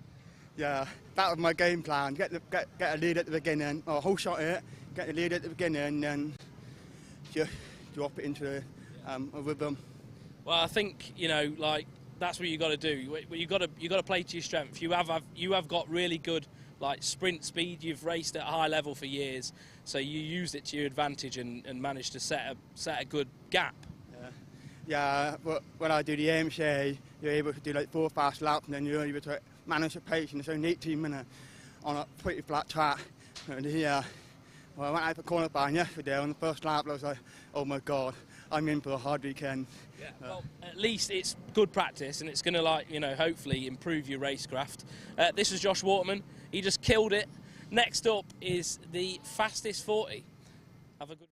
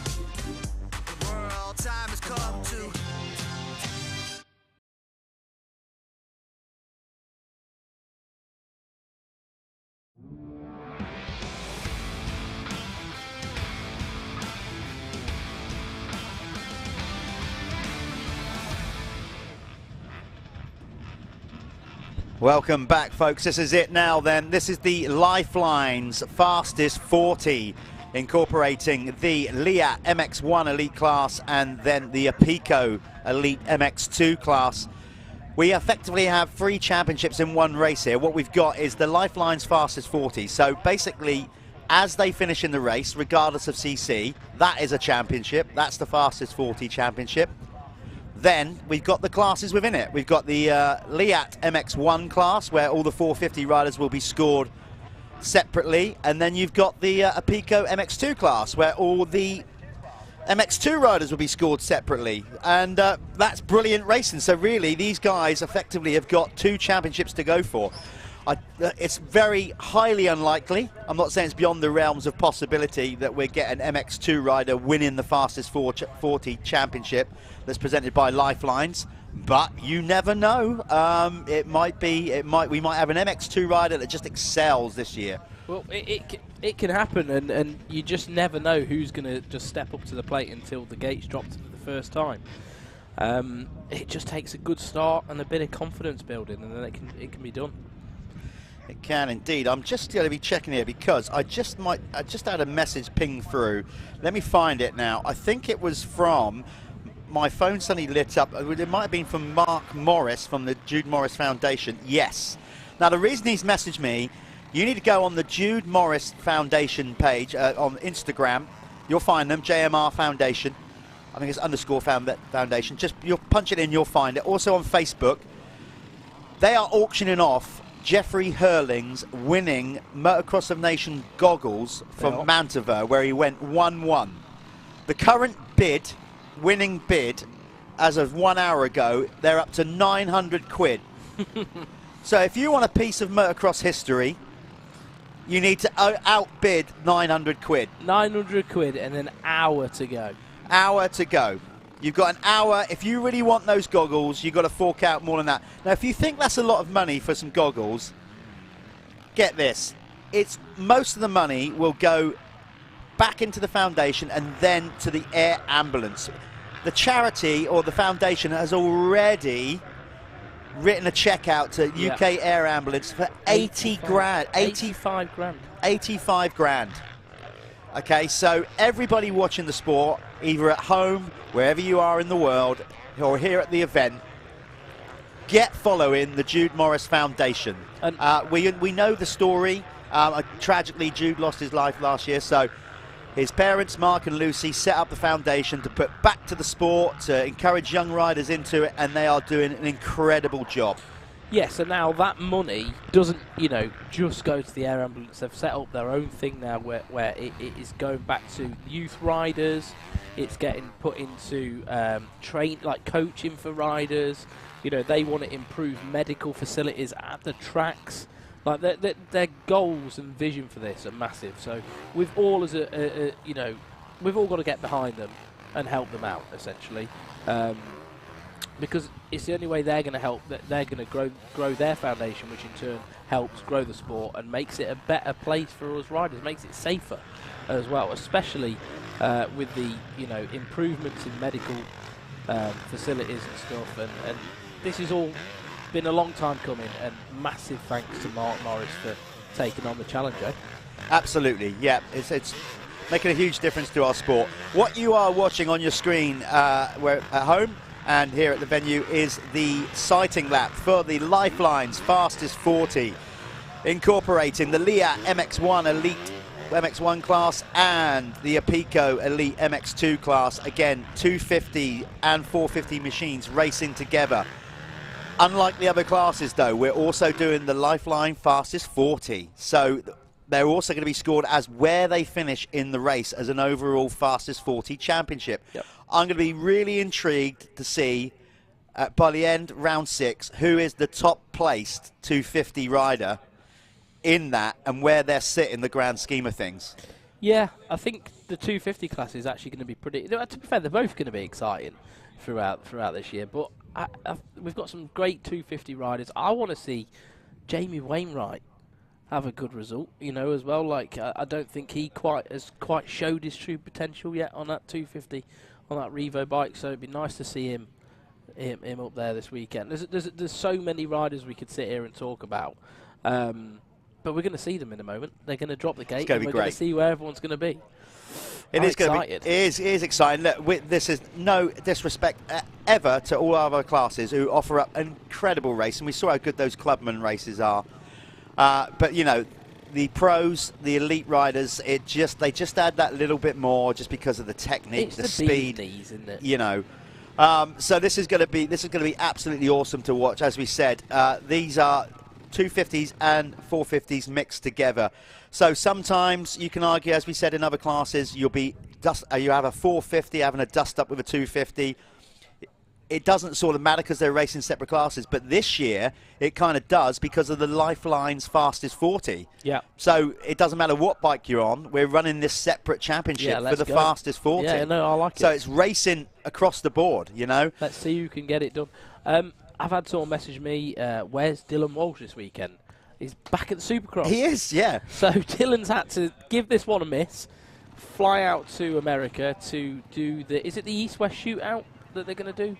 No, that's not yet. I think it's still back to a West Coast. They're up at Seattle, aren't they? Yeah, that's the one, yeah. So they're doing the Seattle Supercross. So, yeah, he's had to take a little break to get back in the Californian sunshine. God bless his soul. It won't be that sunny up there, though. Seattle will be quite cold, actually. There's Jamie Carpenter on his new ride, GRT Impact KTM.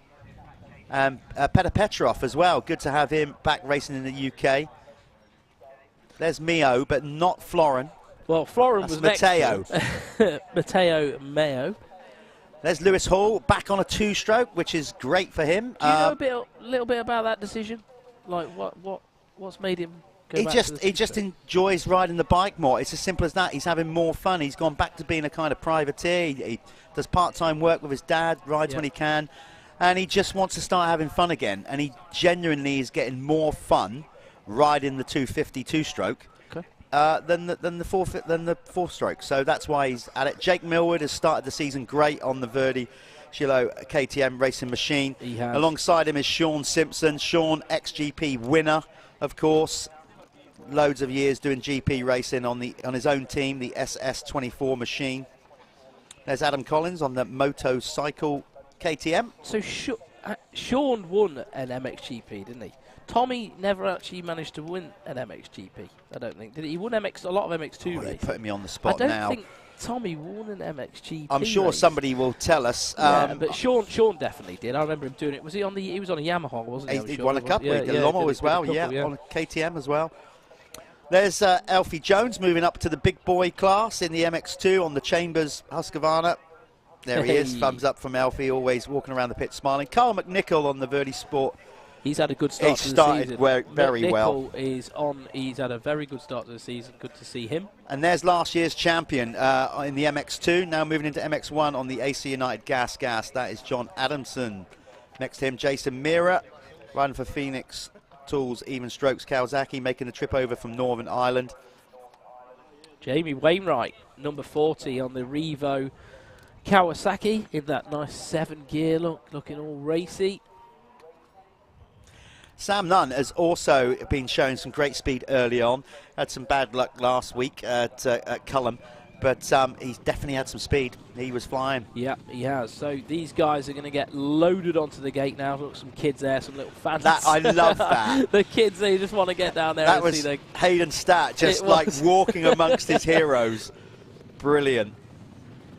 So absolutely brilliant. These guys all have their mechanics, so they'll be left alone now. Actually, yeah, that was my brother there, actually. My brother is mechanic, yeah. That's my brother Sean is mechanic for Lewis Hall back from his days with Team Green, and put the old team back together on a two-stroke, which is definitely more my brother's liking, generation. It's interesting how Lewis has chosen to do that, but it makes sense. I suppose if he's enjoying the bike, I suppose he's still got the 250F if he wants to ride it. I think so. He's got both, and he can sort of chop and choose, can't he? Do what he wants. I think he'll stick with the two-stroke now. I really do. He's doing his own thing, his own little race thing. You say that, but then when we get over to like hard pack stuff, Fox Hills thing.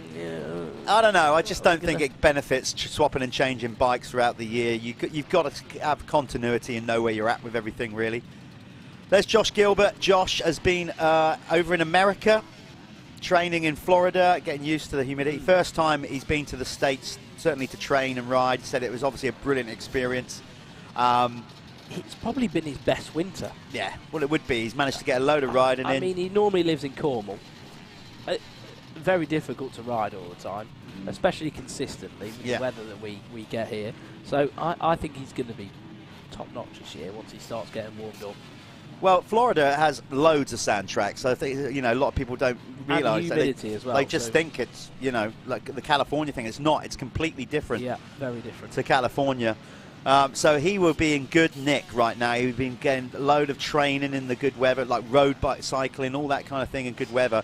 But you have to say the two there, number 151, the reigning champion, Harry Kulas on the cab screens, Crescent Yamaha, and Tommy Searle next to him on the Crendon Fast Track Hitachi Honda. Yeah, they're going to be going at it, aren't they? Like that, as we're lining up right now, those two are firm favourites. There's Stuart Edmonds, 162 on the Apico Husqvarna. John Adamson there on the Acer United Gas number 2. And of course, for those of you that are not really sure what you're looking at, what we've got here is mixed class, as you said, MX1, MX2. You can identify the 450s. They run white backgrounds with black numbers. The 250s run black backgrounds with white numbers. That's correct. How you can tell what capacity bike they are riding. There's Ben Putnam right out on the end on the Chambers two-stroke. No, he's not. He's on a four-stroke. 450. Tim Chambers, great to have him back in the sport. He's got about 40 riders, I think, under his awning, Yeah, something like that. They do have quite a lot, don't they? But I think he's just one of these guys who's just really passionate. He loves it. He loves it. You've got to be, you know, well into it to put that level of commitment. You do. Here we go then. This is the Lifelines fastest 40, incorporating the Liat MX-1 and a Pico MX-2.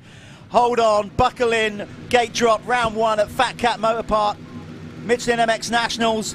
We go. Who's going to get that important hole shot coming in from the outside? It looked like Josh Gilbert. Now, he's been working on his sprint laps. That was always a bad... it's Ashton Dickinson that's worked his way to the front already. Did a man in the van interview with him yesterday, and he was saying how confident he is. He's coming into MX-1, and he said, I'm going for the top 3. I want to win. Fair play, fair play. It's been a long time coming. Dickinson's, you know, he's a fantastic rider. He's been in the pro ranks for a long time now. He might be more suited to the 450. Yeah. So there we are. We've got Dickinson. Oh, he's on it. Look at the gap he's opened up already. Gilbert. Early days, though. Koulas. Sean. So the timing as they cross the line, we're going to get up on screen for you in a short while. Get them all over the stripe, and then the transponder, the timing. It's got a little bit of a lag on it, but we'll get it up on screen shortly. It's Ashton Dickinson leading the way ahead of Tommy Searle. And the leading rider over the line in MX2 was actually Tom Grimshaw ahead of Jamie Law on that 250, a Pico 2-stroke. Adam Collins was third over the line for MX2. But leading the way in the race is Dickinson. He's riding that Torque KTM. Good start from Stuart Edmonds as well. So Edmonds up there in the top 5 by the looks of it. And eyes on Millward. So Millward, I'm going to say, is a local lad. He's not anymore. He lives down south now. But definitely grew up round these parts and done his fair share of riding round FatCats. Always had some quite good results here as well, Jake Millward, the 303. And he can just, to be fair, not just here, he can shock anybody anywhere nowadays. He really is riding well this season. He absolutely is, and I expect him to charge through. This is a 25-minute plus 2-lap moto. By the time you've had those extra 2 laps, you're getting knocking on for a 30-minute moto, like the old days. Right now, though, as we said, it's the Torque template KTM rider of Ashton Dickinson leading the way over Tommy Searle. Been there, done it, nearly got it all. What was it, 4 times runner-up in the World MX2 Championship. I tell you what, though, he has been passed now by Gilbert, and it looks like Koulas is going around him as well. So Tommy not finding comfort at the early stages of this one. Not and at all. Sean's looking good as well. Sean up the inside. But there's a long way to go. This is it, and Tommy is... he has got so much experience. Look at these two. I mean, they have been around a long time. I think the thing is with Tommy, he needs to be comfortable. Once he starts finding a bit of comfort in the track, he will go forward. It's how he is. He's always been like it. Yeah. You know, he's not going to take any unnecessary risks. He understands it's a championship. This is just day one. Race 1, day 1. Let's not do anything silly. Yeah. He does look a little bit out of sorts there, though. He did not as lively as he would have been first few laps I've normally seen him. So I don't know if he's just easing in. It's just not his thing, mate. It's not his thing. But well, no, I mean, I've seen him go. You know, he's got the experience. Yeah, there's no need to panic at this point for Tommy Searle. Let's see. We'll hopefully get back to Ashton Dickinson out front. Let's get the battle out front. Here we go. We are on the battle for the lead. It's Ashton Dickinson, Torque template KTM, who has got the SC Sports Home rider Josh Gilbert. You can see the interview with Josh Gilbert we did last night on the Live at 7 show on MXN TV. Josh Gilbert using all muscle the move. Straight up the inside of Dickinson there. Dickinson, who's going to be bold, by the way, due to those goggles that Mark Morris is giving away. So Dickinson just having to yield to Gilbert there. So the SC Sport Homes Husqvarna rider Josh Gilbert flying into the lead right now. That Florida life definitely served him well, didn't he? Just hit a big old hole then. Yeah, just kind of stopped him in his tracks. Dickinson won't give up on this by any stretch, of course. We are so early into this race. There's a lot that's going to happen yet. We are just starting out as Dickinson fights back. He's going to sweep up the inside. No, it pinches up tight on that corner. Kind of deceiving from the TV angle. You think he's going to have it. Look at Kulas, the champion, the defending champion. Lurking, isn't he, in the background? On the cab screens, Crescent Yamaha. He knows last year he was so good round here. And that will be in his head. And it will be in all the other riders' head. He's quite he's a tough cookie. And I think when tracks get, a little bit rough and gnarly to the degree of where some riders think, ooh, bit of a risk that. Harry just doesn't, it just doesn't seem to bother him. He just does it. The 151, he's been there, he's done GPs, he's ridden in Estonia where he's from. They have some really gnarly tracks out there, like ungraded, nasty stuff. I've seen it. And I think that's just bred this beast that we see today. There's a lot of those, Scandinavian and Northern Europe. These guys race hardened. There's no doubt about that. Kulas, and of course, has got the experience. He's closing in. He won this championship last year in some style, I have to say. So he won a piece of it again. He want to keep hold of that red plate. Red plate signifies that he is the champion, and then thereafter, each round that we go to, the red plate will signify the series leader in each class. So if he wins it this year, we'll have to get a gold one made for him, maybe. You can pay for it. He can pay for it. Anyway, no, we'll sort something out for him, I'm sure. Right now, he's putting pressure on Dickinson, and Gilbert is riding a blinder at the minute. We're going to try, let's see, go further down the field, try and find the leading MX2 rider. We're just going to split the time in here in our booth. It's Jamie Carpenter, number 184. So Jamie Carpenter out there on the GRT whole shot machine. He's down the field a little bit, obviously, on the MX2 bike. But he is leading. He is the lead rider in MX2. That's brought to you by Apico, remember? We'll try and find Jamie Carpenter on the track. Obviously, these guys need to sift through everybody and all the cameras to try and find him. But right now on screen, Kulas looking pretty good, about to make a move on the 115. Yeah, going back into the field on the Apico MX2 class, you've got Jamie Carpenter currently leading the way, Tom Grimshaw in second, Lewis Hall third. Then in fourth is, Lewis Hall now up to second. Wow. Tom Grimshaw. Jay Haig just goes through in fourth. That's the 277. And then it should be Callum Mitchell following him in fifth. So the MX2 riders a little bit further down the field at the moment. This track's very heavy though. It's hard for an MX2 bike. It's probably the hardest track for an MX2 bike to be competitive. It is indeed. But these guys know all about it. They know what they're doing. Sean Simpson, as we said, has won GPs, World Championship races in the sand.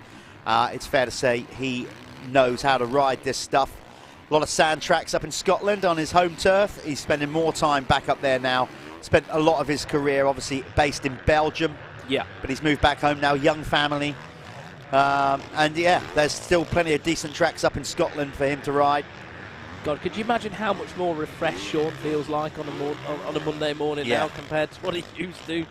He just lived in that Sprinter van that you all see in this paddock here, travelling Europe, gnarly, like just gnarly, doing all the GPs. So he's going to be a little bit happier, I think, just sticking with domestic racing for now.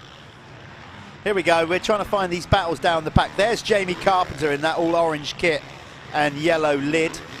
But this MX2 class is going to tighten up a lot. It's Jamie Carpenter still leads the way, 184. Josh Gilbert is your Keck's fastest lap at the moment. Remember, we only do it on the whole weekend. So, you know, I would have thought the first Moto first laps will be the second race is going to be obviously slower. I would say so. There he is, 184. There's Carpenter. But I think Lewis Hall's passed him. He has. Lewis Hall just in front of him, number 419. Yeah. Lewis Hall, 419, is your Pico MX2 race leader at the minute. So there he is, just going over the top of the air. That's him there? Yep, there we are. There is the race leader for MX2. That is super cool. Lewis Hall's going to be very excited with that because it's been a long time coming. Hopefully he can see it through to the end of the race. We saw Lewis do this last year at FatCats, and it all went a little bit pear-shaped. It did. I mean, he did take a pro win, didn't he? Was it Landrake? He took one somewhere last year. He did take one pro MX2 win. Martin Barr is just ahead of him. So let's just go back to the MX2 timing and see. So it's Josh Gilbert is still leading MX1, brought to you obviously by Liat. Yeah, so it was Lewis Hall. There he is, 4:19 on the Lewis Hall Racing Husqvarna, his own little team he puts together. The last lap he went round 2:04. That's compared impressive. to Jamie Carpenter's 2:08. So he's flying. Lewis Hall has done many laps round here. He actually done one of the greatest rides I've ever seen round here on an 85 back in the day. He crashed on the first corner. He was 10 seconds, no, not even that, less than 10 seconds off of being lapped by the leader by the time he picked the bike up. And in a 12-minute moto, he came back to get finished third. It was some ride, I got to say. Anyway, he's leading this one. He's looking very comfortable as well. So LHR Racing, that's his own gig? Yeah, fair play. And he's backed by Dale Grayton at Middleton MX in the Middleton Mafia. We all love Dale. He's running some good lines as well. So remember, this is the Lifelines Fastest 40. Go and check Lifelines out. It's a new sports hydration. You can refresh, recover, hydrate. The guys are going to need some after this one. 25 minutes plus 2 laps. So go and check them out. Basically, if you're serious about your sport, about getting yourself in good nick, go and check out Lifelines. They're all over Instagram, Facebook, and of course you can check them out online and their range of products. It's great to have Dave and the team on board. There's 162 Stuart Edmonds on the Apico Factory Racing Husqvarna. And who's behind him there? Is that Jason Mira? Jason Mira, number 10, applying the pressure at the minute. They're battling for 13th and 14th in MX1.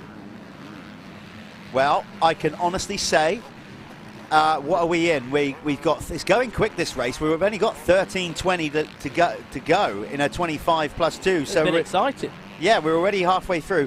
Got to say, that's not the lineup that I would have predicted. No. Currently, Josh Gilbert leading the way ahead of Dickinson and Kulas. Absolutely not. I think Stuart Edmonds looks like he's struggling a little bit. Stuart's better than that, but we'll see. Well, it's tough out there. It's brutal. Oh, There's Kulas has gone past Dickinson on that Torque Temple at KTM. So the champion on the cab screens, Crescent Yamaha, moves up into second. We've got a wave yellow down there. Who's that? Off the track, can't see. The bike's on top. Maybe we can get a visual of that. Was that Brad Todd? That I don't want to speculate, but it did look a little bit like a Gabriel Solution bike on the floor. Looked like a very bright kit. Anyway, Dickinson is fighting back on the 151 at Kulas. Is he going to go for the inside here? He's going to get pinched. Kulas keeping a nice tidy line. Josh Gilbert, meanwhile, look at that. Florida has served him well, hasn't it? 13 seconds. Wow. I tell you what, listen, he's doing more for the basically Florida Tourist Board right now in the UK from the Motocross fraternity and everything. Clearly going to Florida pays dividends. Well, he was down at, I think they were at MTF, weren't they? They went MTF, they've been GTF, they've been all around those training facilities. And, hey, they've put the work in. It's not a cheap gig doing all that. So it's obviously paying off, isn't it? I mean, you know, even stateside, it seems that the industry is sort of swinging back towards Florida more now. You've got obviously the Star Racing team have bought Carmichael's old farm. Yeah, well, more of them now gone back to training and riding in Florida than California, it seems. I couldn't believe the facility they've built there at Carmichael's farm, because before, Jeff, it was just a wooden old house where Carmichael grew up, and then like 2 cow sheds almost where he did all his training from. Then they've built this massive factory, 12 bike workshop. It's insane. Gym there, and then 4 or 5 tracks. It's just madness what they've done. And then down the road you've got MTF, you know, and then you've got GTF, and then Dream Tracks play. It's all, you know, it's all there. But do you know what? It's in the middle of nowhere. It's a hard slog. There's nothing fun to do. No, apart from riding a bike. Nothing, mate, for hours. Like, you can drive for hours and see nothing. So they go in there for work. When they go California, Unfortunately, it's too nice. There's too much stuff to do, too many things to distract you from what you're going there for. Okay, we still got that rider down. I think it is. I can't see him on the. So it's rider. Let's go look on the list. Scroll down. No, I can't. It's Brad Todd. I'm sure it's Brad Todd that potentially might have gone. No, I don't want to speculate until we got absolute confirmation on who that is. Sean Simpson taking his time up on the pegs, looks a little bit out of sorts. He's just been overtaken by John Adamson, last year's MX2 champion. So Josh Gilbert is currently leading this Lifeline's fastest 40 race, and he's also leading the Liat MX1 category. There's Jake Nichols on the Crendon Fast Track Hitachi Honda. Yeah, currently in 6th. Yep. Not a bad ride actually for Jake. No, he's building up. I think this year. Too many times. I think obviously he was so close to winning a British title. And he has won titles before, but injuries. When he was having that really good year a few years ago, and he had that freak ankle foot injury, I think it was. And I think that set him back for a while. It did. Didn't it? It really did. Anything like that. I mean, we've seen Jeffrey Erlings going through it as well. Feet massively important in motocross. Probably over anything, even hands. Like feet are even worse. So it's good to see Jake actually. I think he's riding well, and I think he'll be happy with where he is. Adamson having a good ride though. Adamson looking absolutely great. Yeah, you can see there he's got the extended peak of the visor on his crash helmet with the low light later on in particular, and the roost. What he's done is he's basically sort of extended it with maybe a goggle lens or something, just to stop a lot of the roost going. And here comes Simpson. Sean's coming back. He is coming back, isn't he? He's like, right, I'll give you a lap to see where you were going. Look at that. Like, absolutely, it looks like no effort whatsoever. It's almost frustrating. But Sean's like decided, nah, I'm going to pass you back. So that was true Belgium sand riding GP style, wasn't it? Did you? Over there was sublime. He landed in that hole and just let the suspension preload over that little sharp edge bub, and then just took off again. As I mentioned earlier on in the broadcast, sometimes it's not all about just hitting things flat out. It's timing it with throttle, body weight, preloading the suspension, all those things to keep the flow going. Sean will look for lines as well, like Sean and like the top guys are constantly searching for like small lines, like little bumps and stuff they can use for their advantage. See, then he's jumping a little bit further onto one of the accelerating bumps, and even there, like everything is used to their advantage, isn't it? Like they don't see anything as like a hindrance. It's almost like, well, how can I use that to propel me forward? How can how is that bump going to react to that bump? So I think it's just part of getting that maturity and having that experience of doing racing at a world stage. You can just see it. They're different. Tommy Searle is not enjoying this by any stretch. He has dropped outside of the top 10 now. And actually, you can see on your timing screen that your leading MX2 rider, by my reckoning, is Lewis Hall, who's now in the top 10 of the race. So he's on an absolute charge. Yeah, Lewis Hall is in 10th. So the top 10 running order overall at the minute, we've got Josh Gilbert, Harry Koulas, Ashton Dickinson, Sean Simpson, John Adamson in 5th. 6th is Jake Nichols. 7th is Jake Millward. 8th, Peter Petrov. 9th, Brad Todd. And 10th is Lewis Hall. Yeah, so Lewis loving two-stroke life on that 250. His own team. Good shout. He looks a lot more comfortable on it. He does indeed. He's been doing a lot of riding up in Scotland. Loads of sand tracks up there. He's been going right up to Tain and all those tracks way up north in deep sand. The lad from Derby getting it done, putting in the work on that 252 stroke, and it's starting to pay off. He is a man of my own town. So the Pro MX2, Lewis Hall is leading the way, followed by Jamie Carpenter. Tom Grimshaw is in 3rd, so good ride for Tom. Colton Husband is up to 4th. 5th, we've got Callum Mitchell. 6th, Jay Haig.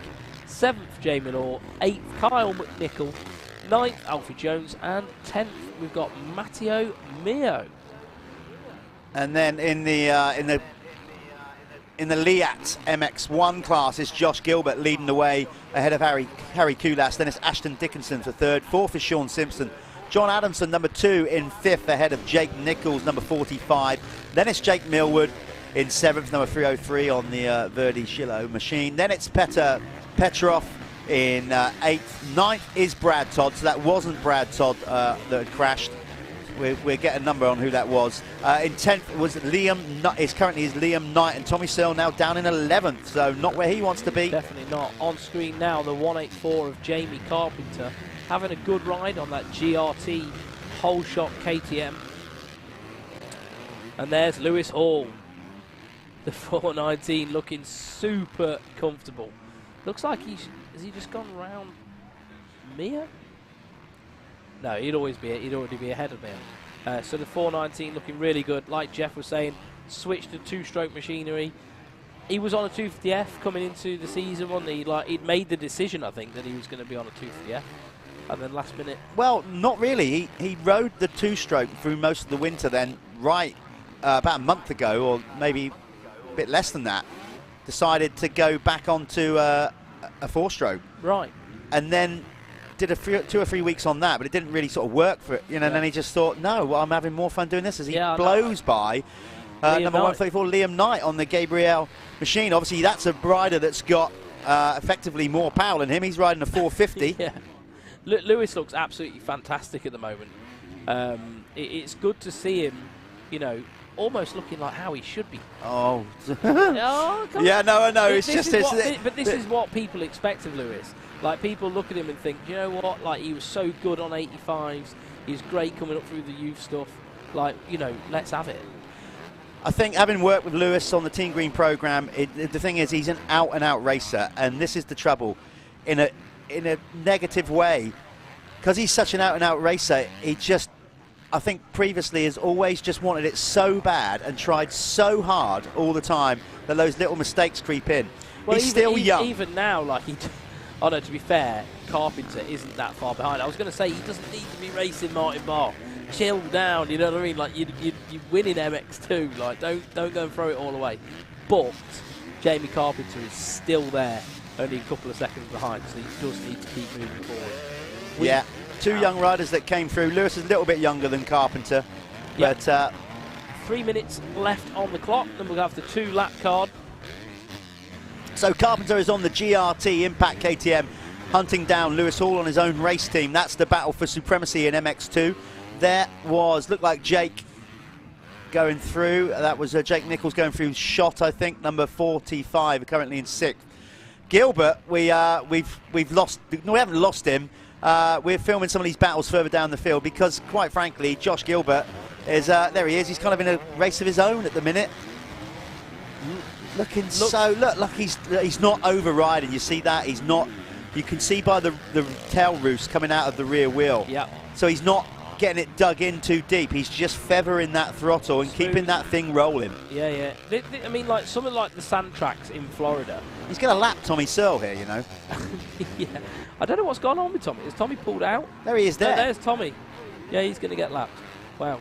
I mean, we don't know. We go and speak to Tommy, try to catch up in between races. No, is that might be... oh, no, sorry. That's yeah, they're in the same kit. Yeah. That's what threw me there. Mayo having a little battle there. So they are in a battle at the minute for 8th and 9th. Well, no, he has lapped Tommy, because Tommy looks like he's gone out of the race. Yeah, he's showing 2 laps down. I think he is out of the race now, Tommy. Okay, so hopefully Gilbert... nothing too serious. There's Jamie Wainwright.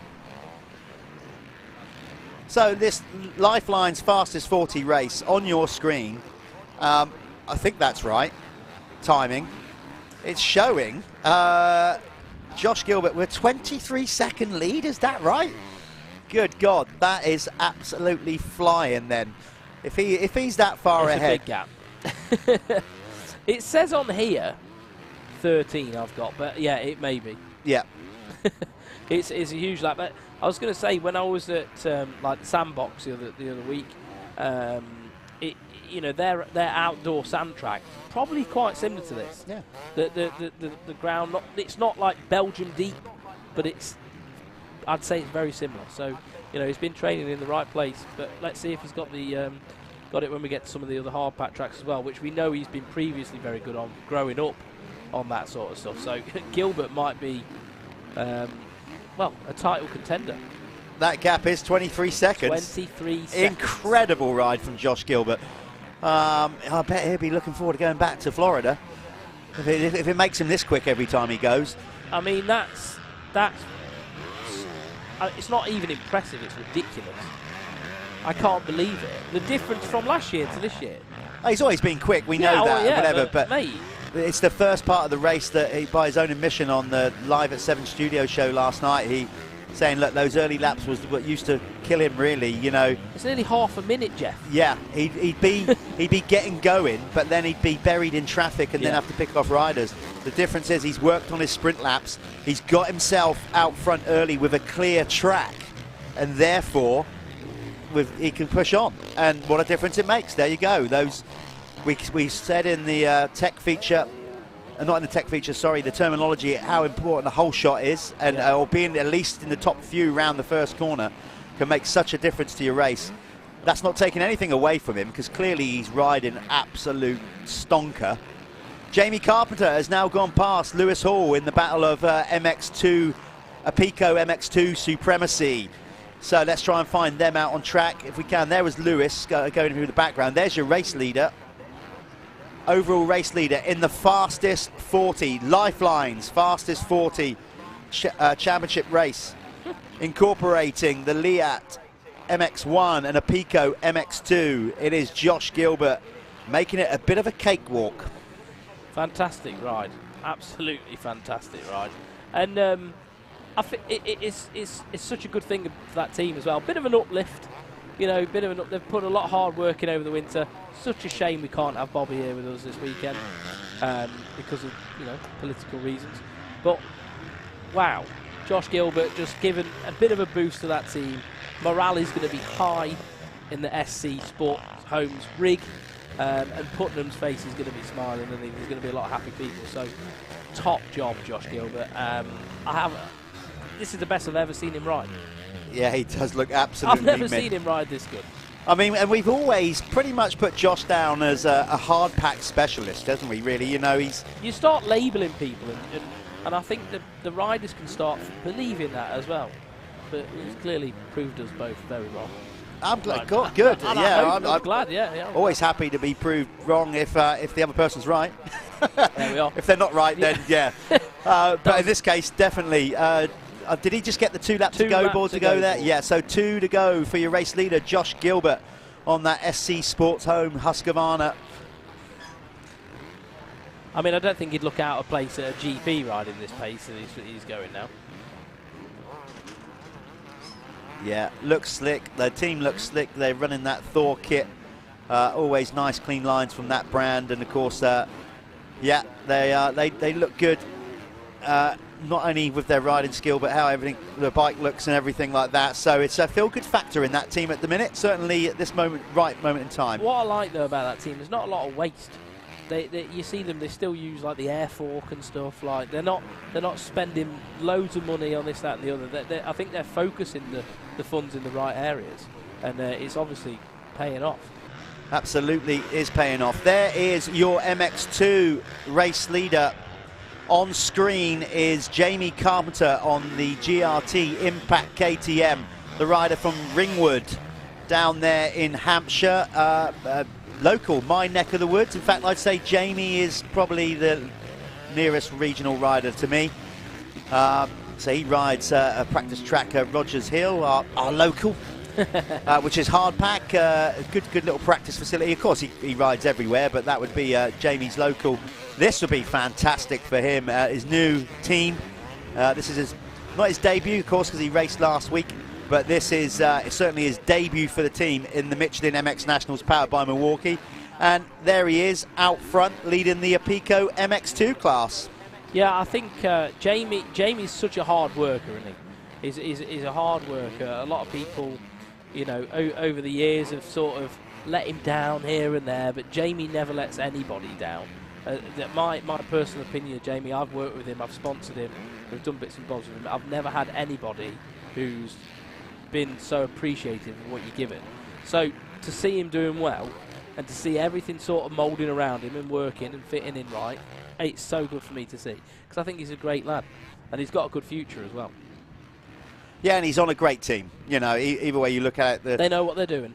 The guys at GRT are just a comprehensive team, from auto riders right up to Jamie Carpenter, you know, putting back into the sport and doing a really thorough job with the way the team looks, the professional side of it. Yep. You know, both Dan and John Giffard, the team owners, work tirelessly. And props to them. And I, you know, for their sake, and obviously for Jamie's sake, I hope he brings it home and gets it over the line. We are on, I think, our final lap here with Josh Gilbert. We're going to grab both the winners in the winner's circle before we get back to racing with the Sintel 85cc class. So we'll probably stick with Josh on screen, bring him home. He's, well, what's his lead? When the last time we looked, it was 20 seconds plus, wasn't it? Yeah, we're still 29 seconds, is it? No, that cannot no, be right. No, I'm waiting. I'm waiting. I was going to say. Let's wait. Okay. 25, around 25 seconds last time we looked. That was last time. Let's see now, because there's Kulas. Kulas is still on his lap. So yeah, Harry might have backed it down, saving energy for Moto 2. But then, having said that, with a 25-second lead, so has Josh Gilbert. He's earned that. Very much Do you know what I mean? Like, yeah, just take your time, mate. You can see him just bouncing around the track, though. He's just trying to, you know, be light on the bike. He's not taking any unnecessary risks. Look how easy he makes it look. That's when they're going so fast, you know, and everything in their mind is clicking off right, and they're just hitting their marks. That is Josh Gilbert right now. He is in the rhythm of his life. Oh, no! Why did I talk?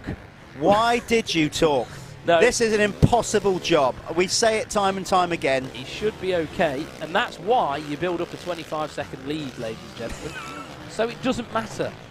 Honestly, do you know what? Shall we just never do commentary again? Yeah, I know. We're done and now. just open the floor up to people watching at home, and they can do their own commentary. He was riding perfect. I know. Anyway, he's still going to take the race win. He'll probably have a little joke with me about that at the winner's circle. So there it is, your Lifeline's fastest 40 race winner and Leah MX1 race winner, Josh Gilbert. We're going to go and catch up with him at winner's circle. Let's wait for the Apico MX2 winner to cross the line. Let's see who that's going to be. I believe it's still going to be the 184 of Jamie Carpenter, but Lewis Hall was hot on his heels.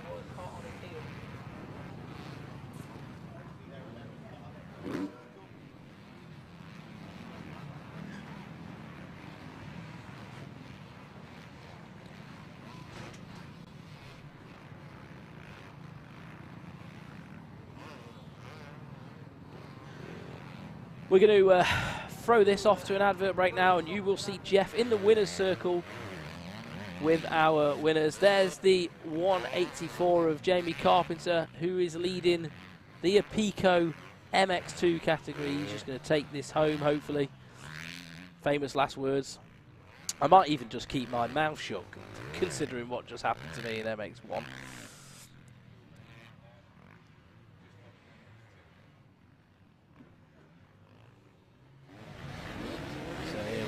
GRT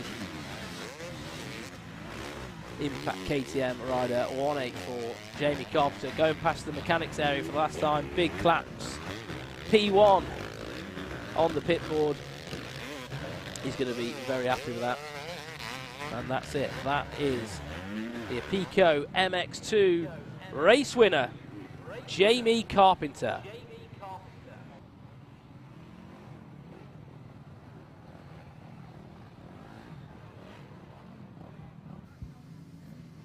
Right, here at the winner's circle with the Lifeline's fastest 40 race winner and Leah MX1 class, Josh Gilbert. We spoke to you last night, Josh, on the Live at 7 show, saying how Florida treated you well. My God, it has, hasn't it? Yeah, I felt so good out there then. And to start with, for the first lap, I sort of just sat behind Tommy and thought I could go on a little bit more. I knew it was going to be a long race, so I didn't go 100% straight away, but yeah, just got in the lead and just sort of just got in my own rhythm really, and it was just like practicing. I didn't worry about what they were doing. I just rode my own race, and then just sort of 10 minutes to go, I had about a 20-25 second lead, so I just sort of was bringing it home until the second to last turn. Just going to talk about that because being a commentator is a nightmare. Classic commentator's curse. Luckily, you did it to Callum and not me. He was bigging you up, and then what happened there, right on the 2 corners to go? I just went round the rollers before you get back onto the start straight, and the back just slid out, and it just pitched me sort of forwards on into the bank, and then yeah, just went down. Stupid little mistake. I think I'd already shut off. That's the trouble, especially out here. You can't really shut off, and I did at that point. Still got plenty of tear-offs on his rip and roll there, so it shows that was a good race performance. You've got to be made up with that. Yeah, I'm pumped. Wish you the best of luck for the next moto. Josh Gilbert, winner of the Lifeline's Fastest 40, and Leah MX1 class.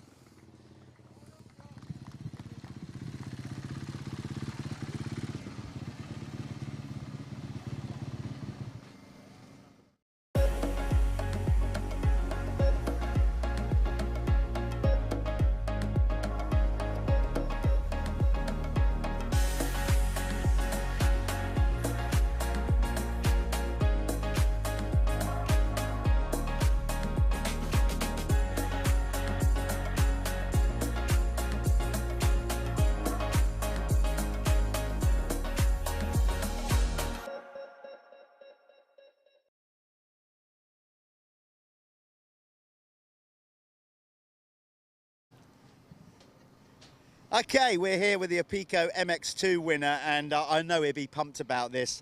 Jamie Carpenter, first ride out in the Michelin MX Nationals for your new team, GRT Impact, KTM, race win. I mean, were you seriously expecting that? I knew I could do it. I've had good results here the past couple of years, so I prefer sand.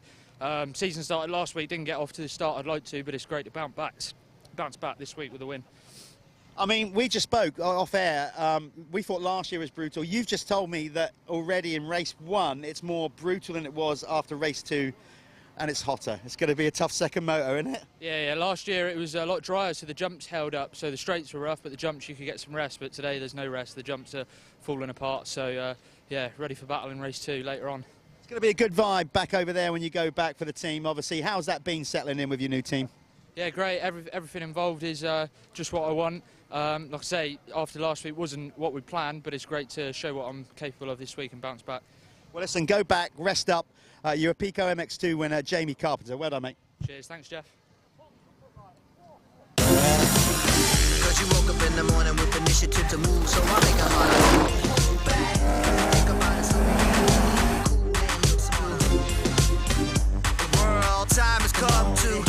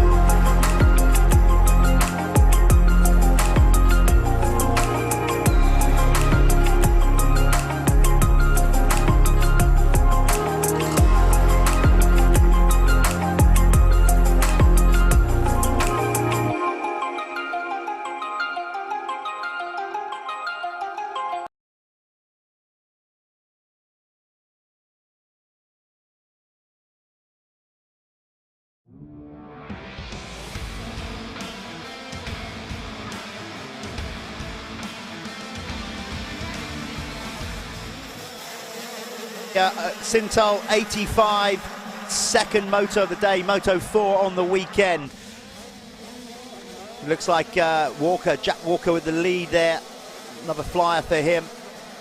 This is going to be as brutal as the track is going to get for these kids this weekend. It's their second moto of the day, their final of the weekend, and they come out straight after the pros. We have faced up some of the jumps between that final Lifeline's fastest 40 race. Oh, there's Freddie Gardner just spun round in the whoops there. Luckily he didn't go in the water, in the drink. There he is on the Matt Gardner. His dad's is the team manager, put so much work into that team. Freddie just making a small mistake there, so he's got his work cut out in this Sintal 85 Moto 2. So these kids will just take their time, or I'd like to think they will, for the first couple of laps, find their way around. There's Zane Stevens, number 80 on the Madison Free Flow KTM. But your race leader over the line was Billy Askew, I think. Let's just wait for the timing and scoring to come up. There's Ryan Waggett down again, unfortunately.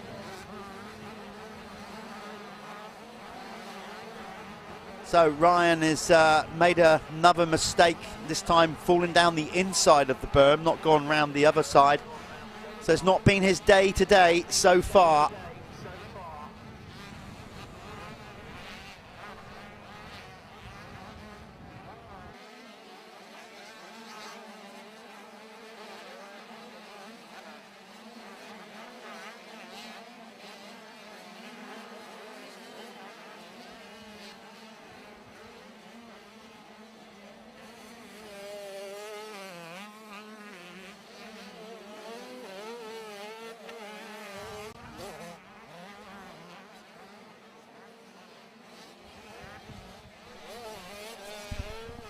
So Billy Askew is in the lead, as you can see. We had a little technical hitch with the time in there, but now we're back up on screen. Jake Walker, sorry.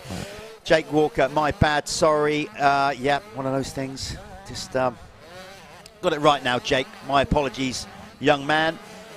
He is currently in second, Jake Walker, ahead of Joshua Vell. Then it's Chester Hyde. You can see, Billy Askew goes down and looks like he's gone down hard. He's lost his peak. So he's crashed in the same place there as Freddie Gardner on the entry to the whoops rolling section. Right, this is going to be a tough one then. So he's lost his peak. He's been immaculate all weekend. What that will do is impair his vision slightly with the sun and also the sand getting thrown in his face. So now in the lead is Jake Walker, number 99.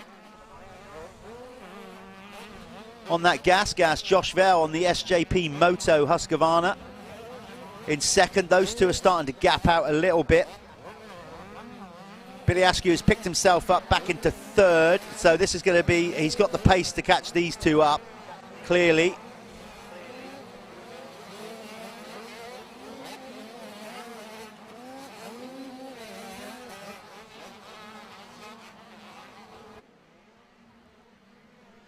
This is going to be a good one. He's pushing hard too early. He's got to calm down. He's just had a crash. Adrenaline's running high. He's got to just take his time here, Billy Askew, regroup. But then when the red mist comes down, sometimes you have your best ride.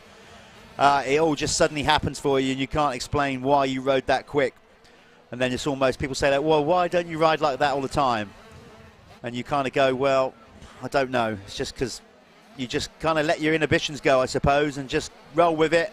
And it looks like he's now in that trim as he blows past Josh Vell. Does he, though? Josh is still holding tight and firm up the inside, but Billy will have the run on the whoops, on the rollers. There he goes then, up into second.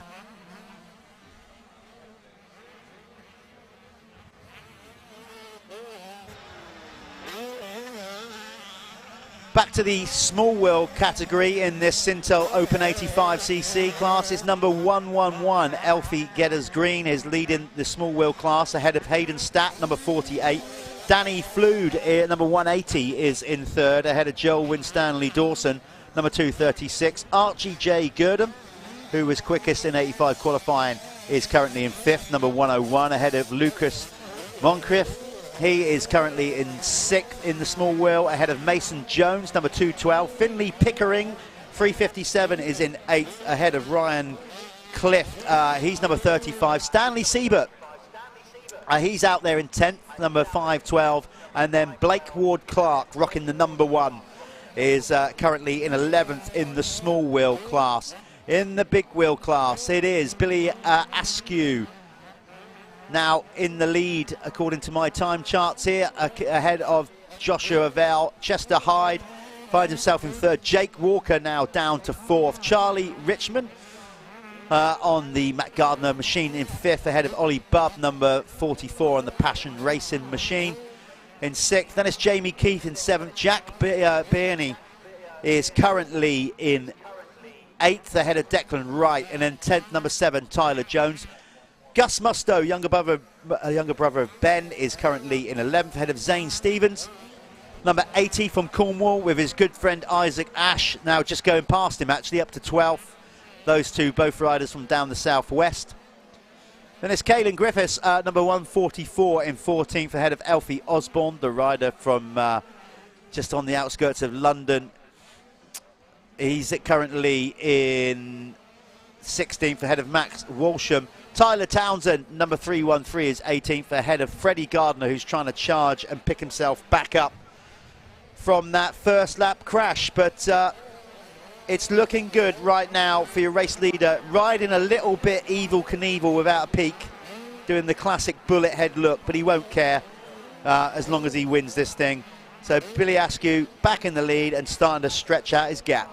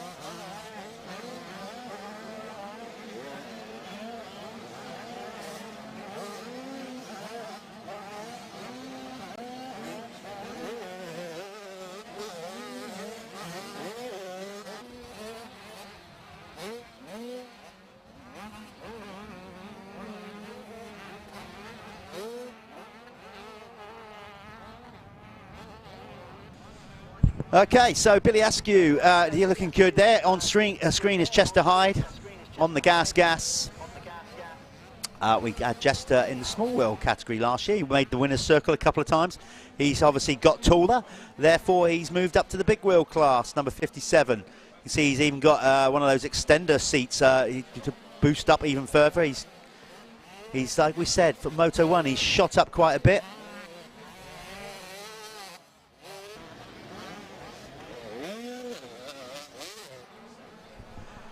Interesting to see how these kids deal with this, because we said, you know, a lot of them do come here and practice. It is a practice facility, FatCat, but a lot of them say you can practice here all you want. This is completely different on a race weekend, particularly the way that we groom the track here at the Michelin MX Nationals powered by Milwaukee. The riders will starting to feel flagged. Callum is starting to feel flagged as he necks a can of energy drink. I won't say which brand, we're staying partial.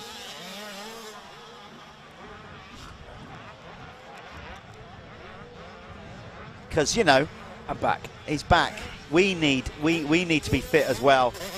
We're not very fit at the minute, are we? But we're getting through it, aren't we, pal? Eh? Yeah, we're getting feeling through a bit better. Come on, we'll give it that. Yeah, I'm feeling a bit better. I just went and got something to eat. So, yeah.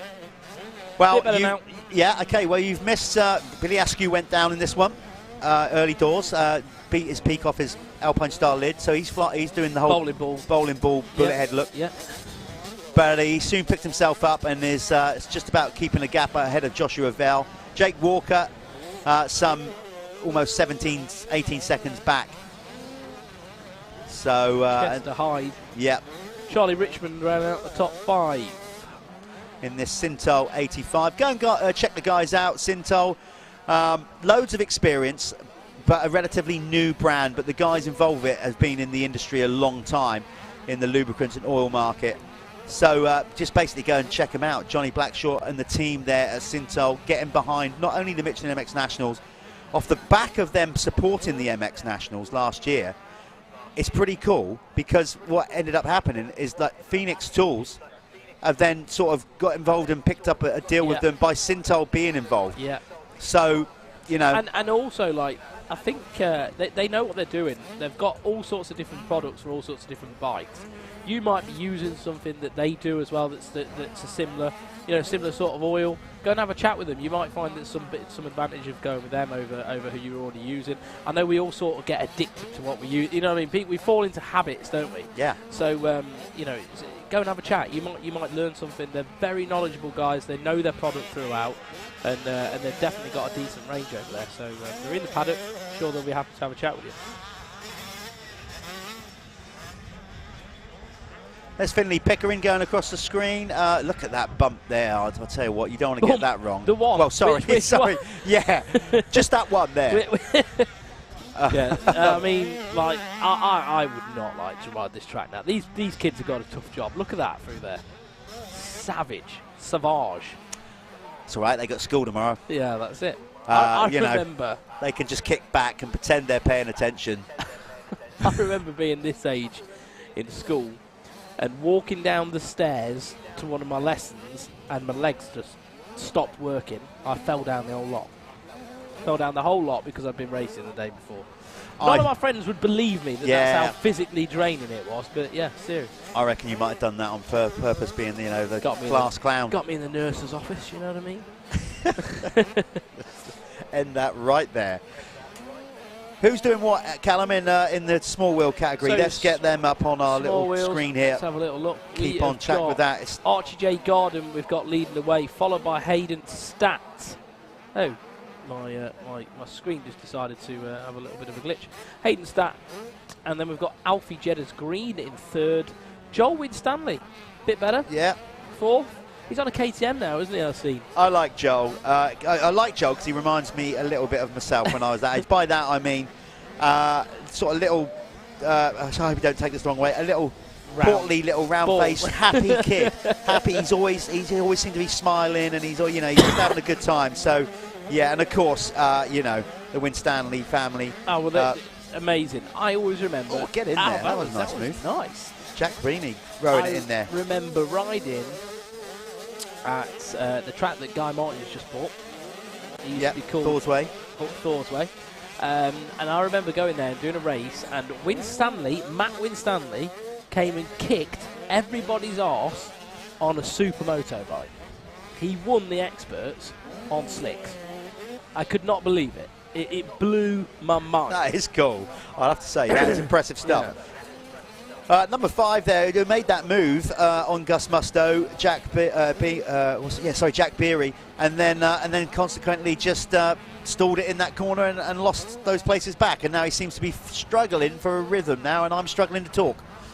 Yeah, you're struggling for your rhythm as well. I am. Maybe you need an energy drink. No, I'm not going to do that. It's time for you did yesterday. It's time for my medication. So just one moment. You can continue. I'm going to mute myself and. Jeff's just spraying all sorts of Cavonia stuff down his throat. Can we do this live? Why don't we just do this? I want people to hear it. Okay, so let's focus on this. Or at least I'll try anyway. So on the screen now, once we catch it, is the number 14, Freddie Gardner. So I'm trying to get my my list in order here.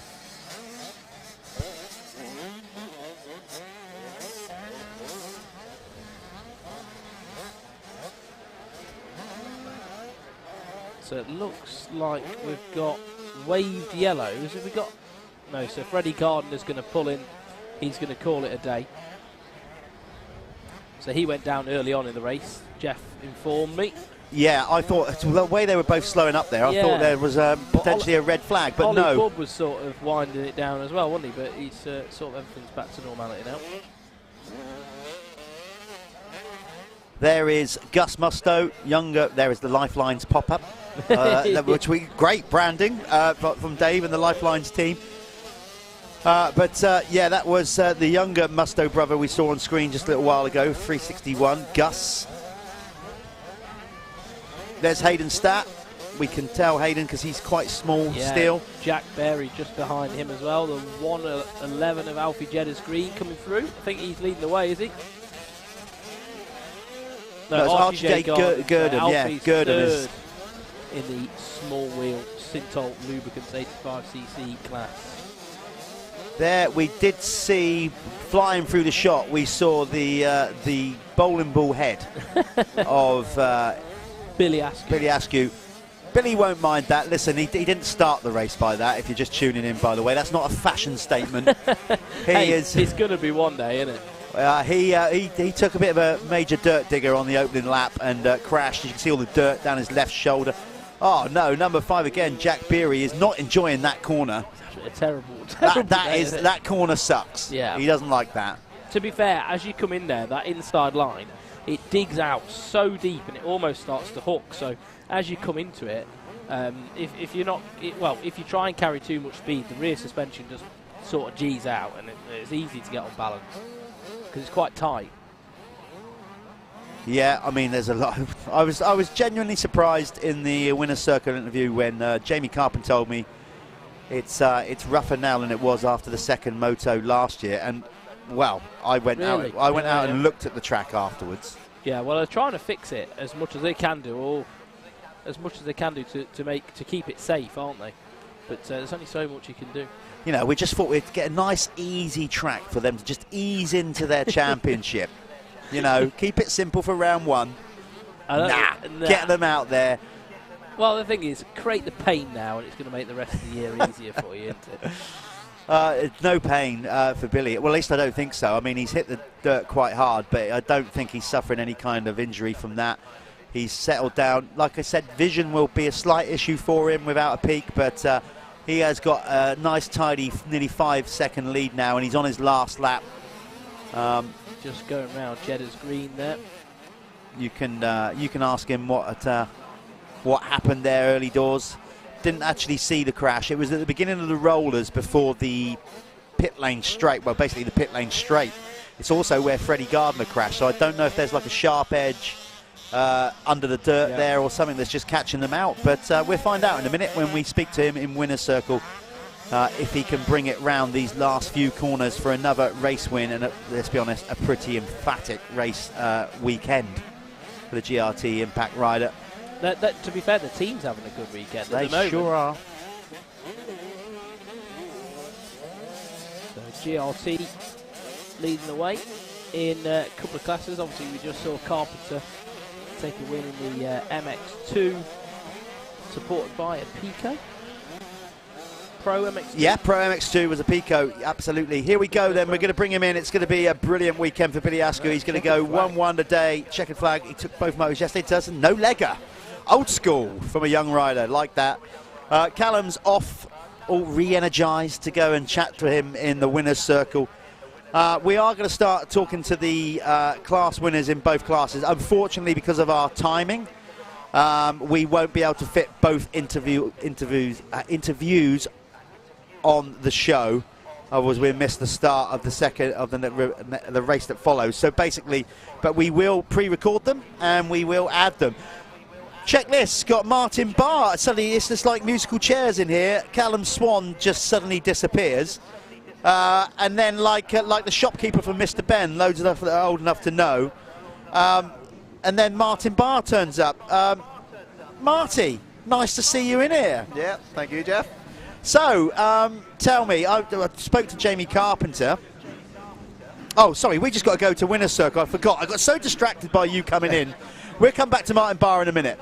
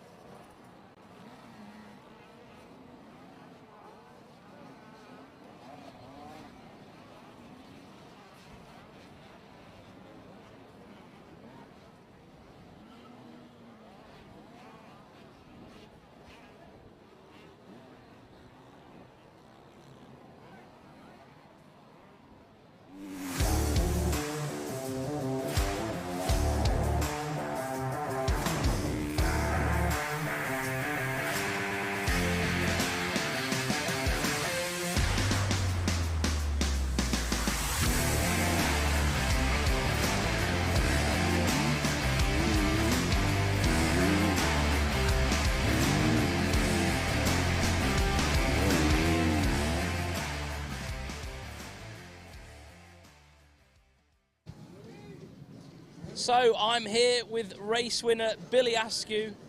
Killed it, mate. Absolutely killed it. But had a little bit of a hiccup at the start. What happened, mate? I just went through the whoops, got a bit squirrely, and it just spat me off. The track's brutal. I'm loving it, but I went down a bit hard. Got myself up and then picked my way back through the pack. Yeah, we saw you rocking the bullet head look. But so what? You know when you say the track's brutal, you know the whoops. Are they starting to like cup out now? Is it getting a bit tricky there? Yeah, at the bottom they've got big holes, and then they've just real bumpy and stuff. It's just brutal, but it's good racing. It spices it up a bit. Yeah, good man. Well, you definitely showed him the way round. That was Billy Askew on the big wheel, and well done, mate. And hopefully you can get another one.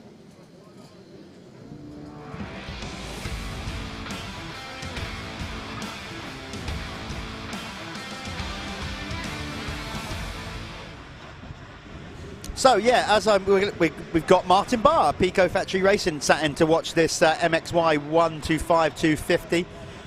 Marty, I'll come to you more in a minute, but right now you've been in the position that these lot are. What's it like as a young racer, you know, when you kind of get into a stage, you turn into a young bloke and you're thinking about the pro thing, you know, what was you like at this age? Still a bag of nerves? Yeah, definitely, you know, obviously the crowd that's here, the pro riders and stuff, you know, you're always trying to look up to them, but sometimes you get a little bit overwhelmed and think about it too much, and, you know, you forget about your riding side of things. But you know, it's a great stage for these guys. You know, they can go and watch pro races and see what we're doing and what we're not doing, and you know, try and put it into their race on the line now. Yeah. Well, we'll come back to you with this in a minute. This is the 15-second board up. It's going to turn to 5. Who's going to get the whole shot here in the MXY? Brought to you by 7, MXY 125 250. It looks like Tyler Westcott with a nice early entry in. But Charlie Heyman is there on that 125, right there, ready to go. No respite. They come around the first corner and straight into a really roughed out section. It's going to be interesting to see who's got the fitness. Look at those holes on the inside. And the track is now starting to dry. Martin, you've just been out. You've just said that, yeah, it's kind of different how you've ridden it before. The roll, all the bumps seem to be a little bit more sharper and closer together than previously. Yeah, that's what I was just explaining. You know, a couple of years ago, I just felt that the bumps were a lot wider and it was easier to get on top of them. Where today, it just seems that they're a lot closer and a lot sharper, so it's harder to, you know, stay on top. You're kind of jumping in and out of them a lot more. But it's the same for everybody.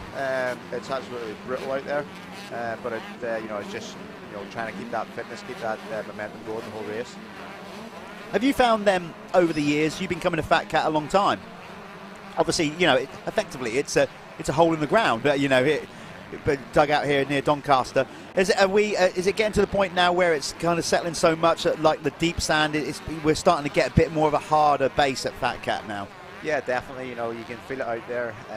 A lot of hard edges when you try and turn out the corners a little bit early. You know, you lose the back end to the front end. It just does seem to get a bit harder. But I think yesterday with it being a little bit windy, it's dried out really, really quickly. And you know, and it's made it pretty powdery in places. Then, as I say, you're getting into that hard stuff. So, but yeah, it's absolutely fantastic. You know, it's very challenging, technical. It's just trying to get a start and staying clean. And you know, unfortunately for me, I mucked up my qualifying. I qualified P15, so I go to line P30. So I'm way out on the right-hand side. So it makes it tough the first couple of laps. You know, trying to get out of that gate and you know, trying to come through the pack. What happened? What did you mess up? I just found that the track this morning was very, very fast. It hadn't really roughed up as much as I thought it was going to be with the schoolboys and the amateurs and stuff getting their practice beforehand. And for me, I struggled just to hang it out on a fast track like that. So it caught me out a little bit. Although the times were pretty close, but you know, at the end of the day, I was still 15th. I was too far back, and it's really upset my start position for the rest of the day. Okay, yeah. So you're gonna have to work out there. How did you find? How do you feel about your performance in that opening moto? You know, as you sat here now, I mean, you only just done it, admittedly. You're still a bit red in the gills, I have to say, as fit as you are, sat here. You know, what's your assessment? How would you mark yourself on the opening moto, 1 to 10? What's the score report? Probably only about a 7. You know, once I got going, I wasn't so bad. Once I got a bit of a clear track, I moved my way up to 10th.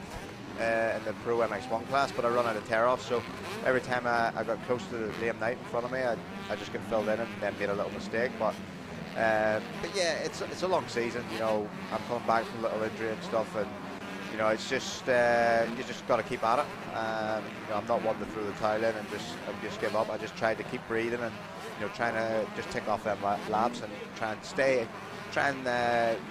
keep the lap times as close as possible rather than dropping off too much. Not one. I love the saying you're not one to throw in the towel. Of course you're not. You're still riding. You know. I mean, how long? How many pro level? How long? Since 2004. Oh, I'm rubbish at maths. That's a long time. Let's just say that. So it's great to still see you out there hanging it out, Marty.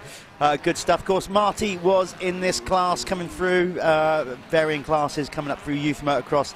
Charlie Heyman is leading this 7 MXY 125 category.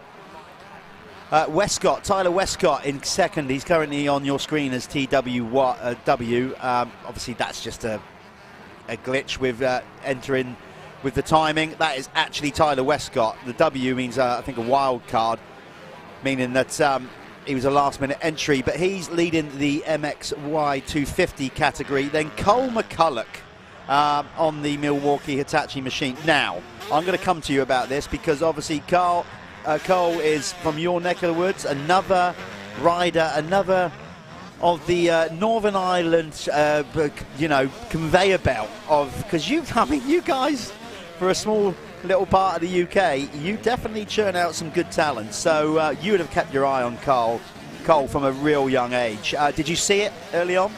Yeah, definitely. Cole's absolutely fantastic. Really good friends and a sponsor. His dad, Phil McCulloch with McGilligan MX Parc back home where we do a lot of riding. So I've seen Cole riding a fair bit, and his twin brother Robbie. You know, he's just started riding again. But I always thought that Robbie had a bit more style about him. But you know, Cole, you know, he has that determination. You know, you can see here he's just up out of the small wheels, and you know, he's already running top 3 in the 125. So I remember speaking to Philip, you know, the end of last year, and he was asking my opinion on what he thought, what way he should go, and you know, I said 125 all day long, because you know, if you're wanting to make it at Grand Prix level, you know, especially the MX2 is now, you age out at 23. You have such a small career in MX2, so you know, you got to go now and get there.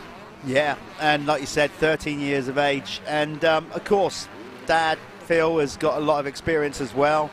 Come through, so having a track to ride and whatever. What I'm saying is Cole's got all the elements in place, you know, the right support around him, hasn't he? To, you know, with a lot of experience with the team he's now riding, of course, you know, everything to go, not wanting to dump too much pressure on him, but he's on track to go places. Basically, is what we're saying. Definitely, you know, as you're saying, the team he has behind him, the wealth of experience they have at top level. You know, his dad as well, an ex-top rider, and you know what he's, you know, the opportunity he's given Cole, and Cole grabbing it with 2 hands with the determination he has.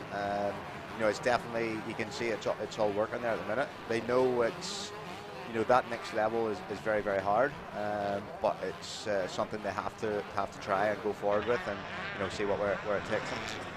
Yeah, he's a super talented kid. He's still running there in third. So you're running order in the 7 MXY class. Let's go with 125, just do the top few. Charlie Heyman is not only leading the race, but leading the 125 category. In second position is Cole McCulloch in the 125s, having an absolute stormer on the Milwaukee Hitachi machine. Then on the GRT Impact machine, KTM, it's Ollie Comer for third. Then it's going to be back to Ben Musto on the Matt Gardner racing machine in fourth in the 125s. He's currently ninth in the race, ahead of Tyler Hooley on the Acer United Gas. In the MXY 250 category, Tyler Westcott is currently leading the way. He's out in front in that one, ahead of, it would be then Jack Taylor on the Team Green Kawasaki, currently in second then. In the 250 category, then it's Bayliss Utting is currently in third, number 421. Then it would be Leon Ongley, number 472, and then Finn Evans, number 12 on the GRT Impact machine. That's your top 5 in each class, but this kid has been dynamic. You'd have seen Charlie Heyman ride plenty. What do you like about him, Martin? he's just unbelievable on a bike. You know, you can kind of see his style really stands out, but I think his line choice as well. You know, just how he's able to read a track and, you know, try different things rather than just being, you know, like other schoolboys just following the leader as such. He's definitely opens up the track and, you know, carries that speed well in the 125. Do you think modern track craft, you know, do you think it's an art that's been kind of lost a little bit? Is that, you know, like arguably with the four-stroke, so as you ride a four-stroke, a modern four-stroke, you have more capability to kind of just stop, point and shoot, whereas, you know, you and I grew up riding two-strokes. Do you think that makes a difference to also your track craft? Yeah, I think so, definitely. As you were saying, you know, the four-stroke, you just kind of point and twist it, and you know, the speed's there, it kind of pulls you out of it. With the 125 two-stroke, you know, you really have to work the bike and work the track and try and find those lines, smoother lines to carry the speed around the corners and stuff. So I definitely think it helps with the racecraft, and for them to take that forward for when the time comes to jump on a four-stroke, you know, if they can carry that with them, you know, they'll make a massive difference. I think it certainly does. Here's this scrap for second. Cole McCulloch, 13 years of age, currently in second on that Milwaukee Hitachi machine. Fending off Ollie Coleman. Brilliant battle for second, not only in the race but in the 125 class. It looks like Ollie's just got the run there. Cole just hanging up a little bit on the inside there, but you know, we've been talking about it. He's 13 years of age. I think he's got 2 years on most of these kids in front of him, so to be up there straight away, moving up straight from the small wheel 85 class, let's not forget that. He's effectively just boycotted that and gone straight into the 125s. But you can see how brutal he is, and it looks like obviously he's quite leggy for obviously 13, but clearly not enough meat on his bones yet. But there's nothing you can do about that. You've got to wait and be patient for Mother Nature to get you where you need to get, right? Yeah, for sure. You know, once he starts getting a bit stronger and stuff, you can see there with Ollie, who's riding very, very well too. He's just that bit taller. He looks that little bit stronger on the bike. You know, it's been a long weekend for the riders, and you can just see Cole maybe just hasn't got that strength there yet just to keep going. But you know, he's determined. He'll keep going. I bet if you keep him on his lap times, you know, he'll still try and stay consistent. But as you say, it's just Mother Nature let it do its course, and once he gets a little bit older and, you know, a little bit stronger, will definitely come into his play. I have to say, Ollie Coleman looked absolutely immaculate around that sweeping corner. He did everything right there. He timed all those bumps perfectly. Looked really, really good, and you can see that's helping him out a little bit. Cole, I'm sure, 13, but plenty of got bike issue. Oh no! How gutting is that? He is absolutely devastated, and I can completely understand why, because he has been riding so good. It's so frustrating as a rider, Martin, isn't it? But we go into it. We know it's motorsport. We all know this can happen, but when it does, it is so frustrating, isn't it? Yeah, definitely, especially with such a brutal track. You know, you've been putting your heart into it all weekend, and he's had really solid results, and I think that race there has been his best start he's had all weekend. So, you know, to be running up in there in second, just behind Ollie, just after being passed, but, you know, for that bike problem, you know, it really has gotten, especially with the conditions being so hard and tough out there. You know, it does take its toll, but it's unfortunately it's a downside of motocross. You know, any motorsport, problems can happen with the bike, and it just, you know, sometimes you got to take the rough with the smooth. Haven't you just? It is motorsport. It is savage. There's so many elements, you know. We call it a team sport, which of course it is, with all your team and personnel around you. But when you're out there on your own, it's not like Formula One and some of these other motorsports where you've got regular communication back to your pits. As soon as that crash helmet goes on and you go to that start line, your thoughts, everything, you are on your own other than a pit signal every lap. Yeah, there's a lot that goes through your head as a rider. It's a red flag incident anyway, so that race is going to stand. Do you know what? That could be whoever that rider is, I really hope they're not injured too badly. Obviously, but we've got an incident that's bad enough to stop the race. Now, with normal ruling, that should push him back up, because usually when it's a red flag, you go a count back to the lap before. So Cole McCulloch, where one rider's terrible misfortune, it might be his lucky day in that respect. I can't believe we're going to rerun. We're 12:52 into a 15-minute plus 1 lap moto, so I'm pretty confident that will stand.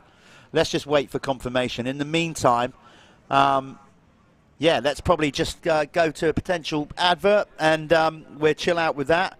And by the time we come back, we'll hopefully find out what's going on. See you in a bit. Cause you woke up in the morning with initiative to move, so I make it harder. Think about it, so we can cool and look smarter. The world time has come to.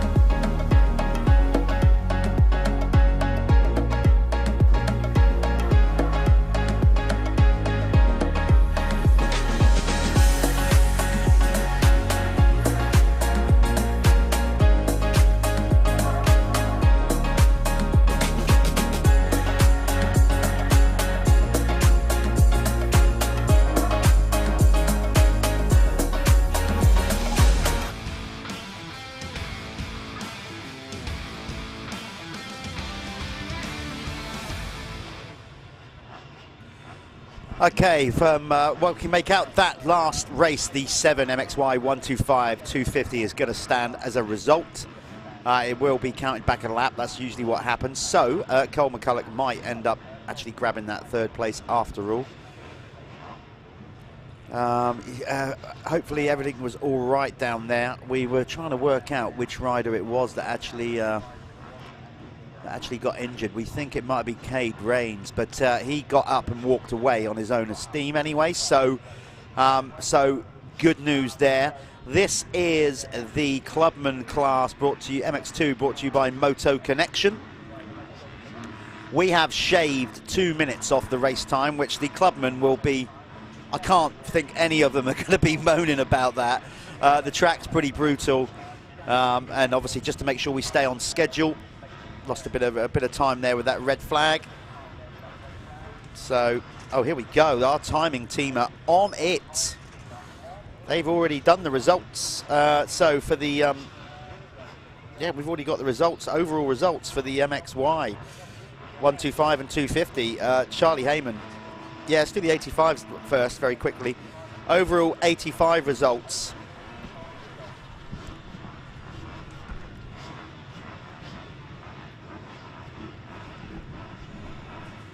It's in the small wheels. Archie J. Gurdham took the overall this weekend. In second was Elfie Getters Green, and then Blake Ward Clark. That was your top three in the Sintol small wheel 85. And your big wheel, third was Charlie Richmond. Second went to Joshua Vell, and obviously with a clean sweep was Billy Askew. In the MXY, it's brought to you by 7. Charlie Heyman romping all 4 victories ahead of Ollie Colmer, then Cole McCulloch, so he did get a third account back in that one. And then in the MXY 250, Jack Taylor, Baylor Sutton and Tyler Westcott. Let's get down to this though. This is the Motor Connection Clubman MX2 final motor of the weekend off the line. And it's Wainwright, the number 41. Ben Wainwright managed to get the start. He's going to hopefully keep it up on 2 wheels. And it looks like Boise as well with a better start. Number 10, Money Man Boyce. Oh, I wound yeah. him up on Instagram. He put his bike on. I just commented money.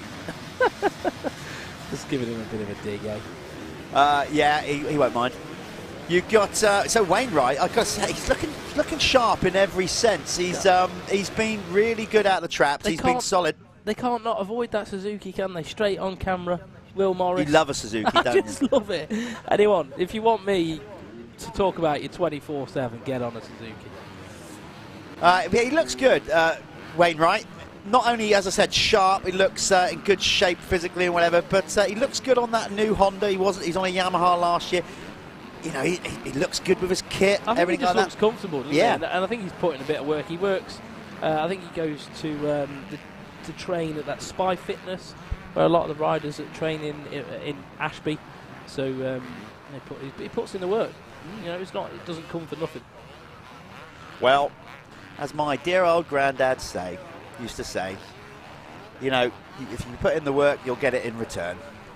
Basically, every action has an equal or opposite reaction, Jeff. That's it. Let's not get too yin and yang on it all, and too out there with motivational speeches and stuff. But yeah, basically, it's a rule of thumb, isn't it? You know, it doesn't always go your way, and sometimes you put the work and you think it's not going your way. But if you keep your head down, keep working, it eventually pays off. Yeah. So is that Hughes? Yeah, we need to refresh our timing screen there. We're still on the previous race, actually, for some reason. I don't know why that is, folks. Bear with us. We are just going to sort out that little technical hitch. The results you were seeing on screen were the previous race. So this could be a little issue with it might be because of signal timing. Yeah, with the red flag. So bear with us. We will try and fly by doing this without seeing the screens at the minute. We kind of roughly know who's who. As soon as we get the timing redone, we will tell you who's where in the race.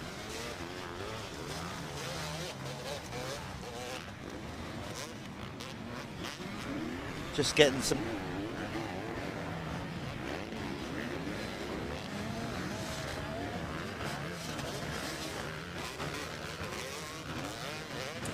Right, there we are. We know where everyone is now. Well, we kind of do. Tom Haddock there in the yellow gear, just behind. Well, he's just been overtaken by number 28. Who was, where was he? Did he get, oh, yeah, no, he's down the list then. And he's Oh, God, this is a mess. Yeah, Oh, this is the mess. There he is. He didn't finish. Oh, it was Ollie Sheldon, wasn't it? Yeah, before that, had that incident, wasn't it? Yeah. I'm back in the groove now. I'm starting to like remember what happened. Is your energy drink starting to kick in now? No. COVID's still way ahead of that.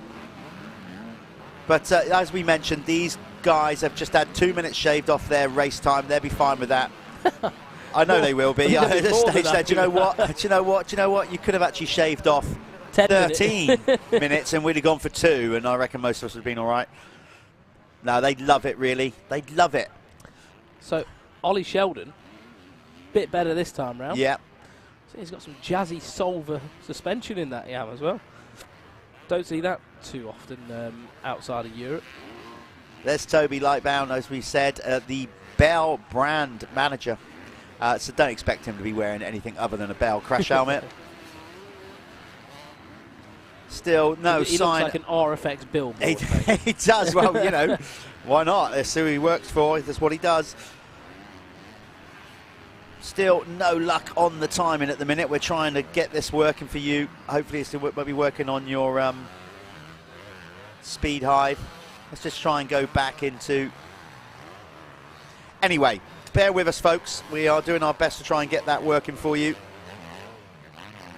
You are currently watching on screen the Moto Connection Clubman MX2 250 machines on a very tough circuit, FatCat Motor Park, which is literally runs right alongside the M18. You could see the cars bombing along the motorway in the background, just outside Doncaster here in South Yorkshire. A very popular track. FatCat gets used a lot for a lot of riders in the UK practicing. Yeah, unfortunately, if you are following timing and scoring on my laps, there's an issue. There is a little bit of an issue, but they will be scoring the riders in the race, so don't worry. Your riders will be placed into position, and I'm sure they've got it working in the timing van. They probably just can't do anything about it now that the session's active, so they'll probably have to wait until after this race, and I'm sure... it looks like they're trying to restart it. Hopefully we'll get something. But we'll see what happens anyway. It looks like something's happening on my laps. Whether it's the right thing or not, I'm not sure. Something is definitely happening in the race, because these guys are still racing hard. We're following riders, not sure where these riders are, obviously without timing and scoring right now. That's Ryan Gardner, you can see on screen. He's actually registered in the championship as 4.47, but he's got so he's got 47 on the bike. No idea. I'm trying to work out. I think he's about 3rd or 4th in the race. We're kind of, you know, winging it a little bit, trying to work out who the leader is here without timing. Well, we know the leader's Ben Wainwright. That we do know. Yeah. Number 41. It's where all these others fare. And there's George Boyce on screen as well. Who's that? 274. I wish I could go through this list quicker than that. I need to put my glasses on, I think. Oh, that's Daniel Shutt. Yeah, because now Daniel had a bit of a DNF, didn't he, in the first moto? I think he did. I think he pulled out after about 3 laps. He had a moment a little while ago as well. Remember, was it Daniel last year took his first ever Clubman win last year? It was so cool, wasn't it? He was absolutely buzzing on that. I just had a message from Carl Simmuch, George Simmuch's dad. He said they wish they were doing the MX Nationals if he was still up for it, but he's still struggling with his fatigue after catching COVID, so he's not right for the moment. So hopefully he gets well soon. I think he's got a bit of long COVID or something, and he'll be back to it. Oh, hopefully there'll be one day where we're not talking about it. Wouldn't that be something? Kind of had to got used to it now. But anyway, we are talking about it, so I'm going to shut up. Get back to this. That was Roberts going through there. Ricky Roberts, he had a 5th in the opening moto today. There's number 37. Easy to spot in that Tom Haddock in that nice retro kit.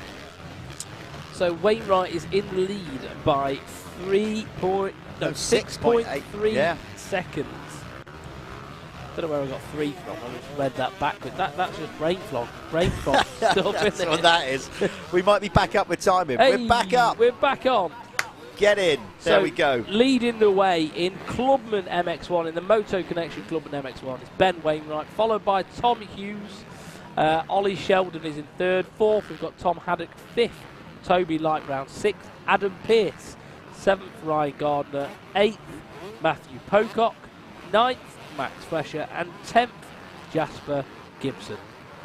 So that's the top 10 in the Moto Connection Clubman MX2. So fastest lap of the race has been set by Ben Wainwright as well with a 2:19. Second fastest back was 2:21, a couple of 2:21s there, and then going back to 23. Yeah, they're very consistent times at the front end of this Clubman MX2. Just shows that there's no one that shouldn't be in here. And there he is, the Wainwright, number 41, Ben Wainwright. Look at he basically he's got seemingly no dirt on him at all. He's like he's looks like he's just rolled out of a Supercross stadium, doesn't he? Looks like he's ready to do a photo shoot. Riding really well. I've got to genuinely say he's looking really good, Yeah. Ben Wainwright. He is, and like to be fair, I love Ben. He's such a hard-working lad, and he came up. You know, he never had it easy when he was growing up as a kid. He had one arm that was shorter than the other.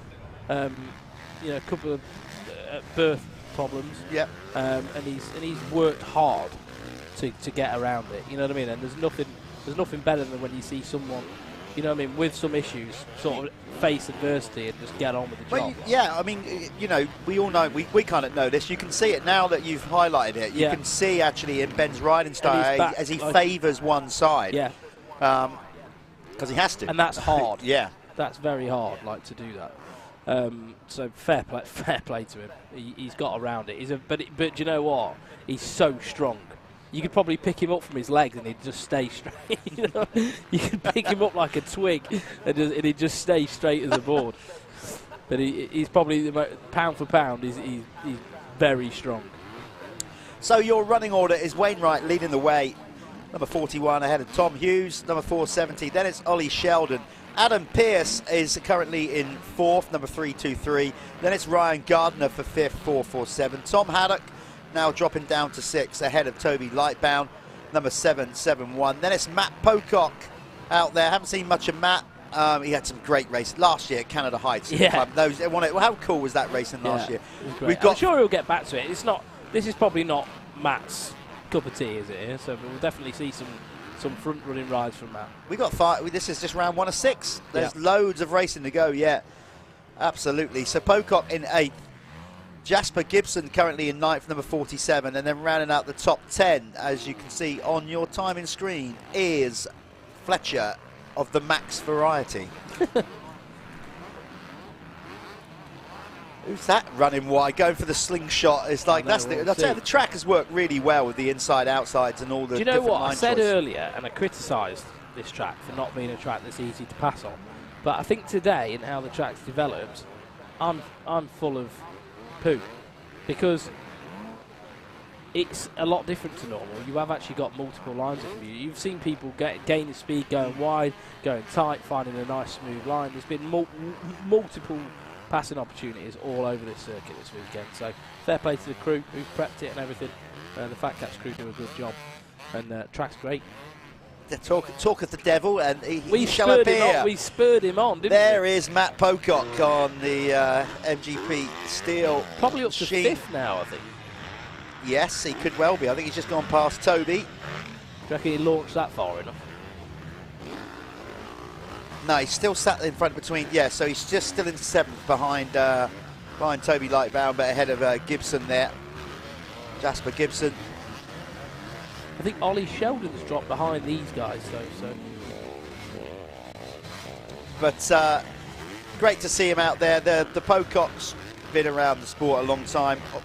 All 4 of them at some point have raced Yeah. Obviously, Mel went on to become a European 250 champion. But as far as I know, Matty is now the only one actively still sort of racing on a regular basis. Bradley turned his hand to boxing for a little bit, didn't he, as well? Yeah. Matt's quite a bit younger, though, isn't he? Yeah. So Matt's up to 5th now. Oh, he did. Okay, so he has made those moves. Good spot. Sorry. It's your energy drink kicking in and I'm lagging.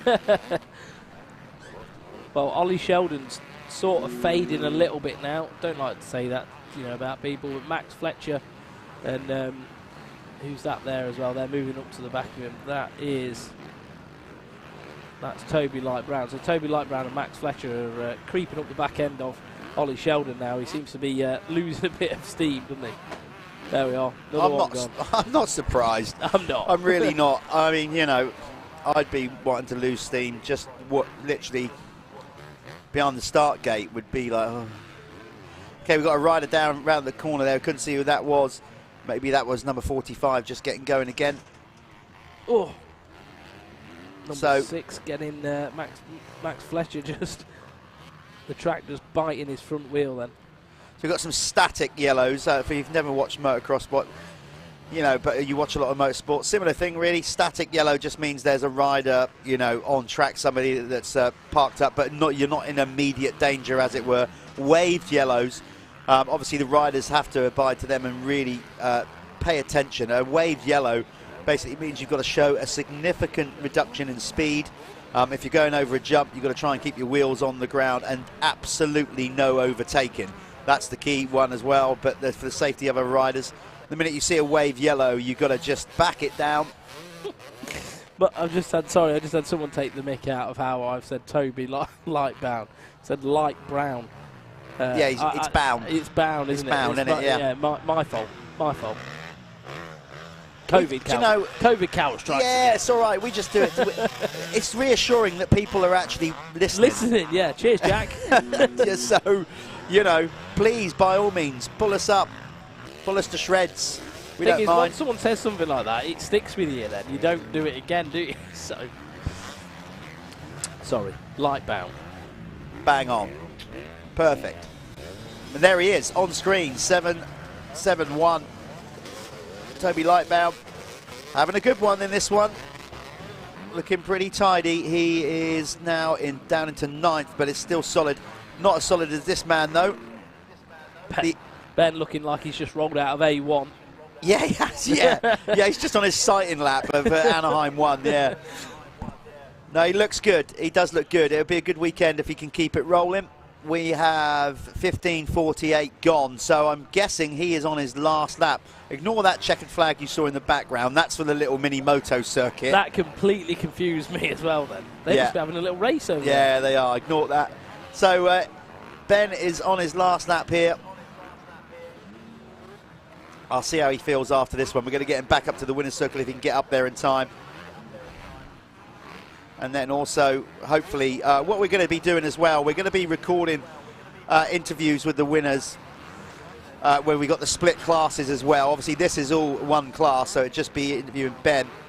But those other classes where we have, for example, like the amateurs, where we got MX1 and MX2, the leading rider is normally an MX1 rider, so that's who we interview live. Then the second interview we're pre-record to push out in the week, so we try and give every race winner some love.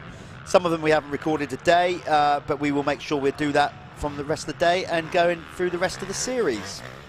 Yeah, so if you are winner of your category, make sure you do come up to the winner's circle, even if you haven't crossed the flag first in the race. Obviously, if they are, it is a split category race. I'm going to throw that out on social media in the week to all our riders to make sure they're fully aware when we go into round 2 what we're doing. I am now going to also get out there to speak to this man. See what he's got to say on Let's not talk too soon. Oh, yeah, I'm going. I'll go now. I'll let you do the links and throw to advert, and I'll be catching up with Ben shortly. So Jeff's going to run over to the winner's circle now to hopefully grab a word with Ben. Just watch him cruise across the finish line, takes the checkered flag to 41, gets a race win. Absolutely picture perfect performance from Ben Wainwright. We're going to throw this to adverts now, and then we'll bring you back with Jeff in the winner's circle. See you in a bit.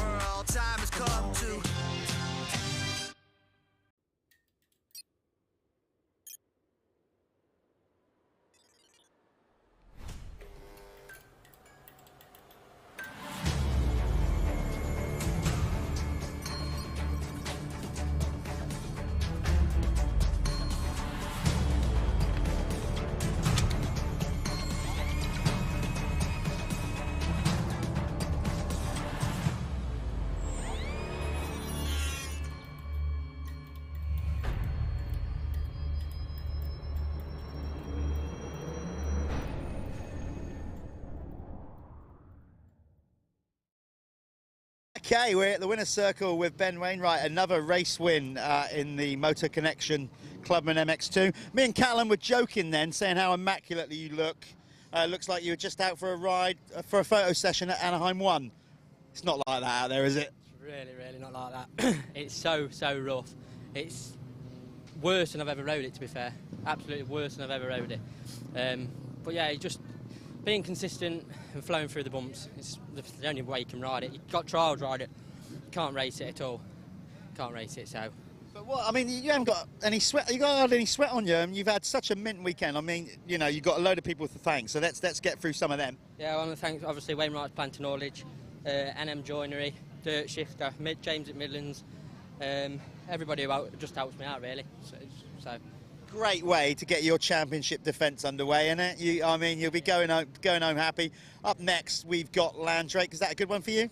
Yeah, but like I say, I've been out in Spain, so hopefully I've dialed in with the hard pack a bit more. So we should have a better result, hopefully. Oh, he's looking strong. He's setting out, you know, a shot to the bows to this competition. Well done, Ben Wainwright, your winner in the Motor Connection Clubman MX2. Nice one, mate.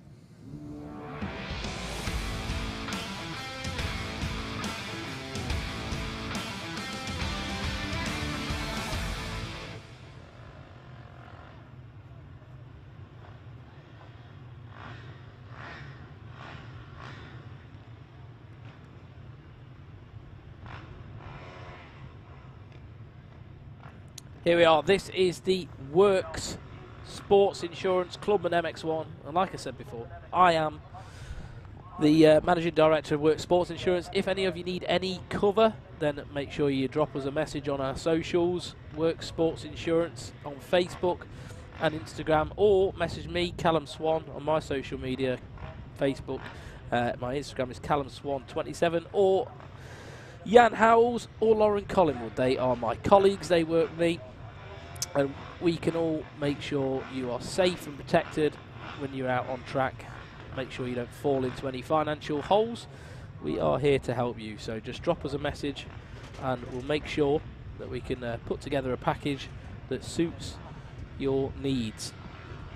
Here we are, Clubman MX1, race 2 today, the 20th at FatCat Motor Park. See who's going to get the start. And then this is for the overall of the weekend.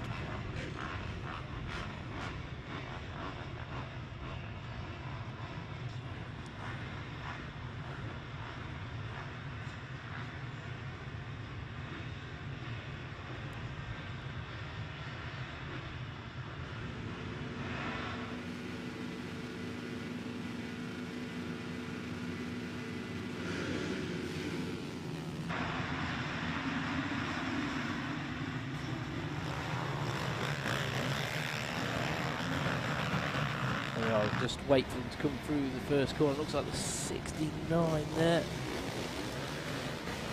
It's really hard for me to get a focus on the riders on the first lap.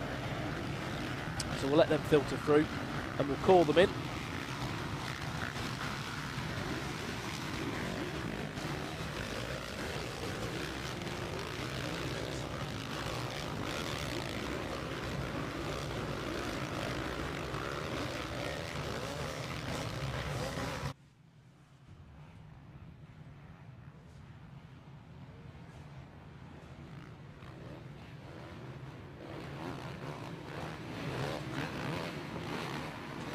Right, yeah, it was Keaton Stewart who got the whole shot, and he's out to an early race lead. Connor Baldry on the number 2, not far behind him though. Up the inside actually, Connor just taking that inside line there. It's probably, well, it's definitely the shorter way around that corner. Sometimes chops out though, but the number 2 made it work for him, and he's put himself in a good spot now. He's leading this race.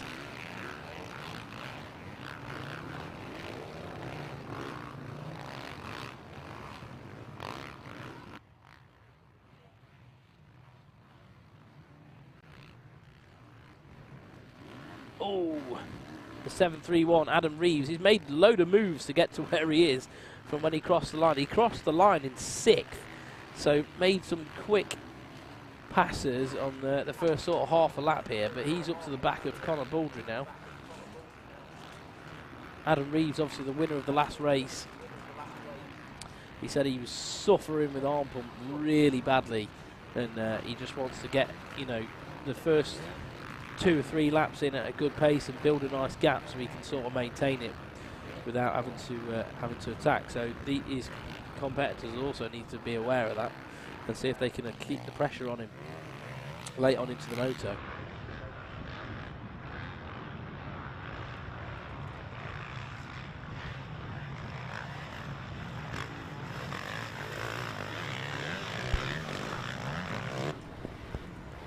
Reeves, though, looking pretty strong at the minute. However, number 2 of Conor Baldry, and, oh, hang on, we've got a pass. The 36 of Grant Martin up the inside, so Grant Martin on the move right now. And Keith Stewart is sort of fell out of shot.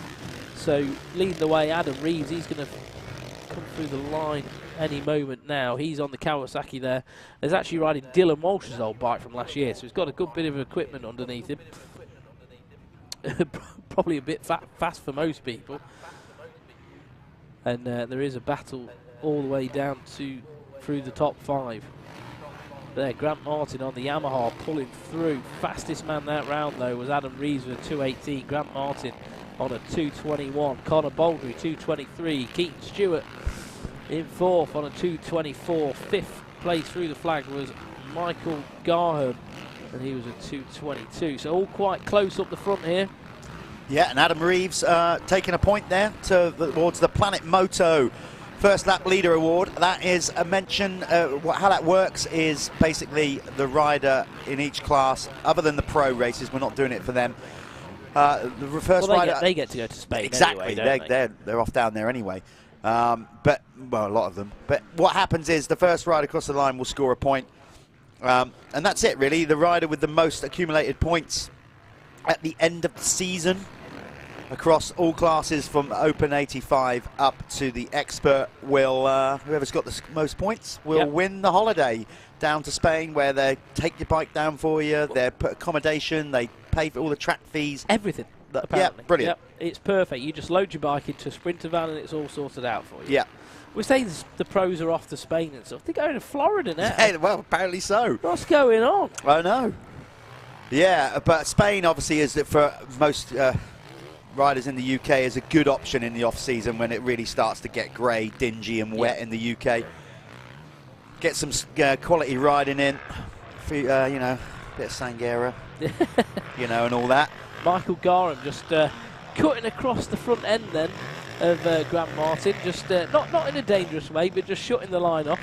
Just giving him a slight reminder on who's being authoritative here. Now, sometimes you've got to do that, haven't you? Just close the line and take it away from them, and then they've got to work their way around it, haven't they? But the 91 looking pretty good at the minute. Well, we're motocross racing. We're not playing tiddlywinks. As long as you don't do it in the air. Yeah, we don't like that. That's not cool.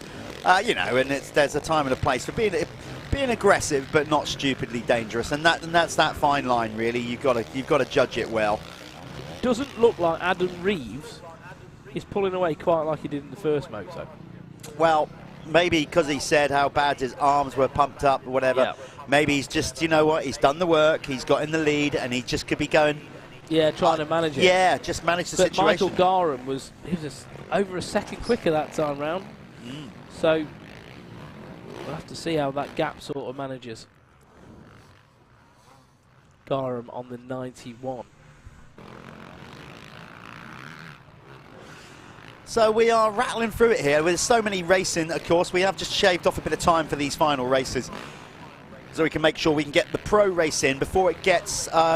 You know, we can run on late. Don't get us wrong here, but what we got an issue with is low light. Sun, obviously, it's still, we've just come into springtime, so we're still, you know, the sun is still low in the sky in late afternoon, so with these ruts and everything. So what we've tried to do, and I think our race director Paul Irwin has probably, you know, gone around, spoke to some of the riders from varying classes. They won't mind a couple of minutes taken off their race time. It's brutal anyway. I think anybody would. No. They'd probably go, thank the Lord. In fact, they probably went to him and said, do you know what? Yeah. Such a shame. I really want to do those extra 2 minutes. Yeah, are you sure? So that's going to hopefully, get us back on track. We won't be finishing too late here. We have got the Moto Verde Amateur MX1, MX2 up next, of course. This is the Work Sports Insurance Clubman MX1. I tell you what, Michael Garham is closing in on Reeves by the looks of it. So far, so good with these guys. It's tough going. When you get pro riders like Jamie Carpenter coming in, who just took the win in MX2, in the Apico MX2 class, coming in and saying, God, that's rougher than what it was last year after the second motor. I'm like, God, that's bad. When I say bad, I meant bad in the brutality of the sport and what makes it so appealing good. Yeah. Oh no, it's great. It's not. It's great not to watch. Yeah, and some people would say, oh well, it makes for a dangerous track. Not always the case, because what actually happens, it slows it down enough where people therefore aren't travelling at the speeds where they are on a flat. Yes, you've got more bumps to get over, but in some cases, it kind of makes it sometimes a safer circuit. Yeah. Because you are going slower pace. But Reeve looking good in this one. Adam Reeve.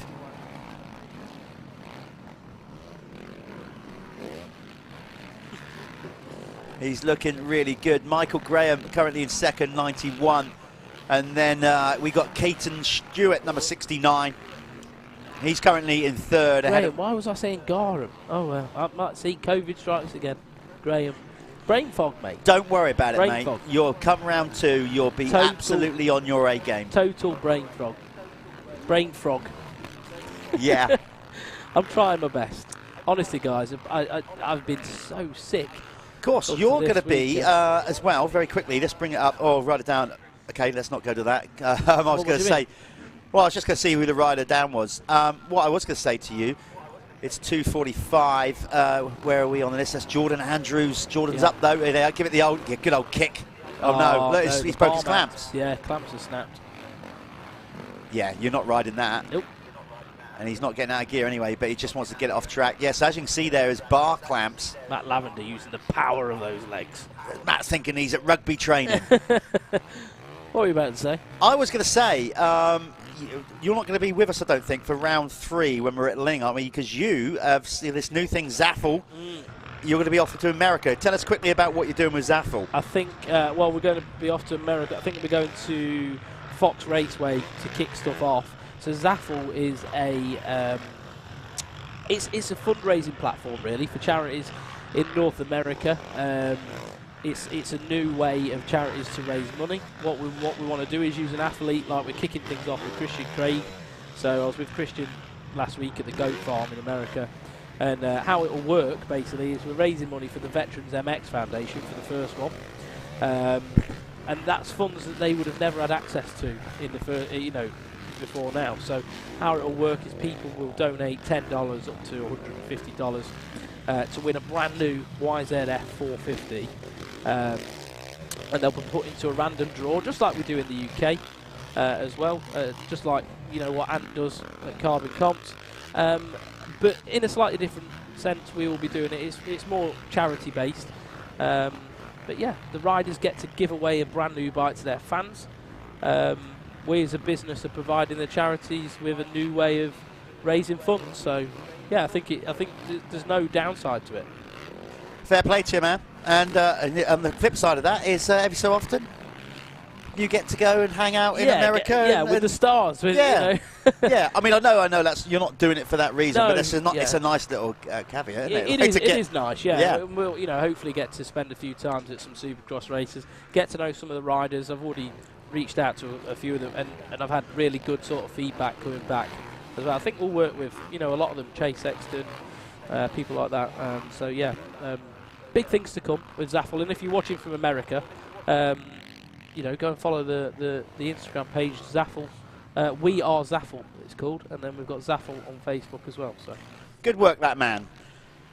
Callum Swan putting back, industry player. I try anyway. Yeah, no, good on you. No, fair play, mate. Fair play. It's all good stuff. A creative thought, and all that. It's all good stuff. It's my gig, that, Jeff. Yeah, good on you. So, and you get involved with this with Work Sports Insurance, and right now we've got a change at the front. So look at that. Adam Reeves must have made a mistake off screen there, Well, and now we Graham got. looked like he was riding really well. Yeah, we've got a new race leader in number 91. Michael Graham is your new race leader. Yeah, because last time round, Adam Reeves 232. There he is. So it must have been a bit of a mistake from Adam. Unless he has literally just hit the wall. Yeah, quite possibly. Maybe he's got the old dreaded arm pump.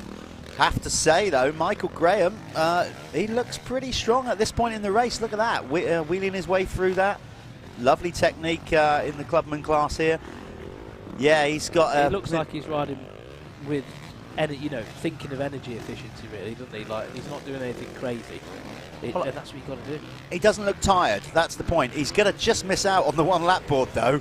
By about do you know what? Just slow down a little bit so you can do just. He's going to get to 2-lapper from here. He's just going to miss the board by about 10-15 seconds, something like that. That used to drive me mental when I was, because you probably wouldn't have had a board, would you, when you was doing it? No, well, yeah, we did. No, we did. Certainly at GPs, we did. Yeah, obviously, GP, British Championship, not so much. Yeah, did in the end, of course, but yeah.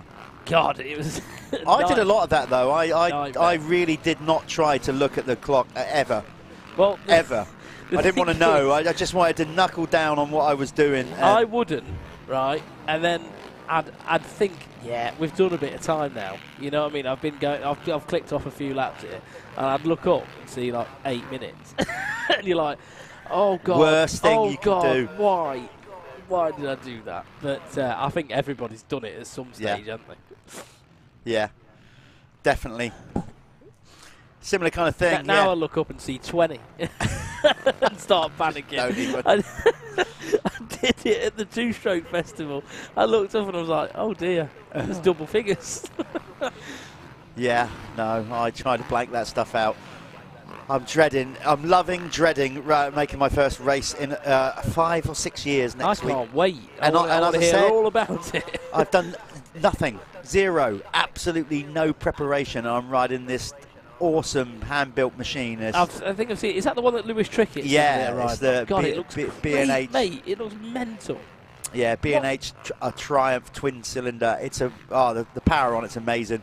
Is it? It's brilliant. But like it's actually good? Or? Yeah, phenomenal. The question is though, can I ride it for more than one lap? Yeah.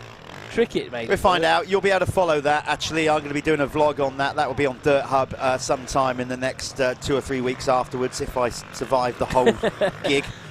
Yeah, I'm looking forward to that. Stroke, not. I'll make sure I catch up with you next week and see how that went. But right now, somebody making light work of it is Michael Graham. He's looking good. He basically didn't win the opening moto, so if he keeps it on 2 wheels, he'll be down in the winner's circle talking to Callum. So Michael Graham, just 2 corners to go. It's been a good ride for him. Adam Reeves, just for whatever reason, made a mistake, dropped back. We didn't quite see that. But good to see Michael Graham wearing a kidney belt. Not many riders decide to wear that anymore. They do on a track like this. Definitely help support your lower back. Here he goes then. It's a race win for Michael Graham. Oh no, he's got 1 lap to go. Sorry, he missed the board, didn't he? Anyway, Callum's gone now anyway. So he's got 1 more lap to go. Of course, I remember now, he just missed the timing, didn't he, last lap around.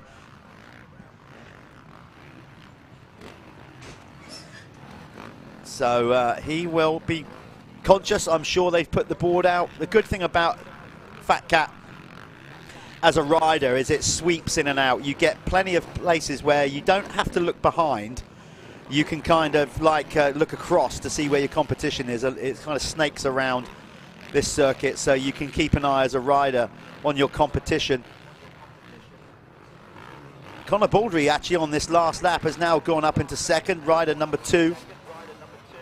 So Connor has gone past what seems to be a now tiring Adam Reeves. Ivan Kerr has also moved up a spot past Keaton Stewart into 4th. So Keaton down to 5th, number 69. Then it's Grant Martin. He's up to 6th, gone past Mitch Best. Billy Saunders, number 4, currently he finds himself in 8th, ahead of Jordan Ambler. Then in 10th, rounded out top 10, rider 0, James Thompson.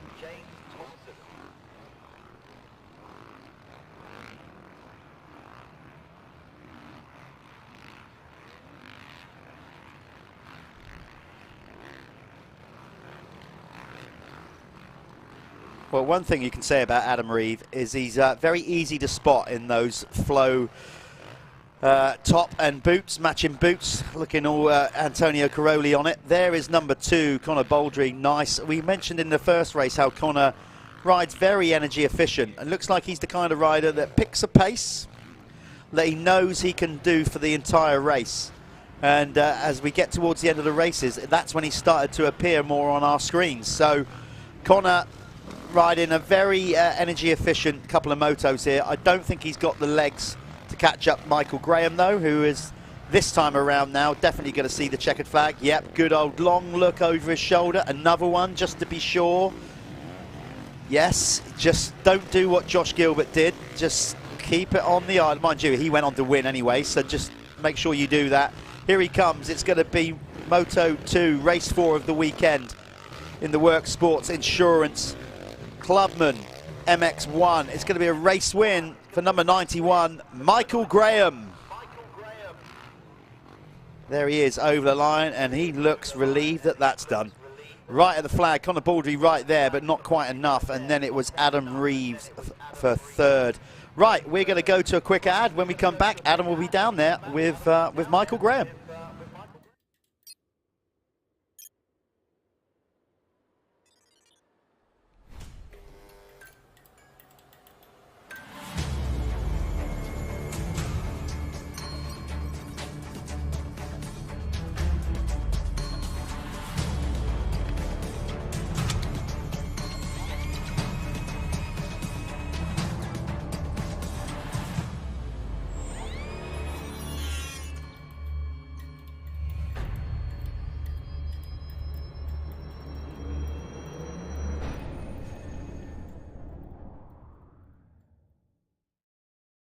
Here. Not really, it's Callum with Michael Greaves. You're just trying to get Graham. See, I'm even making mistakes now. Graham, that was tough, wasn't it? You said you're 41 years old. What does it feel like to be a 41-year-old doing that? Well, it was absolutely brutal the track this weekend, but I still love it, especially at the end when you get a win. Yeah. Do you do a few practice days here? Like a couple recently, but it's nothing like this today. Yeah. It's just like hard pack. You sound like you're from the northeast, and like obviously you must have to travel quite a while to get here to practice. Yeah. This is the closest one for me. It's like 2 hours away from Newcastle, outside of Newcastle. Nice and ideal then, local race. So the next one's in Landrake, which is probably a bit further. Yeah, you might have to set off on a Thursday for that one. But you did get the last win of the weekend, and obviously you picked away at that one. It didn't come straight away. Yeah. Did you just see him and you just targeted on him?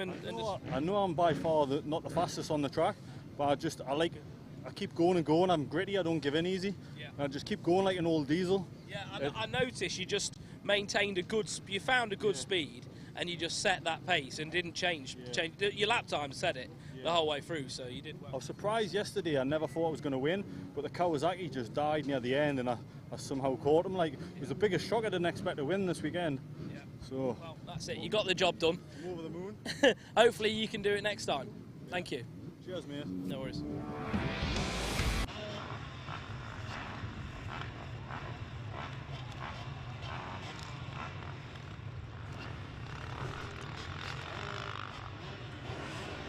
Still got some riders coming in from the previous race. Lining up now is the Moto Verde Amateur MX1, MX2. I love that from Michael Graham. He is now, he doesn't know it, but he is now effectively known as Michael Diesel Train Graham. So that's going to be his nickname now for the rest of the series. He said he just keeps going like a diesel train, and he did, and he got the job done. So well done, Diesel. Michael Graham from the northeast. Way the lads. Done a great job there. Well done, Michael. Great to have you with us. As we said, with all clubmen supporting this championship, backbone of it. We've also got so many other people sponsoring this series and supporting us. Of course, Michelin, Milwaukee. But other people, you know, we've got like Ant at Carbon Comps. Go and check them out if you can get yourself a ticket to buy, be in the draw to buy to get a new motorcycle. They've currently got a Gas factory edition on offer, a 6-day Enduro 250 KTM. Go and check them out, Carbon Comps. They're on social media, they're online. It's quite simple. You buy a ticket and you're in the draw. Simple as that. Right now, though, we've got the Moto Verde Amateur MX1, MX2. Let's see who's going to get the whole shot.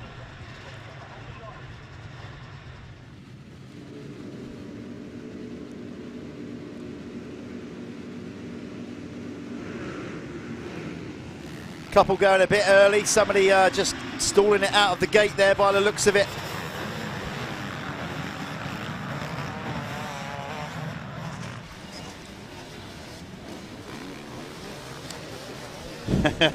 All right, Adam. Sorry, mate. You know, it's just, just all kinds of names go through our head. We'll get it wrong once in a while. No, well, I had to take the bit. And then I got the winner's name wrong. So Adam, Callum, all sounds pretty similar. He just told me he'd come on his own, no help.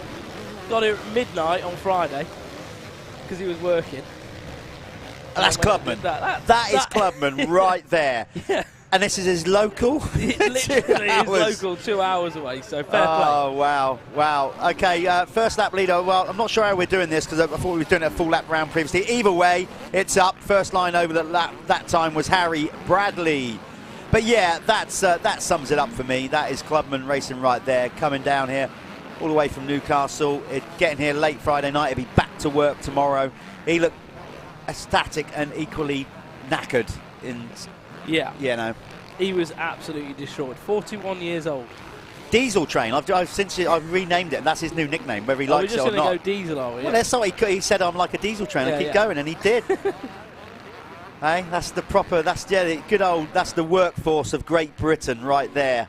The Clubman class. We are now onto the amateur class though, and it's Harry Bradley in the lead, ahead of John Kirk. Alex Buchanan currently in third. McCockerell is in fourth, then Wynn. Bruff is there in sixth, then it's Gardner, Holiday, Thornhill and Millard.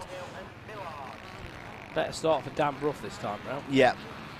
Of course, this is a combined class. Remember, we have amateur MX1 and amateur MX2 in this one.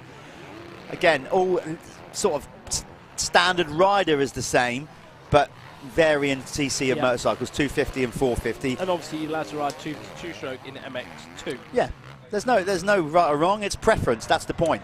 Well, that's how they tend to do it now all around the world. So yeah. Because the 450s are just so much better.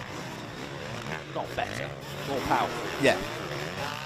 Exactly that. And you know, it's horses for courses. Some riders are big lads, 6 foot guys, 15 stone or whatever, and they're going to be more suited to an MX1 bike. Ben Wainwright, for example, yeah, he's MX2. He's got to be MX2. Luca Pegg and Alex Buchanan are having a massive battle right now. Luca Pegg just nearly gave me a heart attack. They're having a proper scrap, proper tear up. But then Luca Pegg just dusted him now, so Luca Pegg really putting down the fast laps, trying to be the fastest Tamworthian out there. He obviously wants to beat Harry Bradley.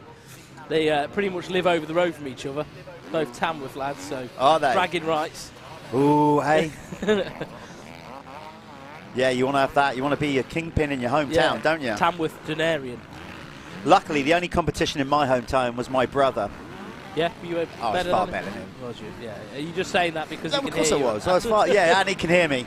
No, actually, fair play. My brother did give up his career to become my mechanic. Can't see him. I hope they haven't ended up in the drink down there. Couldn't quite see the bike on the floor there. It is going to take a few prisoners, a few victims, this circuit at this point, and now we got this low light issue. The track has dried. It is quite windy out there. The sun has been, well, pretty consistent throughout the day, so the track has definitely dried out. It's more hard packed than ever before now. So this is going to be a tough couple of races. It was number 5 where we find him. There's Callum Watson. Yeah. No, that wasn't him. There was another bike. That's a different crash. So the top 5 at the moment in amateur MX2. We've got 807 Luca Pegg. We've got Alex Buchanan in second. Third is Dan Bruff, but he's working really hard on the back of Buchanan at the moment. In 4th position, we've got David Finnemore. 5th, Lewis Glynn. And in the amateur MX1, brought to you by Moto Verde, Harry Bradley is leading the way for another good race of the weekend. 99 Billy Wynn is in second. In 3rd position is the 15th of John Kirk. 4th, we've got Joshua McCorkle, and rounding out the top 5, Brad Thornhill. Oh, see what I mean? Luca Pegg keeps doing it to me. Just stop it. Well, listen, Luca, we hope to get Luca in the winner's circuit. Is he basically? We struggle when we've got 2 classes to get both the winners of both class in before the start of the next race, because obviously we don't want to miss the start of the next race. He's shifting right now. Yeah, Luca is shifting. Yeah, he's got the Jason Anderson shirt tail thing going on. He's riding the bike really high up in the RPMs, and from what I can see, sometimes it's like when he hits a hole, he's throwing the front end into all these braking bumps and stuff, and it scares the life out of me. Well, I did say to Luca, because he came up, and I sort of apologised that we couldn't fit his interview in. What we're going to do is so we're going to start pre-recording, and they go out later on in the week when we do the race edits. We just struggle to get, obviously, to keep our commercial partners adverts. He might get around Harry. He might get around Harry if he races and takes the race win. He's definitely going to be in the winner's circle. He's certainly getting a bit of a march on now. Harry's just round the corner there. I just saw him. Yeah. So Luca Pegg really shifting at the minute. Is he going to be able to get that 250F up to the back of the number 4 of Harry Bradley? Got to say, I do like his style as well. He's very aggressive. Yeah, he is, isn't he? He's got a kind of American sort of feel to his riding, I think. I almost thought something was wrong with the bike then, did you? He just sort of slowed down. I thought he was slowing up. I don't know if he was just taking a breather, probably. But Luca Pegg, is looking good in this one. He's clearly leading the 250 class, and he is trying to chase down the MX1 leader in Harry Bradley. It'd be interesting to see if he's made any headway. I think he is. I think he's just nicking time out of him.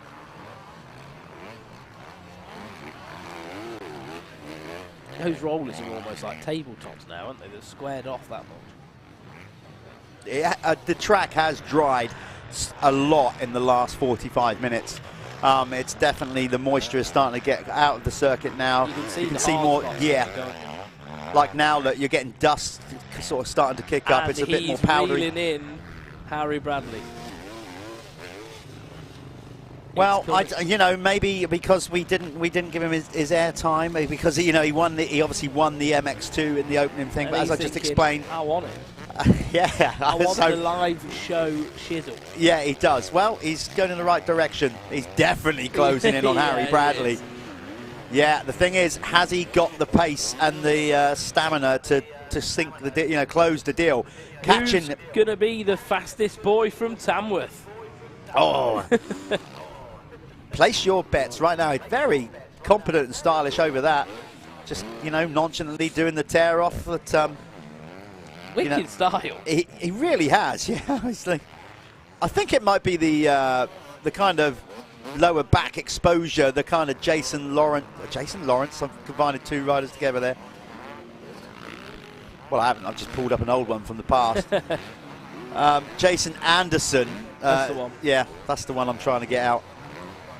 So Luca Pegg looking good in this one. We'll stick with Luca for a while, see if he can get onto the back here of Harry Bradley. Or maybe if we can look at Harry and see whether get a view on number 4, see what's going on with him, because they're going to be very close to each other. He's just there in front of him. He's definitely. I know. It's coming. He's here. Here we go. I know it's late in the day, but I'm going to say it anyway. He's pegging him back. Oi. See what I did there? There we are. There's absolutely dreadful. I should get a job working for a tabloid paper. Sorry, people. Couldn't help myself. I like that sort of stuff, though. It's dad joke vibes, isn't it, mate? We're getting there. It's a long day for the riders. It's a long day for us, but we love what we do. We just got to make sure we're fueled enough to get through it. Harry is on the scaffolding by design. O'Neill Off-Road World SM Pro Kawasaki. Scaffolding by design. That's voicey, isn't it? Yeah. Harry doesn't look to be panicking a minute. Luca is definitely on that 250. Being the more aggressive of the two. Yeah. It's whether he's got the fitness to go the distance. That's the thing. Obviously, he seems to be using a lot more energy. Yeah, a lot more. And than a lot Harry. more real estate at the track as well. He's using all the outsides. He's just trying to maintain speed everywhere. Harry's obviously on that 450, so he can just point and squirt a little bit more. Exactly. So Luca really has to use more energy. There, look, He has to use more energy on that 250 to keep it rolling. Harry can rely on the power a little bit more. But he's closing in as he looks across. I think he had a good look at the old timing clock there, something that you and I would be, no, I don't want to. I'm not doing it. But then, you know, we're normally going back the other way. I'm not that fit. He's got to be somewhat fit to, be able to ride a 250 like that. We're normally going backwards. He's going forward. There we are. Oh, he's on him now. Like the proverbial cheap suit, he's all over him now. This is a great ride for Luca Pegg. The battle for Tamworth supremacy.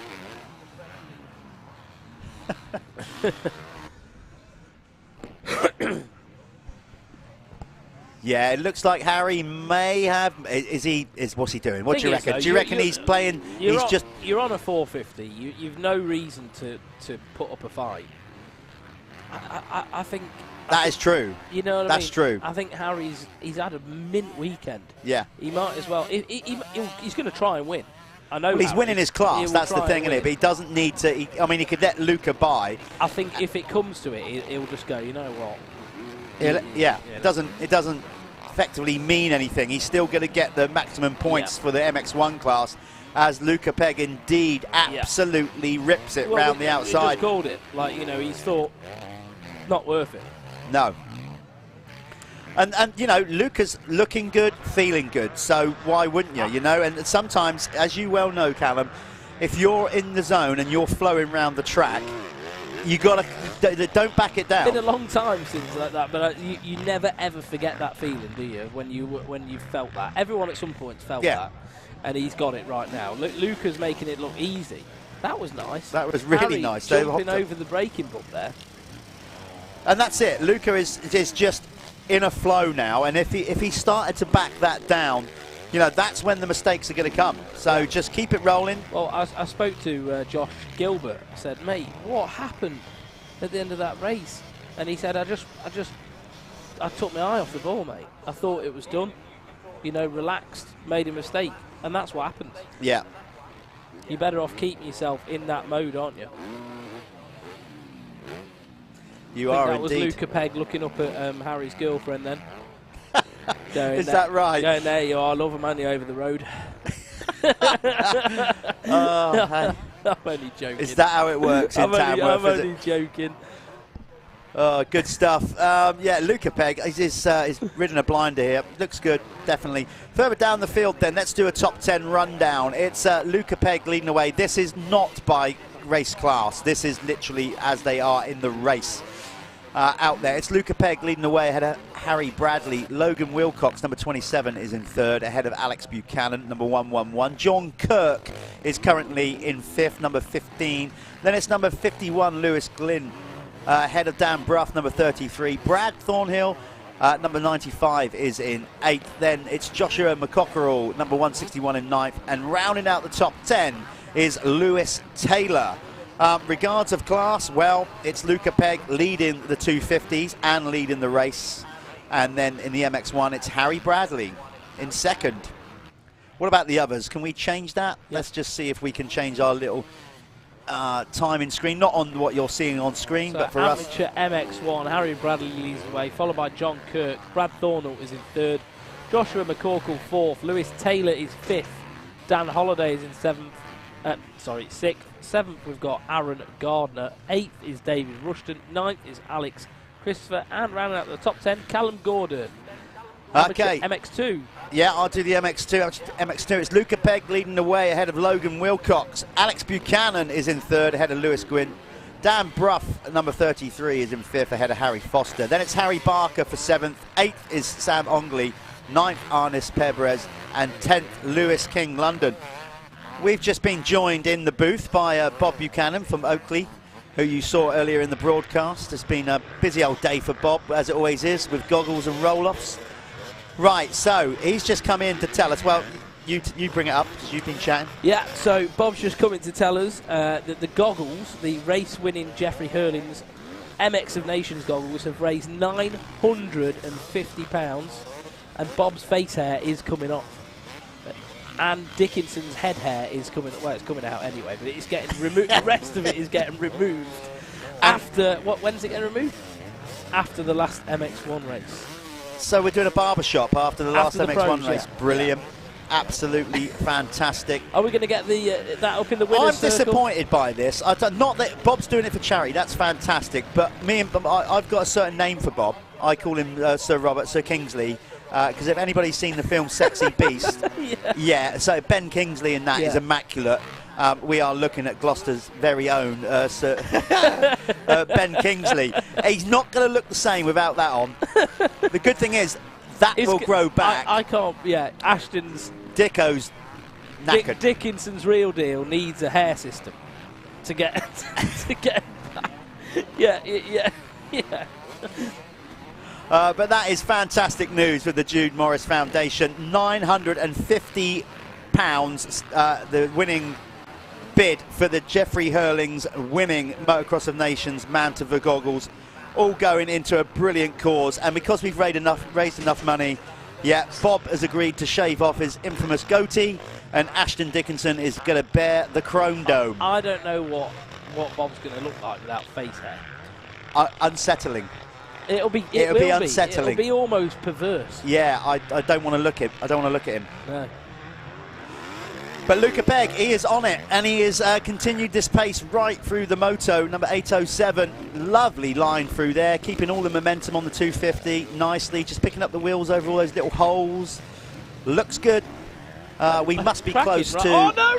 Oh, see, every time. Give up, commentating. No, to be fair, Luca Pegg is in a zone at the minute, isn't he? Harry's still there, though. No, he ain't giving up. Do you know what? Let's just get over the line. But Harry's already been in the winner's circle, so even if he gets him, I'm just going to get Luca in anyway. Is this the last lap? I don't know. But he's coming back at him. 17.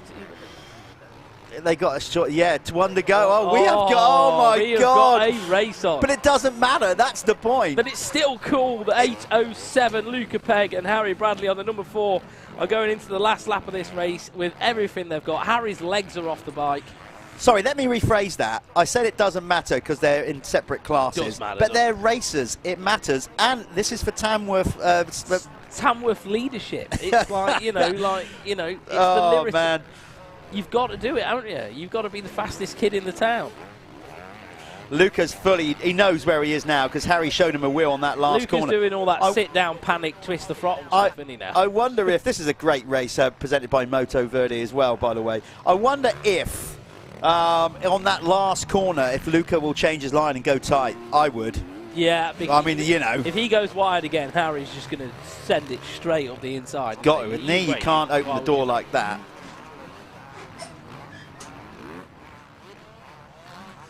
I think he's regrouped after his little off-track excursion. If Harry manages Harry's to get right there. If Harry manages to do this, I will never bring up the pink spoke nipple again. I don't know what it is. I don't want to know what that is. You just check it out. Okay. If he winner's circles you look at that front wheel, you'll see the most disgusting thing. Yeah. Do you know what? It looks like... Oh, look at Luca launching over those holes. Yeah, he's flying, isn't he? He's wound it back on now. Harry's conceded. Oh my days, Luca. Come on. 2 wheels. Pegg doesn't please. know that that Bradley's backed it down. Yeah, Harry's gone, mate. You know what? If you're going to ride like that, take it. You do it, mate. This time, he's like, right, okay. Gotcha. He's got him covered. No mistakes here then from Luca Pegg, and he is going to comprehensively win the MX2 Moto Verde Amateur final moto of the day, but he's also going to take the race win. Shame we didn't get to see a lot of anyone else in that, but it was too good not to focus on those two guys. So congratulations to Luca. That was a great victory, and also Harry as well for taking pretty much a perfect weekend in MX1. We're going to just take this for an advert break. Jeff is going to meet you all in the winner's circle.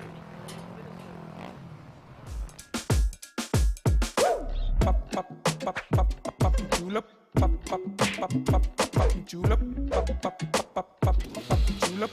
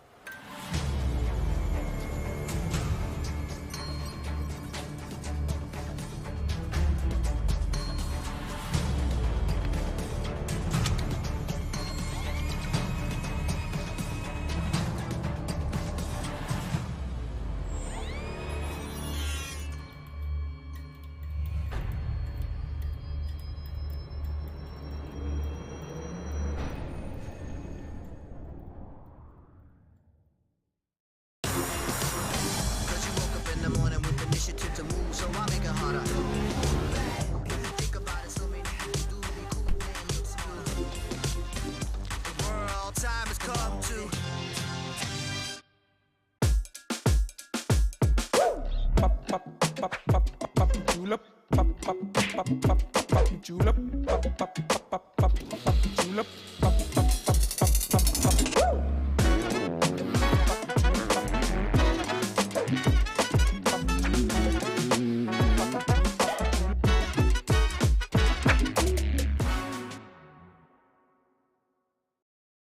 Okay, we're down here with Luca Pegg. Luca, we talked after the first moto. Unfortunately, we didn't have time to fit you in winning the MX2 class, but you've made sure of it in this one by winning the moto.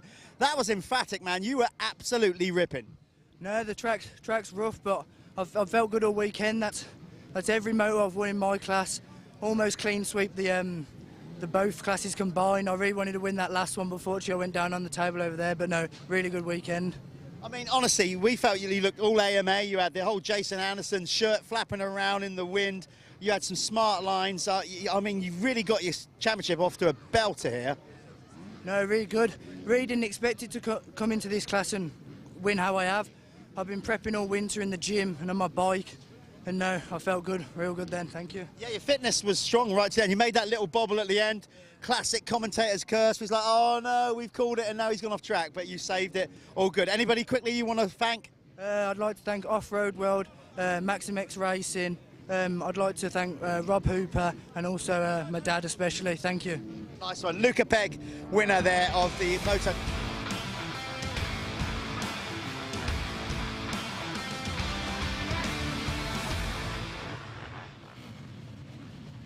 This is the RFX Experts MX1, MX2.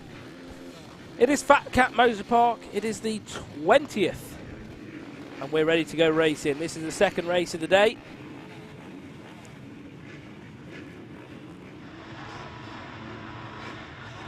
Some big names in here, the experts. It's the level before the pros. However, there's still some serious riders in here. Josh Waterman managed to get the start in the last race. Let's see what's going to happen now. Off they go.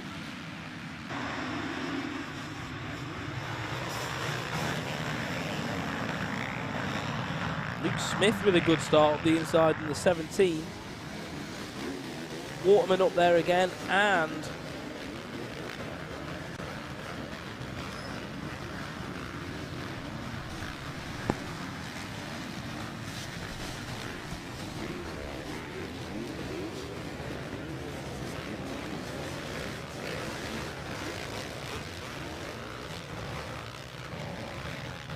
couple of the 250 riders buried deep back in the pack.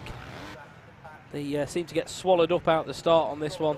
But it's Southgate who leads the way on the 301 on the HMC Honda. We've got Waterman up there as well, our race one winner.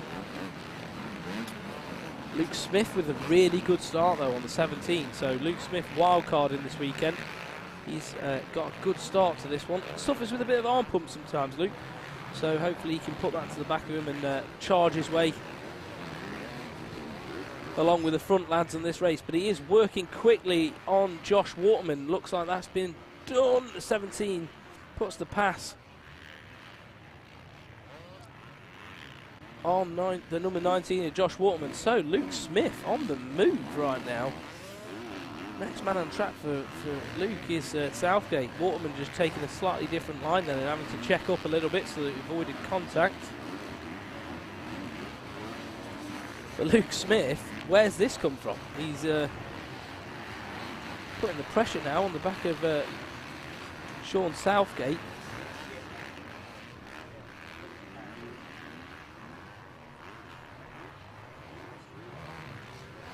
Looks like he's going to be able to make something happen here. So Luke Smith looking really comfortable up the inside of Sean Southgate. Number 17.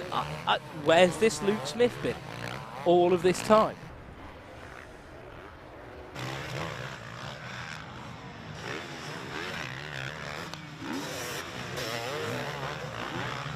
It's been a long time coming for him. I know he puts in a lot of work, comes over from Ireland. And he's been waiting for everything to click for a while now. So who we got on screen now?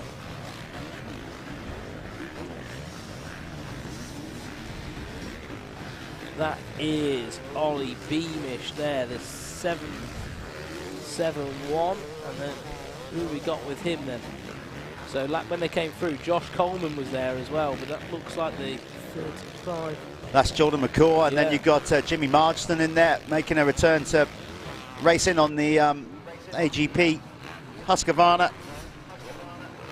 Jimmy used to race British Championships back in the day, a bit of AMCA as well. Used to ride for Steve James's LPE team, actually, Kawasaki. Right, okay. Yeah. Long while back. Yeah. And then you've got Jack Lindsay there on the Apico Husqvarna 433, moving out to the kind of youth ranks, really, and into the expert class, as we've mentioned before. The place to go, really. Behind him as well, Sam Atkinson on the Phoenix Tools. Yep. Kawasaki. Even strokes. That's right. That's it. Phoenix Tools, even strokes, Kawasaki. Even strokes, new company. Bringing some, well, they're importing parts, aren't they, for shops and stuff? Yeah, varying company, so. All varying brands. One of them, I think, is Just One, obviously, which the team wears. Yeah. Got varying brands. Talon or something? No, they don't do Talon anymore. They do. We'll go and check them out. I think there's some wheel manufacturers. Go and check them out. That's the easiest way, isn't it? Like even strokes, and the team Phoenix Tools. Might be Kite. I don't know. Yeah, it's Kite. Yeah, it's Kite, isn't it? So there we are. Luke Smith, though. Wow, 209. Oh, I don't know where he's found this flow, but fair play. He's making it work. 119 of Bailey John. Big crash from who was that? Josh Waterman. Oh, Josh Waterman goes down. He's in a blind spot. Huge crash. That's going to be dodgy doos there. Oh yeah, he's in a terrible area. They can't. Oh man, they can't see him. Oh my God. Right. With the yellow flag on the inside of the corner and with that low-lying sun. I mean, Josh's kit is a yellow flag. Well, there is that, but do you know what? That could have been worse. Yeah, that could have been a lot worse. I mean, hopefully none of those guys have got too badly injured. It looks like they got away with that. That was just happened behind Bailey Johnson. Who, by the way, Bailey is just turned 17, not 18, his dad just told 17. me. Yep. Young lad then.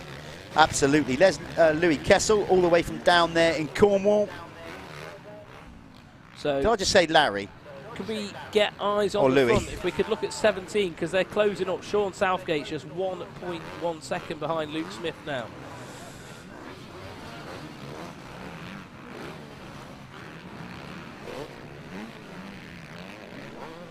The track really is going to start taking prisoners, though, isn't it? Because sure, I'd say it is pretty rough. I've not seen it this rough for a long time, and you know, I spoke to a few riders today. They said, you know, it is rougher than last year. Yeah, they're all saying it. Absolutely. Michelin man still happy though. There we are. Yeah, he's still erect. There's the 17 of Luke Smith, and right behind him, Sean Southgate. So this one's brewing up to be a good race. Luke's going to be really happy with this. I've known Luke for a long time. He was teammates with Josh Spinks for a while, and well, he's always had like good speed. Yeah, just always I can't never clicked. Yeah, it's really odd. You never could quite put your finger on why you can't get a run or consistency going. And he's got a good style. You know, he's always had a lot going for him, but he always suffered with a bit of fatigue and stuff. Maybe he's been working in the right areas. He looks really good at the moment. So there we are, he's leading the way, but Sean Southgate's not giving up. The HMC Honda rider is right on his tail. Look at that, Jeff. Oh. Well, Southgate, I've said in the opening Moto, will just, he is a grinder. He'll just keep going, Sean Southgate. He's renowned for it. Steady pace, he keeps going. You know he's going to go pretty much the same pace at the end of the Moto as he does at the start. So Southgate makes the move on the 17. Luke Smith pushed back to second now. I think he'll still be pretty happy with that. He's going to just got to try and not lose his head. Keep focusing on what he's got to do. Southgate, though, really clicking the laps off in the minute. Let's see what his lap time's looking like when they come through. Just about to cross the line now. Southgate 2:12. Luke Smith back down to a 2:15. So Southgate definitely a lot quicker at the moment. And Bailey Johnson in third at the moment on 2 for the F.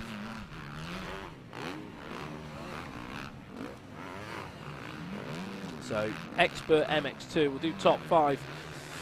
Bailey Johnson is leading the way, followed by Louis Kessel as well, so good ride by Louis. Ollie Beamish in 3rd, Jaden Hart in 4th, and in 5th is Josh Coleman. Oh, we've got someone in the water. Oh no, It's Jack Lindsay is... Jack Lindsay went for a swim. Now the question is, that gentleman helping him, does he? Do yeah. you commit? Do you go, I'm going in? We've had riders in there before. Lewis Hall has been in there right under. We saw a rider go under today. And this is obviously the drainage off the side of the track. It's with the heavy rain that we've had. It's not ideal, is it? The bike will be done as well. It's like the Blackwater 500 being in there. You don't need it. Look, is that his dad there just going, what are you doing? I think they go when you go in there as well, you're on full chat, aren't you? And they just suck the water in. Oh, not a good way. Not a good way for your day to end. So in Expert MX1, Sean Southgate's leading the way, followed by Luke Smith, who does have the fastest lap of the race, so 2:09. Jaden Ashwell in 3rd. 4th is Jordan McHugh, and 5th at the moment is the 57 of Richard Byrne. Is this just the Irish race, is it? No, well, no, because we got a different leader in Sean Southgate. Sean from the southeast, up near Jake Nichols' place, up near around that area, Hearts. Is he around there? Yeah, well, he goes riding a lot with Jake. Yeah.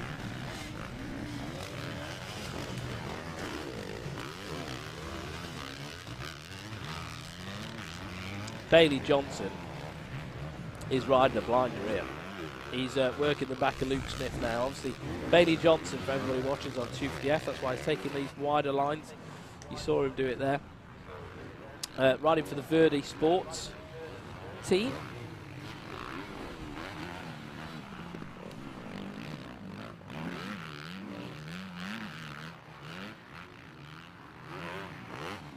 Yeah, the Verdi Shillow KTM rider. Bailey Johnson, perfect run of it at the minute. He's looking fantastic.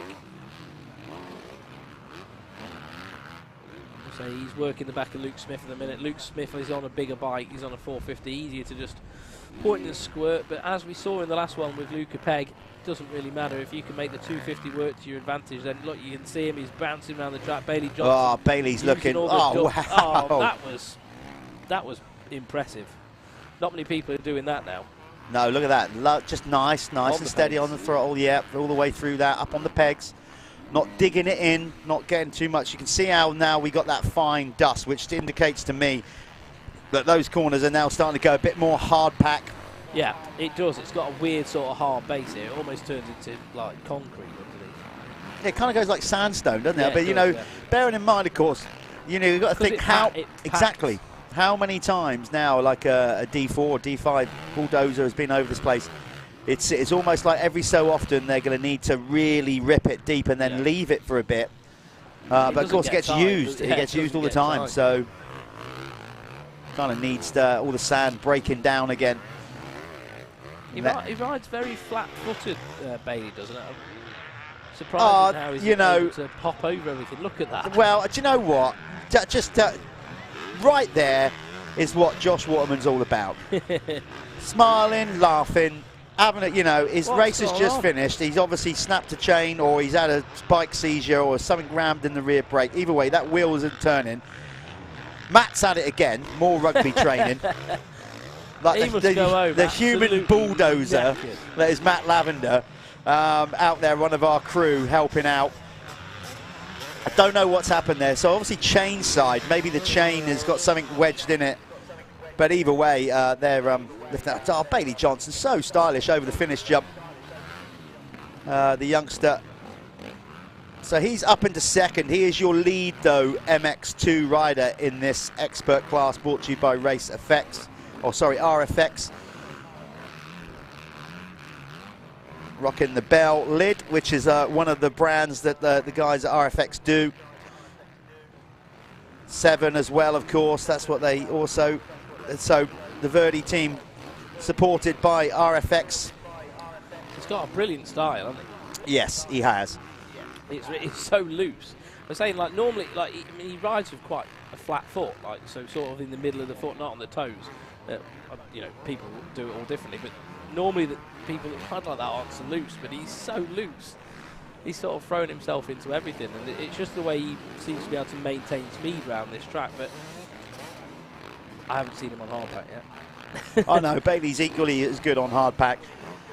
You know, coming through, this weekend he's looked amazing. Well, he's gone up to the expert class. He's had dice-ups before with like Charlie Heyman and those guys, but he's moved up. And again, this is the perfect class for him. I think if he dives straight into the fastest 40, might just find it hard work. His confidence might take a bit of a hit. I think looking at him, he's got a bit of growing to do. Oh, look at this. Sean Southgate is looking down, and no wonder, because his bike is steaming all around him. Has he lost his rad cap? That's what I think he's trying to look at. Or is that fuel coming out, maybe? Maybe, but you can see there the smoke. Is it smoke or steam? No, the fuel cap's still on. Is that rad side with the cap? Maybe the cap's leaking? Cap's still on. Yeah, because it would blow up more steam than that if the cap had come right off. So I don't know where that steam is coming from, but he's carrying on regardless. So Callum, what's the rundown in the classes? If we break the classes down, where are we at with that? So let's have a little look. MX2, still Bailey Johnson, absolutely stomping it at the moment. 8 seconds over Louis Kessel. Louis Kessel there in second. Third, we've got Ollie Beamish. Fourth, Aaron Ongley up to fourth. Yeah. Good ride for him. And then in fifth, Jimmy Margaretson. In the MX1. Yeah, Southgate, as we can see, steaming his way around the circuit. Out in front of Luke Smith. Then it's Jaden Ashwell, the AJP, Husqvarna 211 in third. Jordan McCaw is in fourth, moving up a spot past Richard Bird. Jamie Dixon, the rider from down in Poole in Dorset, finds himself in sixth. Charlie Putnam in seventh, probably not where he wanted to be, particularly after his first Moto performance. Really good in the first Moto. Then it's Nathan Green in eighth. Ryan Adair is currently ninth. Luke Mellows, who resides in Weston-super-Mare. You'd have thought he'd be good in some. Well, no, because you only ride the beach race once a year, and even then, that's true. Only if you want to. Never appealed to me. And then you got Glenn Phillips. There you go, Glenn Phillips. It was actually my teammate on the TM factory-supported team back in 2000. I wonder how Glenn's feeling now. He'll probably be hating it. He'll keep going though. No, he won't, because that's why he's still doing it. He's tough, isn't he? But he always has been. Like, I mean, for years, even since like when I was racing, he was probably coming towards the end of like being a pro, and I always remember him being just. He was a big bloke then, but he just gritty bugger. He is. He'd do it like I'd see him ride at like I think I remember him doing like KWS and stuff sometimes. And it used to blow my mind. He's always been quick. Always been quick as Glenn. We had some good. Did he ride for ARW? Yeah, he rode for variant teams. He rode for Honda. That was Wainwright's team. Way that back. That was Wainwright's team back in the day. Rode ARW. For Roy Emberson. Yeah. Yeah, and as I said, was my teammate in 2000 on the TM. Nick Craigie back machine. That was a fun trip down to the factory with him and Johnny Pettit. So it's Southgate still leading. Bailey Johnson in second. Then it's Luke Smith, Jaden Ashwell, Louis Kessel, Ollie Beamish, Jordan McCaw, Richard Bird. Then you've got Aaron Ongley, Jimmy Marsden. That is your top 10 in the race, not by class. This is the RFX Expert MX1, MX2. Up next, the final race of the day and of the weekend. We have the Lifelines Fastest 40, incorporating the Liat MX1 Championship and the Apico MX2 Championship. About 3 laps to go now of this race. And yeah, we get to see the pros. Wonder how they're going to handle that. Well, same as before, really, I guess. They'll make it look very easy, I'm sure. It will be harder. The track will be harder. I don't think, they're conditioned really well. They can cope with rough tracks. I don't expect too many errors. What I do expect them to be struggling more with will be the low light and the shadows. Did we find out what happened to Tommy Searle? No, we haven't had a chance to run that far. You and I are so unfit, we only just make it back and forth to the winner's circle, let alone halfway across the paddock.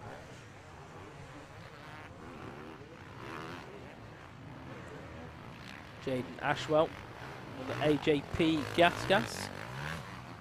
New team. I know they were going to do the AMSA Championship. Change of heart. Yeah. Chose to come here. Which is fantastic. I think, speaking to Ben Prosser, who, helps run the team of extreme sports people, graphics and brand. Obviously, Ben was saying that, they decided to come and do this because of this very here live stream. Straight away they can give something more back to their sponsors because people can tune in. They don't always have to come to a race, so a lot of their sponsors, personal ones and whatever, can watch us at home, and hopefully they get some good amount of airtime. And to be fair, Jaden has put it up there, and he's put himself. He's put himself in the right position to give himself airtime. He's done really well. Currently running the 3rd in the MX1. So here we go, the final lap of the race in this RFX expert class. It's Sean Southgate. Whatever that was steaming, it's stopped, so he might be out of water, but these modern bikes can go for a good few laps with no water before they do give up. I don't think it was that. I don't know what it was really, but he doesn't seem to be too phased about it. No, I mean, if it's out of water, then you don't need to worry until it starts burning oil. You'll start seeing blue smoke, and then that's normally when it's going to go. Yeah, that's when you've got to make an executive decision to stop as a privateer. You're like, how much do I want this win? Yeah. Am I going to risk it for a biscuit and then do a £2,000 rebuild or whatever it is? Is this win worth £2,000? Yeah. Yeah. Obviously, pro riders, they don't have to worry. They just ride it until it goes bang. Luckily, they don't have to pay for it. Looks like there's still a bit of steam coming out. That's all right. Beg my pardon. Apologies for that. Just sent a massive cough out over the tannoy system. That's okay. I know you're suffering, man. You've done well. We'll be absolutely A1 come round 2. Fit as fiddles. I might go into training. Let's talk about that. But hopefully I don't get long COVID. I might just use that as an excuse. Oh my God, I can have long COVID. I don't think you want that. No, I don't. But Southgate looking very, very good here. He knows he has a big old gap of 18 seconds over Bailey Johnson. And anyway, Bailey Johnson could go by him and he'd still take the class win, so it doesn't matter. He's just up on the pegs. Nice and steady through there.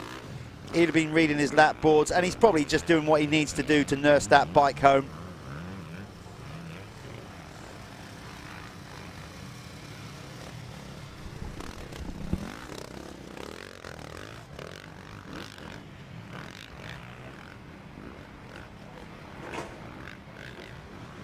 Callum's going to shoot down there to have a word with Sean, who's going to turn up at the winner's circle. He has just got to get round this lap rider, no problem. There it is, the checkered flag, a race win for the HMC Hertz Motors Company or Sport Honda rider, Sean Southgate. Bailey Johnson on the Verdi Chilo KTM is going to take the MX2 category race win. There he is, Bailey. Nice little pop over the finish jump, wheel tap, brings it home. Right, we're going to go to some commercials very quickly, and then we'll be back at the winner's circle with Callum.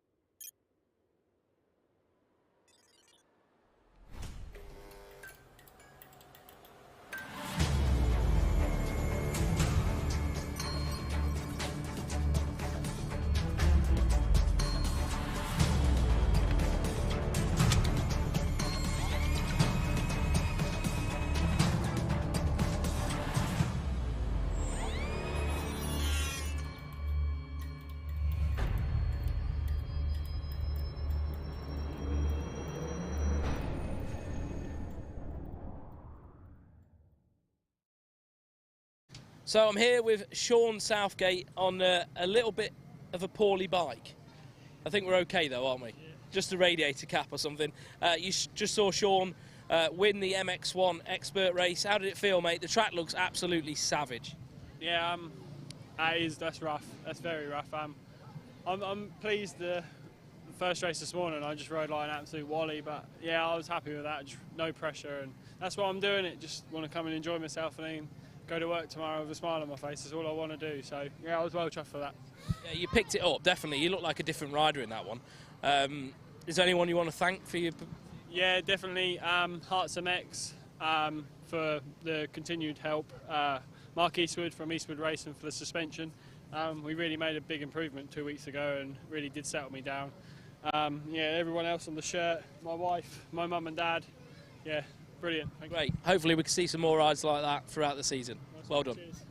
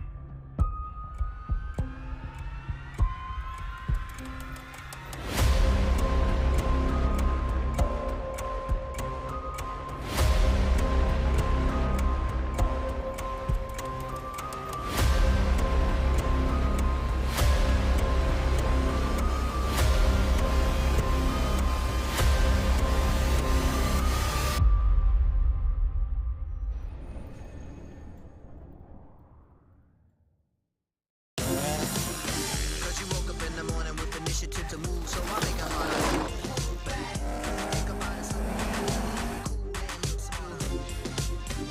The world time has come to.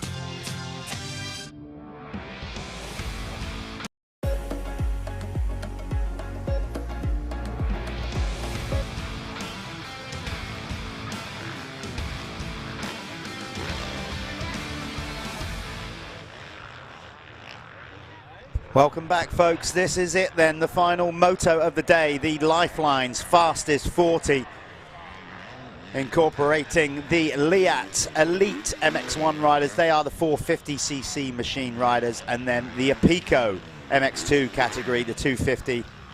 So we got two separate championships within a race, but we are also scoring them for the Lifeline's fastest 40. The reason we're doing that is because we've always wanted to know, if you put the points together and just run them as one class, regardless of what CC, who would actually finish where, and how high up a 250 rider would actually finish if it wasn't scored on the CC. So basically that's what we're doing it, and it will give us a true fastest 40 at the end of the year. I mean, we can literally say these were the fastest 40 throughout the year on their points within the race. So that's why we're doing it. It just gives us an extra little thing for the riders to go for, particularly the 250 riders, to see how far up they can get in the overall championship. You have to say, realistically, the fastest 40 overall winner is going to be an MX1 rider, arguably even maybe the top 10. but you just never know. Let's see how far up a 250 rider will get in the overall championship. And what it also will do, it will give us a grading list, effectively, for next year's championship. We can genuinely say to riders and teams and give them the information back when they go to look for hiring riders next year. They can look at it and go, okay, well, these guys were the fastest 40 riders. So it's a good thing to do. I mean, we're running them in the same race anyway, so that's why we're doing it. So we've effectively introduced a new championship this year, which is the Lifeline's Fastest 40. That's where they are all in it together. They're not scored by class, but of course with modern timing, transponders, we can do that. So we can then separate the classes after that. That's why we have the Leat MX1 class and then the Apico MX2 class. So at the end of the year, out of this one race, we're going to have 3 champions. We're going to have the Lifeline's Fastest 40 champion, we're going to have the Leat MX1 champion, and we're going to have the Apico MX2 champion. So it definitely brings something to it. A big shout out to all our sponsors, Michelin, of course, with the new Starcross 6, Milwaukee, you got Cintal with the open class, Apico, Moto Connection 7, Fly, this is a Lifeline's Fastest 40, of course, Race Effects, all these people involved, basically making it a big thing. Moto Verde, we got Moto Connection, Work Sports, Insurance, loads of people to mention. We've also got guys that are not necessarily sponsors of the classes. Carbon Comps doing their thing, go on their site and get a ticket and go into a draw to win a motorcycle. We've got that going on. We've got the Kex Fastest Lap Awards, which we're sort out in the week after the event. I'll just say as well, I have had people message me regarding insurance. Well, there you go. The So power of it's advertising. obviously worked. Brilliant. So there we go. There's a lot of people that we'd like to thank. And again, another shout out to Ray White Transport Limited, because without Ray and the Arctic trailer and everything else, we'd struggle to get this event done. There's Lewis Hall getting some last minute rub down on the arms so he doesn't get all pumped up. So many people, as I said, Carbon Comp, Spiral, Jake at Spiral doing all the awards and everything like that. We've got the Carlos Fuels Awards, where basically 2 riders throughout the weekend will get 25 litres of fuel. We got the guys with Dirty, the app, the booking in app, getting involved this year as well. So many people making this happen. Bren Run as well. Loads of people, all the marshals. Before we go off air, big shout to them for helping out, because that's always been a struggle. So thank you to all you marshals out there, our incredible first aid crew, cross country, medical, stepping it up this year as well. Definitely. So far, we've got 1 race to go, and what has been a brilliant opening round, Callum. Definitely. You can see the riders with extended peaks on now. Most of them doing that. But I've seen Tommy Searle's back lined up, so Tommy's going to have another go at it. Not sure what went on in the first one, but he's going to have another go. You'll see they're getting their start devices put on. What's a start device, Jeff? A start device, young man, is basically a mechanism where you push the forks down. There's a little button that pushes through and clips onto a little clip on the lower part of the fork. It then holds the fork down, so it stops the front lifting on takeoff when they launch off the gate. Yep. That's basically the short version of it. They then, when it hits a bump, it obviously goes down, the button pins out, and then sometimes we've seen them stick on, which is disastrous. It can happen. It can Very happen. rarely, but it does. We've seen that happen to Jeffrey Hurlings, yep. By the way, those Jeffrey Hurlings goggles did go for, what was the final figure on those Jeffrey Hurling goggles? £950. Awesome. So that's going into the Jude Morris Foundation, which in turn will go on to so many things. Some of it will go to air ambulance. Some of it will help nurture young riders, bring them into the sport. Just great stuff that the Jude Morris Foundation's doing. Right after this, we're going to have a shave off. Well, you and I aren't, because I'm already there. No, yeah, and I think my missus would kill me if I did that. But yeah, we're going to have a shave off. Ashton Dickinson, who's in this race, is going to have his barnet shaved off, because he's losing it anyway. He's there, number 115, we just missed him. So he's going to commit to having that whipped off, and Bob's going to have his famous goatee removed. Yeah, Oakley, Bob Buchanan from Oakley, the goatee's coming off. Yeah. For charity, for the Jude Morris Foundation, all brilliant. Unnerving. See Gilbert then with the start block. So Gilbert actually starts with his feet on his foot pegs. I'm still not sold on that. Anyway, that's a personal Do you thing. not like, No, I don't know. I just Do you think. not feel that that's an advantage? Well, that's what I'm saying. I just think it's I don't. They all should do it. That's what I'm saying. There's a technique in starting and balancing your feet and working it right. And I don't know. I'm just old school, and I. The two Phoenix. If you can get an advantage from it, you're going to. I mean, don't get me of all people would love them. Yeah. I don't know. I'm still jury's out on that one for me. But the theory is also that you're not carrying your weight as low. If you are there with your feet sort of resting on the foot pegs, you're not carrying your weight as low. So if you can get your feet flat down, then it is actually more beneficial because you can hold more weight down. The more weight you're carrying closer to the ground. The science of it, eh? Well, this is just what I've looked into. You know what I mean? So it's not all beneficial. No. Some riders prefer it, some don't. God, Martin Barr's bringing in some kind of tour scaffolding. Martin's going to stand on his handlebars. Yeah, this is all interesting stuff. Obviously, we are very close to going here for Moto 2 of the Lifeline's Fastest 40 Championship Moto, incorporating the Liat MX1 class. The first race was convincingly won by Josh Gilbert on the SC Sports Homed, powered by Stebbings Car Superstore machine. The MX2 class, a Pico. That was a race win in the first one for Jamie Carpenter on his GRT Impact KTM. They were the winners of the opening moto by classes. Let's see who's going to get it done. The final moto of this, round 1 of the Michelin MX Nationals, powered by Milwaukee. Here we go.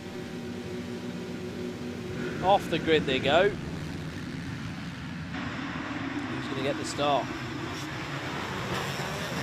It's Gilbert again with another flyer. Tommy Searle up the inside. We've got them all there. Oh, Gilbert hit a big kick. Look out, though. Here we go, because the reigning champion has made a better start this time. And Kulas, remember, didn't he come in second in the opening moto? He had to work hard on the first. Yeah, so effectively, obviously, with the point scoring in motocross, if it's a tie on points, whoever gets the better result in the second moto wins. So Kulas will know that. Josh Gilbert will know that. It's going to be an interesting couple of laps here. I can see these two laying it down because they know what's on the line here. And overall, and Sean Simpson, we're getting into real Sean Simpson territory now with the track like it is. Sean could be the spoiler. The spoiler. He could just wind up the whip round here and do stuff that people. Oh, Tommy Searle. Talk about a bad day at the office. What a nightmare. Do you know what? He's got so much experience, runner-up in the world on multiple times. Right now, I'm sure under that lid, he just wants to put the bike in the van and go home. But he can't. I can't remember him ever having a good day at FatCat. Oh, he's had a fair few. Not in a long time. No, maybe it's just one of those tracks that he just doesn't gel with. I think it is, yeah. But you still got to do your job, though, haven't you? And work through it. Yeah. So the Crendon fast track Hitachi Honda rider, it's not been a good day for him. Kulas, on the other hand, with the red plates, is off to a solid start to his championship. Oh, that was class, wasn't it? See him just dancing through there. Grabbed the back brake halfway through a roller section. You can see what we've been talking about the low light. The reason they've all got those extended peaks on, it's not for the roost, because they deal with that. They have roll-offs. It is all about managing the light in their eyes. Yeah. And you'll see the riders, like, they're looking down a lot more than what they normally would be, because they are trying to manage that. It's very difficult round here, because you get like shadowed holes and everything here. It's very tricky to ride when the sun's low. That's why we've tried to cut the racing short before this, to get these boys out as soon as we could. Of course, these guys don't do the Planet Moto first lap leader because of it. They're all pro riders. A lot of them get down to Spain as part of their job anyway. So these guys don't have the first lap leader award. Of course, we got the Kex awards as well, but that is not for the fastest lap in the race. That's for the fastest lap per class over the weekend. Jamie Carpenter just looked like he was going around the outside of Jake Millward. So maybe he was. Let's find out. He did, didn't he? Did he get it done? No, there's Petr Petrov. He's working on it. Carlton Husband, last year's runner-up in MX2 with a much better start on the Phoenix Tools, Even Strokes Kawasaki, sat in there behind Jamie Carpenter. So that is your battle right there. for MX2 in the Apico class. There we are. The 303, and Millward's responding. He's trying to get around Peter Petrov.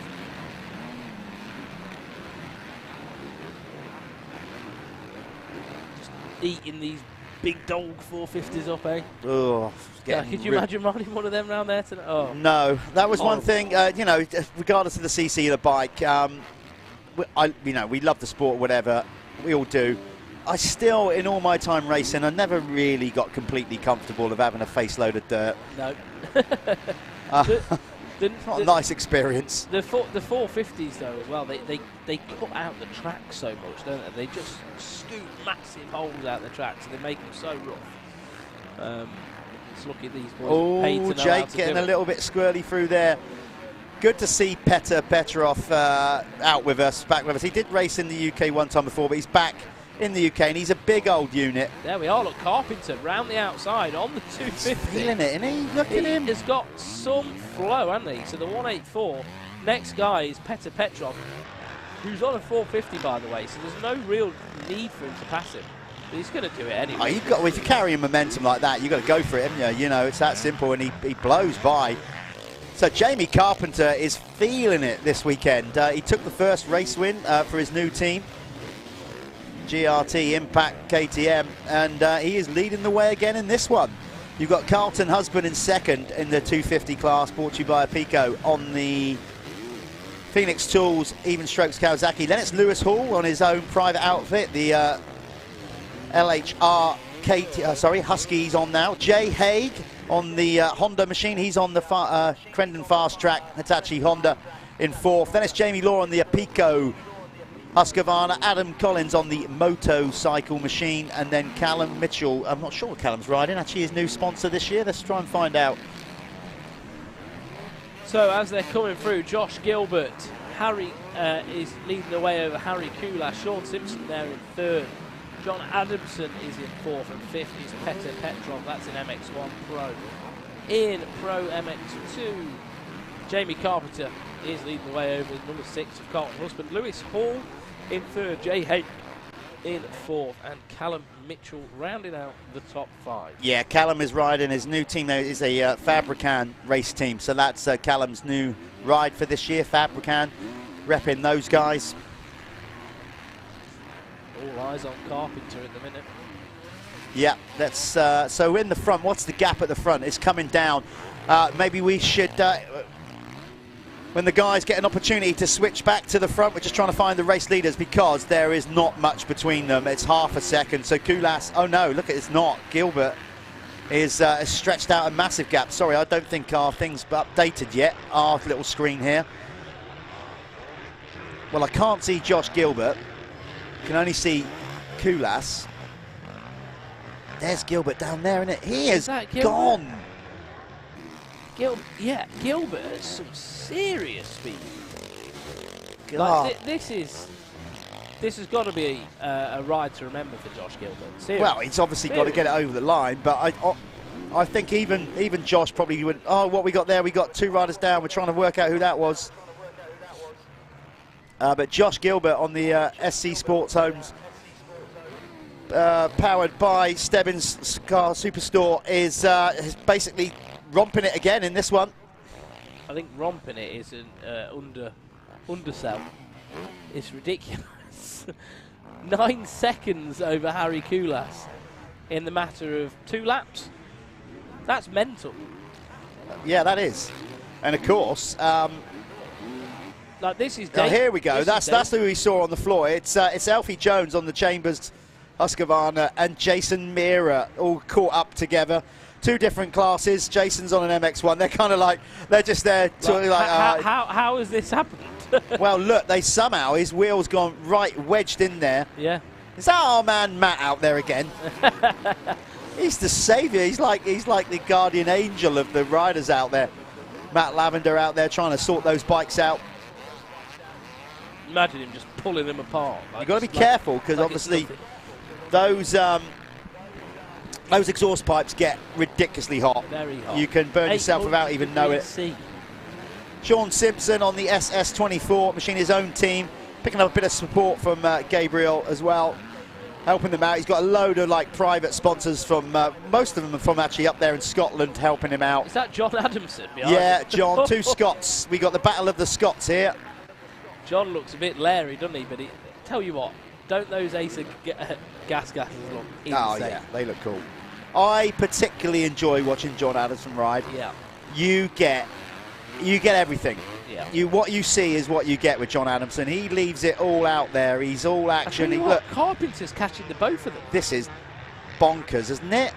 Jamie Carpenter. Seriously, catching do the you know both of what? them. Like, we should have done predictions. We don't like a bit like sort of Carmichael, really. You don't particularly like doing them. Oh, Johnny! John goes down with a classic high side. Well, I said he's all in. That got him there. That certainly bit him off. He smashed his peak down. He's got to pull that up now.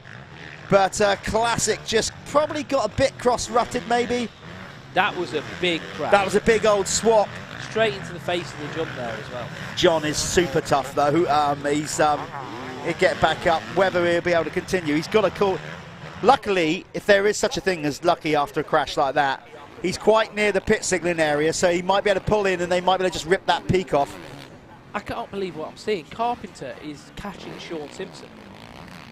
There's 2 standout riders for me today. If I could give, you know what I mean, if we could do a rider of the day.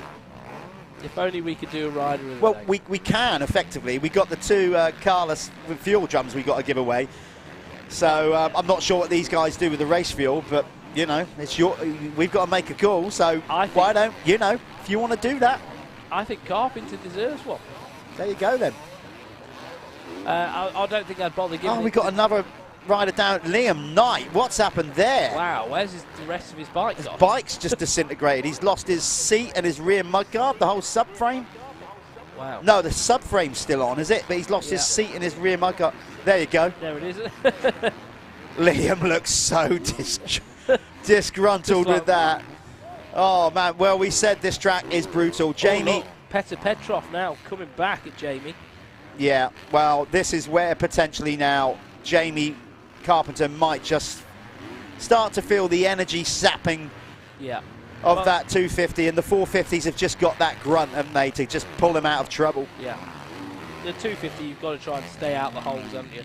Carry a lot more momentum. Probably, well, it definitely is a lot more physical to ride, isn't it? When it's like this. I think the 450, you can get away with being a bit lazier. You can. Jake Millward looking tidy around here. Jake has got such a sublime style. Really effortless. But I've got to say, Petr Petrov here is showing a real interest. I guess, you know, getting customised back to UK motocross is a different environment. You know, he's been away for a little while. He did a few races here back. I can't remember what year it was. Racing, do you know? I'm not too sure. You know, obviously he did GPs for a while, ex-GP rider. But he still looks like he wants it, and this will be good for the team. No doubt about it. He's look at the size. I mean, he's big. He's a big lad. Look at the size of his thighs. I mean, he's a big old lad. Sean must be thinking, what? What? Where have you come from? Yeah, there he goes. Look, he's like, look, who are you? Would you just leave me alone for a minute, Petr? Yeah. Petr, will you please? God, I had John on my heels a minute ago, and now you just cut me some slack. I'm retired. Yeah, Sean will love it though. So looking at the 250 class, then you've got Sean's retired, not retired. No, yeah. Talking in the Apico MX2 class, you've got Jamie Carpenter leading the way. It looks to me like Lewis Hall has now gone into second, past Carlton Husband. So they are all running in the top 10 for a couple of, for 3 250s out there. And track conditions like this, to be in the top 10 very good amongst the 450s is very good going. So remember, this is how we're doing it. It's the Lifeline's fastest 40 race. So they will be, as you see on screen right now, that is how we score the Lifeline's fastest 40. It's where they finish in the race, regardless of the CC. Then we do 2 championships within the race. We do the Leah MX1, which is just the 450 class, and then we do the Apico MX2 class, where we just separate them in the points. And effectively, we've got 3 championships in 1 race. There we are. And we will determine by the end of the year who actually are the fastest 40 riders in the championship. Like it. So it looks like Sean Simpson has responded a little bit to Petr Petrov's charge. But then again, Everything you say, the opposite happens. Petter's managed to find the speed. To be fair, on this part of the track, I think Petter has been faster. There comes Millwood. Seems to be able to reel it back the other end. Millwood with a tidy line through there. You can really see now with the sun from that back angle as they come through there, just what the riders are dealing with. Look at Carlton Husband having to work that through there. He was just pulling on the bars the whole time. So Gilbert is 17 seconds ahead now. Do you know, if you've got to make a drive all the way down to Lou in Cornwall after a hard day's riding, yeah, that's what you want. Oh yeah. If you're going to drive home with like style. Yeah. Yeah. Drive home knowing you're the fastest man in the country. I'm not sure if it's that exactly where he's going back home, but that is where he is from, down there in Cornwall on the south coast. Yeah, will he be living there at the moment? I don't know. Maybe not. He might be basing himself a little bit further, obviously, because once the season starts, we do a lot of travelling around. Maybe he's going to fly back to Florida this week. Yeah, well, I wouldn't blame him. Yeah, his prize money would just about buy a flight, wouldn't it? Yeah. As you can see on the clock there, we got 10 minutes 30 to go, plus 2 laps. We're not cutting this race short. They're the pros, the elite riders. They have to deal with it. We've taken a couple of minutes off some of the clubman classes and amateurs, which was all cool, all good in the hood. None of the guys complained about that. The track was more than brutal enough. They've had 4 races over a weekend, plenty of riding in. That's the other beautiful thing about the Michelin MX Nationals powered by Milwaukee. 2 days of plenty of ride time on really nice prepared circuits. And of course, now we're doing this live stream on MXN TV. Hopefully you guys out there watching and everybody involved in the series is benefiting from that. Yep, and I think it's nice to be a local one for me. It's only an hour away, FatCat. I still stayed up here last night. Got the feel for Doncaster. Did you? No, I went to bed at 8 o'clock. I was going to say. I get, honestly, mate, straight to bed. We were here yesterday. It was actually a really nice day yesterday, wasn't it? Sun was out. It was a bit warmer. Yeah, definitely colder today. But it's still been a great day. There's been a good few people through the gate out there watching the day. So thanks for coming out, those people that are here watching the Michelin MX Nationals. And thanks to all you people at home or wherever you are in the world for tuning in on MXN TV or whatever platform you're watching us on and supporting not only the Michelin MX Nationals powered by Milwaukee, supporting British motocross. We are doing our utmost to try and elevate the sport, bring it to a new audience. So we thank you for tuning in, even if you've only tuned in for half an hour, 10 minutes, whatever. Thanks for giving it a look. And remember, go on to mxnationals.co.uk. You'll see our calendar for the year. Our next round is next month down in Landrake, down in Cornwall. Josh Gilbert's home track. Yeah. Get involved in the sport. If it's something that's excited you, there's plenty of experience days you can get yourself on. Have a go on a bike. It's the most affordable motorsport out there, so it's definitely worth a crack at it. And we appreciate you watching, and this is why we bring this feed to you for absolutely free. Absolutely nothing. Yeah. It costs nothing but your time. That's right. That's what it, and that's what we're trying to do. You know, it's we want to get it to a wider audience, so that's why we've made it free to view. That was Harry Kulas going through the screen, last year's champion with the red plate. Do you know what? I don't think he'll be too worried about the whole Josh Gilbert scenario. It's round 1. It's a long series. And actually, we're not sure at this point whether Josh will be able to commit to the whole series. I don't know what his schedule is, or the team's schedule, because I know they are definitely going to be racing some AMA outdoor motocrosses. So hopefully they'll be able to commit to the whole series. But right now, Kulas, he's won it. He's been there. He's got the red plate. It's round 1. What do we say? Can't win it at round 1, but you can definitely lose it. A 2-2 score. That's cool for round 1, is it? It's not bad, no. So that team's going over to the US to do a bit over there. Have they got some American sponsorship? I don't know. I mean, I kind of heard rumours that they were going, and then on last night's Live at 7 studio show, Josh basically announced that that's the plan. That's the team's plan. Didn't actually say what events they would be because I don't think he actually knew. Yeah. But they are definitely going to be doing some AMA races this year. Yeah, not Supercross, just AMA outdoor. Yeah. So that'd be interesting to see how they get on. Okay, this is our MX2 leader.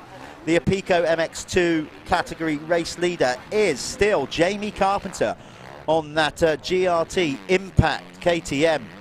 The team will be absolutely ecstatic with this and their weekend. As I said, they had a last-minute change of title sponsorship. They had to rebrand everything. It was bad enough getting basically a team to the line this year with production, global production on so many parts, slowing down everything. There's so many teams out there that still don't have all the equipment they need. So to do a last-minute rebrand, the guys from Impact stepping in to help out as title sponsors, and what a way. Yeah. You know, whatever happens from here, Jamie Carpenter, he's took a race win. Obviously, they want the overall, but man, he has been really, really sound and solid so far this weekend. Look at that, not overriding, lovely and steady. Brilliant, absolutely brilliant performance from the 184.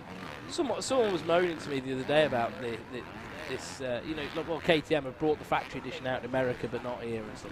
And it's literally just that. There isn't enough parts. Yeah. Literally, a company like KTM cannot manufacture enough parts to build enough new motorcycles for the world. And that's just how it is. Yeah, and you know, I think we all know, again, without wanting to spread too much doom and gloom, you know, we've still got a ways to go to Get sort back of, to normality. yeah, to get back to genuine normality from the pandemic. It looks like Petrov is looking at it, but look at that, Sean's fighting back. Petter is like, do you know what? Oh, yeah, okay, go on then. Yeah, I'll let you have that for a minute. Let me have a rethink.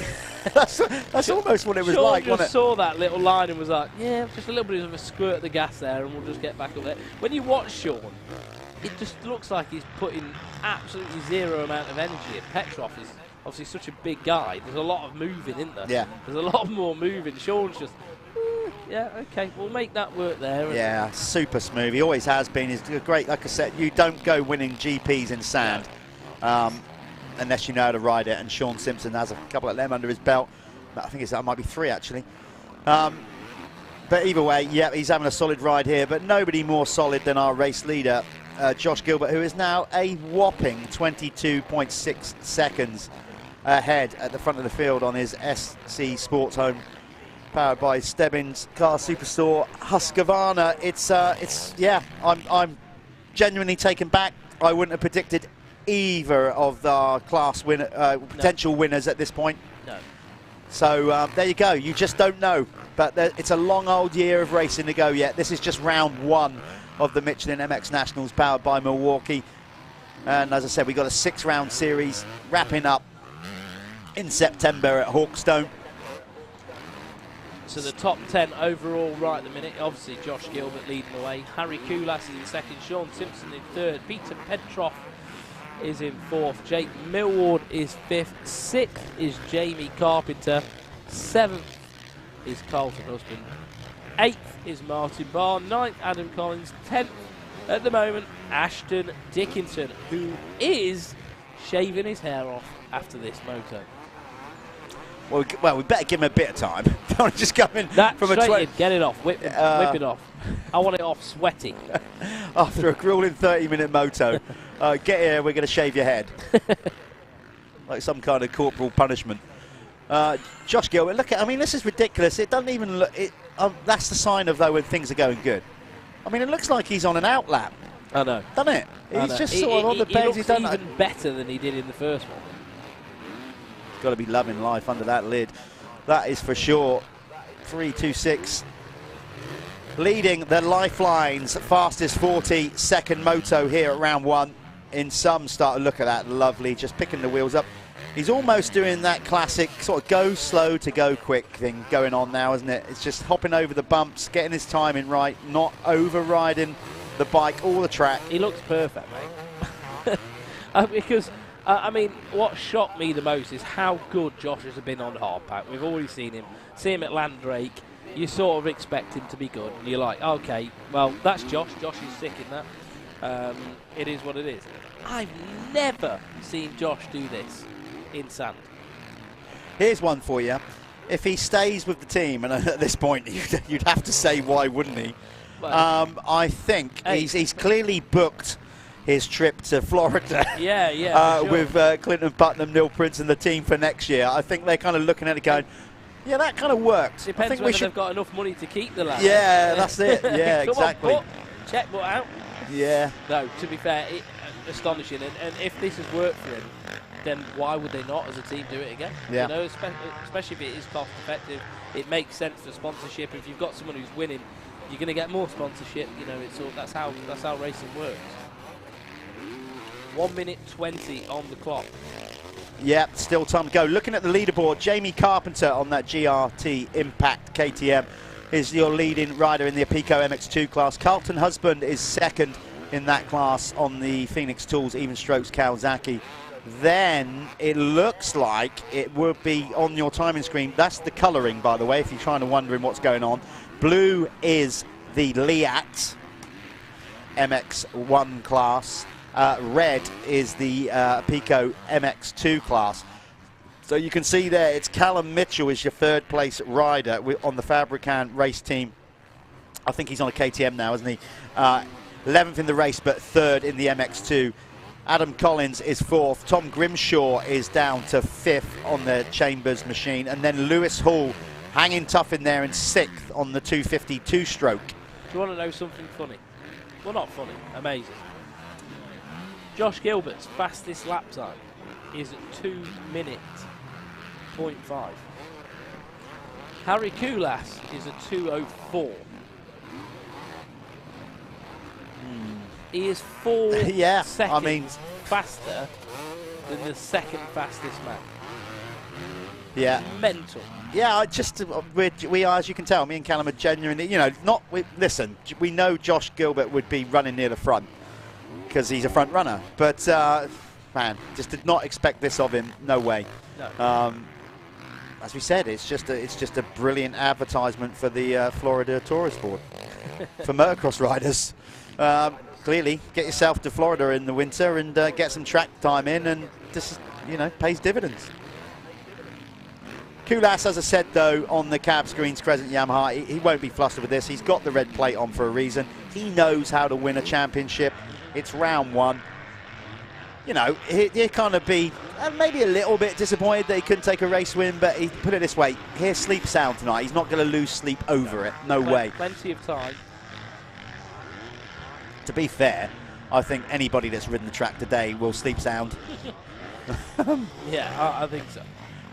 You know, they'll just be so tired they won't feel the aches and pains. You know, it'll probably be Monday or Tuesday that it'll hit them. So Gilbert lapping Stuart Edmonds. Stuart's really not had a good day. That's 2 laps to go. Yep, 2 laps to go for the leading rider in the Liat MX1 category, but also the leading rider in this, the fastest 40 race, presented by Lifeline's Sports Nutrition. Go and check them out. Lifeline's, basically, it's you can find them online, find them all over social media. It makes you refresh, recover, rehydrate, all the kind of things you need back in your body to after a grueling moto to recover. Or a night out, probably. Maybe. That'd be more what we're interested in. All right, Andy Gilbert probably got something from that. Yeah. Not Josh will have it for the racing, Andy will have it for the nightlife.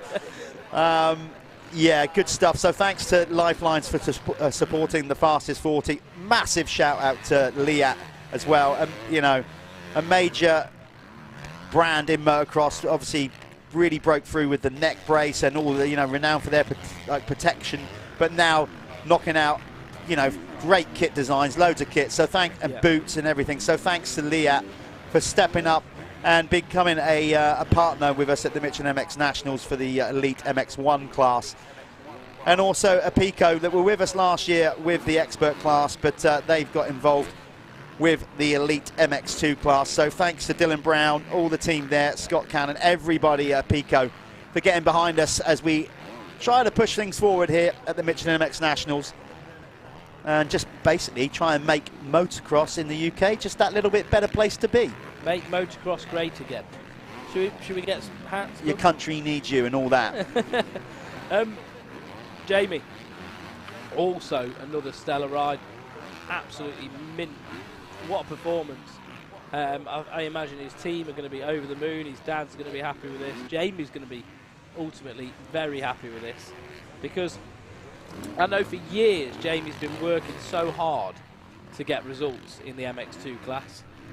He did when he was a youth, didn't he? He had some good results, and it's just took a bit of time to click. He's had a few different bikes, and it just seems like everything's working. So super happy for Jamie. I remember him having a good result here, maybe last year though as well. But this is a different level that we're seeing him at today. I mean, he really is putting on a good show. He's running 6th in the race. It's quite impressive. It's incredibly impressive. Yeah. You know, he's worked incredibly hard, travelled around, you know, all Northern Europe, getting the time in on these sand tracks, whatever. You know, him and his dad, Jason, tight little family effort regards of the direct family involvement in racing, but obviously now riding for the GRT Impact team as well. Yeah, it probably helps him out quite a bit, doesn't it? Because I know he was doing a lot of it by himself before. Yeah. Like Lewis is now. It's a lot harder. Yeah, absolutely. It's much harder when you have. Jamie's quite handy with bikes and stuff, isn't he? He'd prep his own bike. Jamie even does his own suspension and stuff. He knows what he's doing. He's very handy on tools. But it is very draining. If you're having to do all that in the week, prep bikes ready to go riding, you're not focusing on training and going riding, are you? So, I mean, it just shows. Good team, good people around you, and things can change. Exactly, and that's that level that you need when you get there. It's the finer details when you get to that level. They go a long way, you know. Like you can kind of get away with it in clubman amateur racing if you're good enough. Yeah. You know, but when you get to this level, you need all the elements working for you. You've got to focus on riding the bike, training, and eating right. Yeah. That's it. You know, you have to have people picking up the slack in other areas, and if you're doing it by yourself, very difficult. That's what Lewis Hall's doing at the moment. So he must Lewis be is gritty though, isn't he? Yeah, he'll go the distance. He'll definitely go the distance. He'll only go out of a race if he crashes and can't continue. I think this is it, isn't it? Is this the final lap? It looks like it the way by Josh Gilbert's body language. Right, Josh, come on. Don't just get round this corner. Yeah, I bet he's probably thinking, I can't believe I crashed there last time. Well, what can you say? He has got one corner to go by our reckoning. He would, yeah, look at that. That's all that winter in Florida has definitely paid off. He is going to go 1-1 here in the fastest 40. Brought to you by Lifelines. Yeah, it takes the race win, and also with it, of course, the Leah MX1 overall. Harry Kulas will come in second. And then we've got to see who's going to get this 250s done. It should be, by our reckoning, Jamie Carpenter. There's Kulas coming in seconds on the cab screens, Crescent Yamaha. Simpson will be rolling in third on his own team, SS24.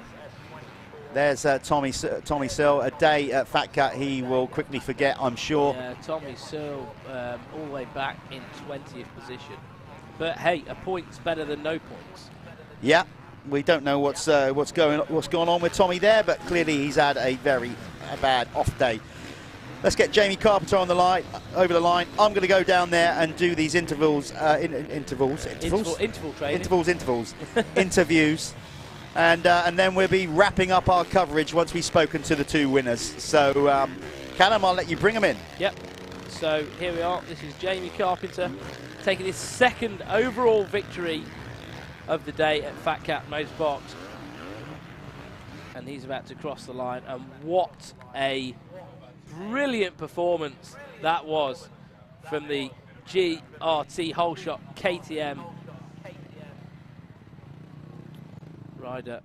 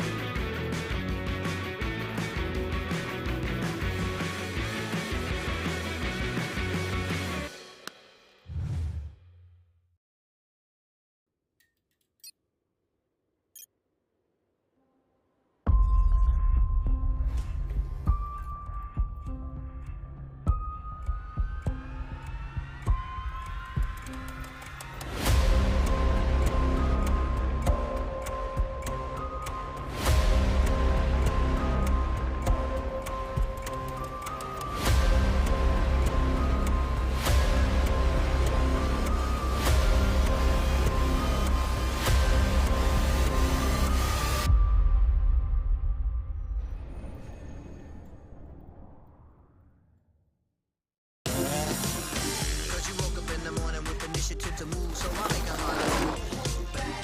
Think about it, cool man, look smart. The world time has come to. Down here in the winner's circle with the winner of the Lifeline's Fastest 40 and Leah MX1 racing this weekend, Josh Gilbert. Well. You go away to Florida in the winter, you come back, romp it, 1-1. Really? Did you honestly expect that? No, because I'm not really. I don't really like sand, and that was brutal today. That I think the only other time that I've ridden something as hard as that is Lommel. Just the holes in the bottom of the bumps. It just, you caught one bump wrong and you felt it right up through your body, like your ankles just took a beating. So it was so hard to just try and stay up on the top, up high everywhere, and just try and keep a flow. But my back just started to give away about 15 minutes in. I was telling myself, just hang it out, one more lap, because I could see the gap. I was pulling away quite a lot, and yeah, the last sort of 5 laps were just survival mode. I started going in the holes, but I could see that Harry wasn't really catching. I think he might. The last lap I literally did just cruise around just to get to the finish, and I could see Harry caught me that last lap a little bit, but it was still, I still had a 30-second lead, so.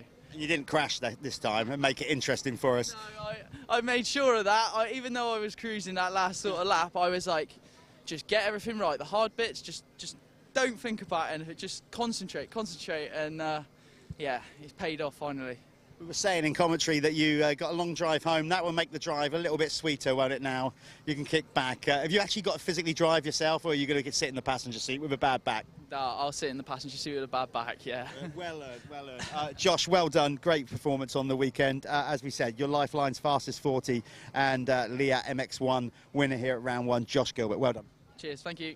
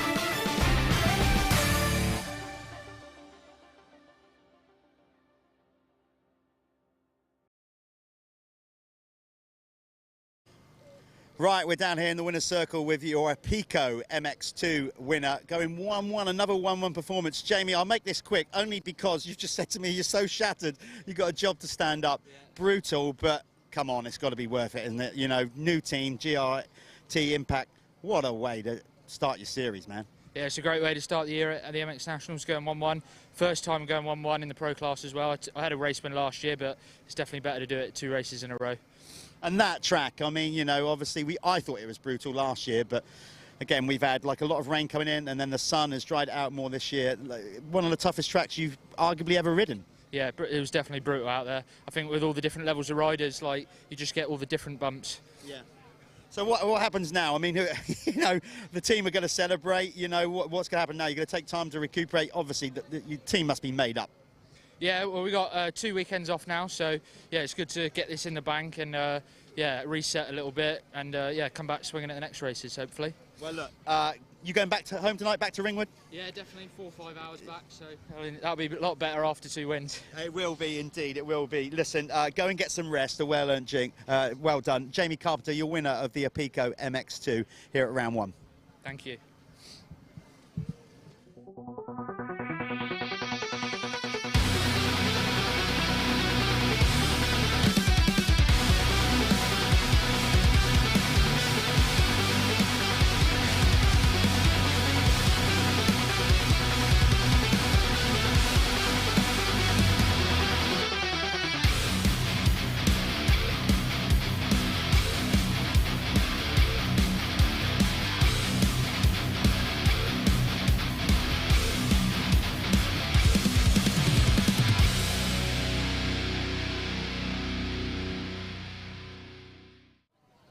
That's it, folks. We're done here at round 1 at the Michelin MX Nationals powered by Milwaukee at FatCat.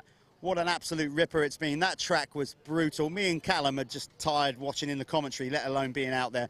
We can't thank all these people behind us enough that made it happen. We hope you've been watching it wherever you are in the world, that you've enjoyed the coverage today on MXN TV. We'll be back round 2 at Landrake in a few weeks' time. Just keep logging in to MX Nationals and see where we're at. Keep up to speed with all the championship. We'll be back soon with another live event. Stay safe out there, folks. Glad you've enjoyed it. We'll be back soon. Take care.